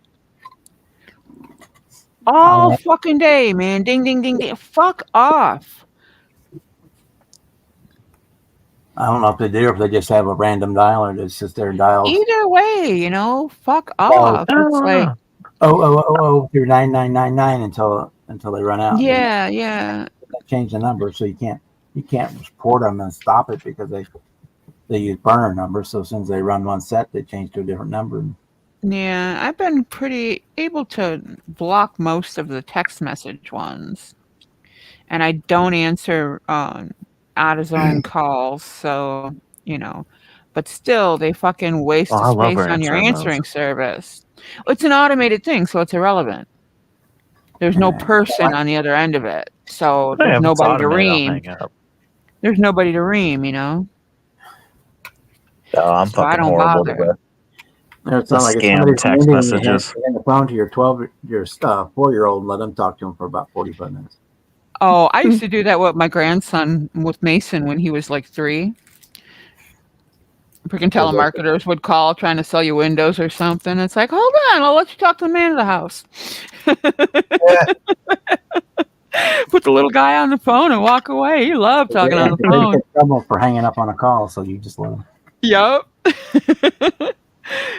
Hey, if my grandson could keep them busy, they're not pestering somebody else.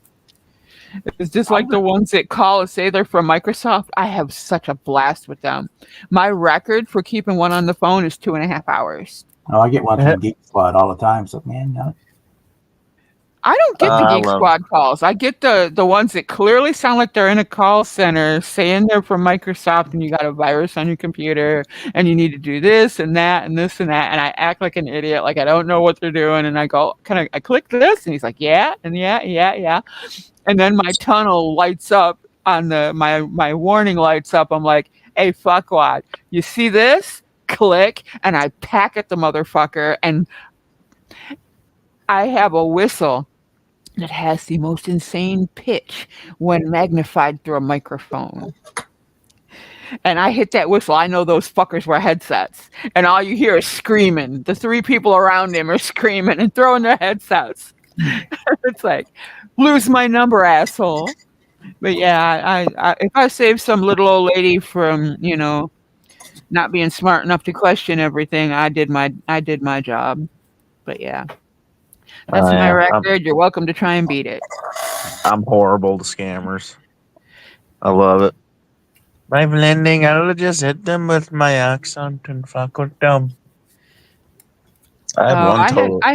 I had one day that he had such a heavy accent, but his English was really good, and he happens to speak the language that my pen pal speaks, so I know enough of it to pretend like I'm a little old Indian lady.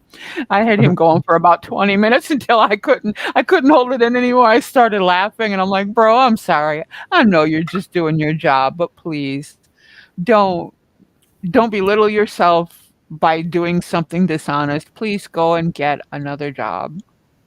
I told one of them if she calls me again, I'm gonna press the fucking pause button on her forehead. That's not right. That's not right. That's not right. That's no. No. She was she called me 3 times in the same. That's actually worse than me and my whistle. That's cold, man. Oh no! Fucking. She had called me 3 times in one day, so by the end of it, I was fucking horrible. Well, at the second phone call, that's when I would have got shitty, but I wouldn't have went for the almost racial slur, the cultural slur. I won't go there. Unless somebody is like verbally assaulting someone or coming at me, you're not going to hear anything like that come out of my mouth. But yeah, if that same person would have called me a second time, then we'd have been going around. I keep getting calls, about the new Medicaid updates. Yeah. And I've had this same one call me 3 times, and I've answered the phone. The Love Shack, your home for marital aids and adult party favors, we're running a special on butt plugs. Buy 2 get 1 free. How may I help you? Buy 2 get 1 free. Check out the holiday designs. Yeah. And buddy, they go right into that sales pitch. Yep, because they're literally programmed. I asked one. I said, "Hey, you got any naked pictures of your wife?" Or that's just you should not ask that. I said, "Well, if you don't have any, I'll sell you some." Hey, Mike. 45 minutes and he's headed north. You leaving early, buddy? Yeah, he's going up there tomorrow. I got called a couple of 4-letter words from that guy for that one. I'm thinking, And it can't be that big a deal them recording these things, because he called me a what was it, a fucking son of a bitch or something like that. Oh, they record them and they don't get in trouble. They're not going to fire somebody. They hired them to do people dirty. They're definitely not going to lose their job. And I keep telling them I've already took care of it. My 2025 plans are, well, we can get you some more benefits. I sure, said, no, you can. Fuck off. Waveland, what kind of benefit? And then I tell them where I'm with, and they're like, well, you cannot beat what they've offered me, what they're giving me. Believe me, you can't beat it. Yeah, and 9 out of 10 times, if you get somebody with an Indian accent, it's not even a legit business. They're just fishing for your information. So. Oh, and I've there's been time I said, would you like us to be with that? I've been called bad words for that too. Yeah, I'll take a Slurpee, Mountain Dew Slurpee, and a couple Bosco sticks, man. Or sorry, I don't understand. You're gonna have to press 2 for redneck.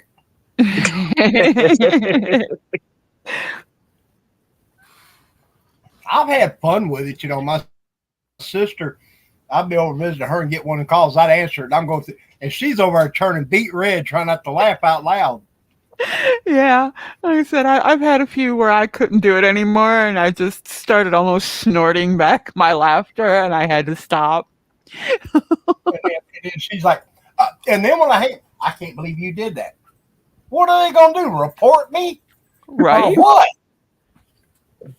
They gonna file an indictment for me making fun of them?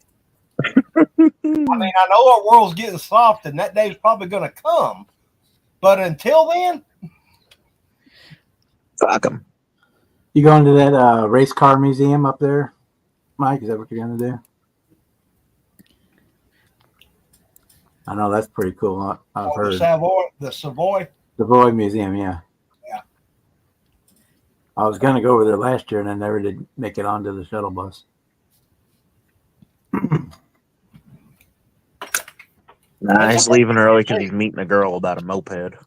And the nice thing about it, they keep changing things at that museum. It ain't the same shit every time you turn around, you know? I think Brett said something about they were storing a bunch of the Formula One cars or Indy cars for the museum in Indianapolis because they were redoing it or something.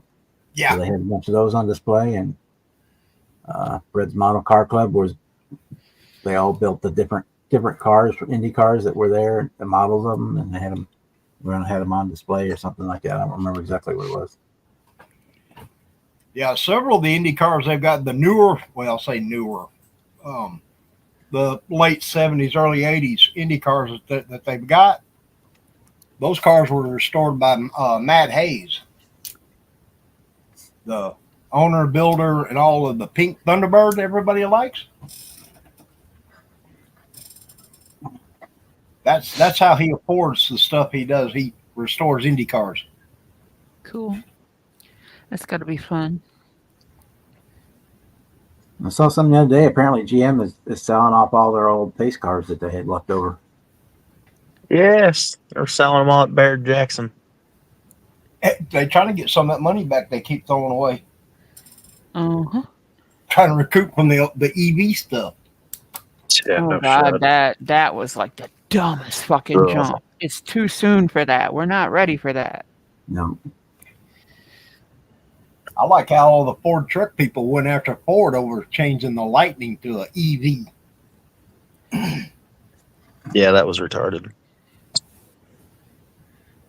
I mean, the truck was already underpowered. What you do? Load it down even more. no, for me, an EV car would make sense because I don't drive very far, and and it would be easier for me to just plug the car in at the house at night. I don't drive out of the range anyway. But for someone like my brother who drives, like he was the last couple of weeks, has been driving up there by Marcy doing a big paving job. It's just insane. There's not the infrastructure for him to be able to drive. No, and they don't survive the cold winters we get either. Uh-uh. Everybody else was stranded most of the winter when the weather dropped 10, 15, 20 below. Me and my gas-powered vehicle put her right on by. Parade wave, motherfucker. Yeah. I made the comment. I'm sorry. I don't care if it's 10 minutes or 20 minutes or 30 minutes. I am not sitting plugged into a goddamn outlet. I'm going to go to the gas station. It's going to take me 2 minutes or less because I'm going to wave my card at the machine and plug the nozzle into the hole and fill the fucker up and then roll away. That's I made a comment a long time ago. Obviously we don't have the grids to handle it. Which we're nowhere near ready for that to be a viable thing. The chances of anybody in my neighborhood buying an EV car are slim and none. But if someone buys one and I can't run my welder because they charge up their car, I'm gonna go unplug them. Yeah. I mean, really, that's just stupid. Jax, you've had your milk and crackers. You just got some peanut butter. He's not getting any pets and he's not getting any airtime. Hey, Jax. The only EV I've ever driven, I wouldn't even consider this an EV. It was a hybrid, I guess. Was that? Yeah, I got my stuck buddy in a bought for hybrid $500. accidentally. Yeah. Oh, yeah, that's what they give you when they're working on yours, didn't it? Yeah. They when they took my Kia, they give me a new Kia. It was last year. It was a 23. It's a nice SUV kind of looking thing if you're into that. and it had all this annoying shit. I spent 3 hours going through the manual, turning shit off. I don't need my motherfucking car to ding when I pass into another lane. I don't need it to alarm me when I might be wandering between the lines or off the lines. Especially in my area, we have a lot of fucking construction. So you're getting put on opposite side of the road where you really shouldn't be during normal conditions. And the car's fucking screaming because I'm in the oncoming lane. No, buddy, no, shut up. Yeah. Well, you know what that's for, don't you? That's for the people texting or drinking while driving. Yeah, well, they're going to ignore the alarms and shit's just going to happen the way it happens. But like I said, I spent 3 fucking hours turning that shit off. I had that car 2 days. I gave it back. I threw the keys at the lady and I said, don't you ever give me one of these again. So next time, get something off the used car lot. Next time, let me fucking pick, okay? Just no. When I had to waste 3 hours of my life turning shit off that shouldn't be default on. It's like getting a new Windows computer. First thing I do with that motherfucker is erase it. All the crap is gone. All the partitions gone. Put the OS back in clean and download the programs I want.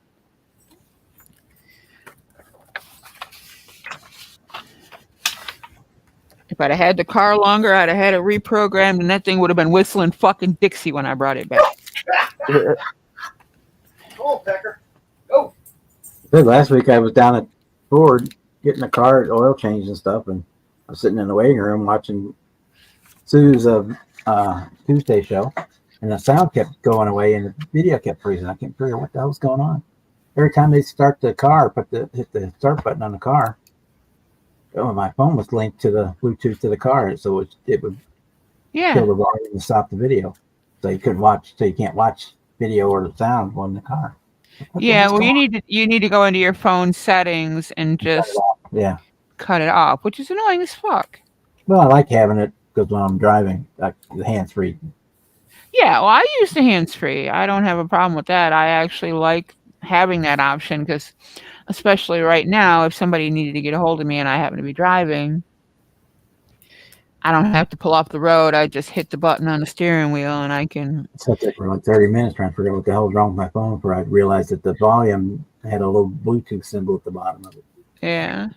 Oh, now I know what's wrong. Oh, that's stupid.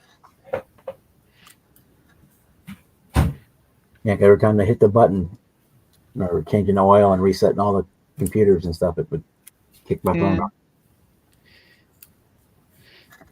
Okay, boys and girls, it's like 11:30 for you, Marcy, and 30 here. I'm hungry. I'm hungry and I'm tired. I'm debating on whether I want to turn left or right out this doorway, kitchen or bedroom. I'm gonna find me something to eat, and then I may be around later in the week. If not, probably next week when I get back from ACME. Being here tonight, Serge is hanging out still, I believe. Hey, Mike, he's on his way up to ACME, and all you guys. Thank you all for coming, and we will be back next week. Yeah, be on the lookout for a yellow envelope, Bob. Okay. Good night, everyone. Have a good one. Y'all take care.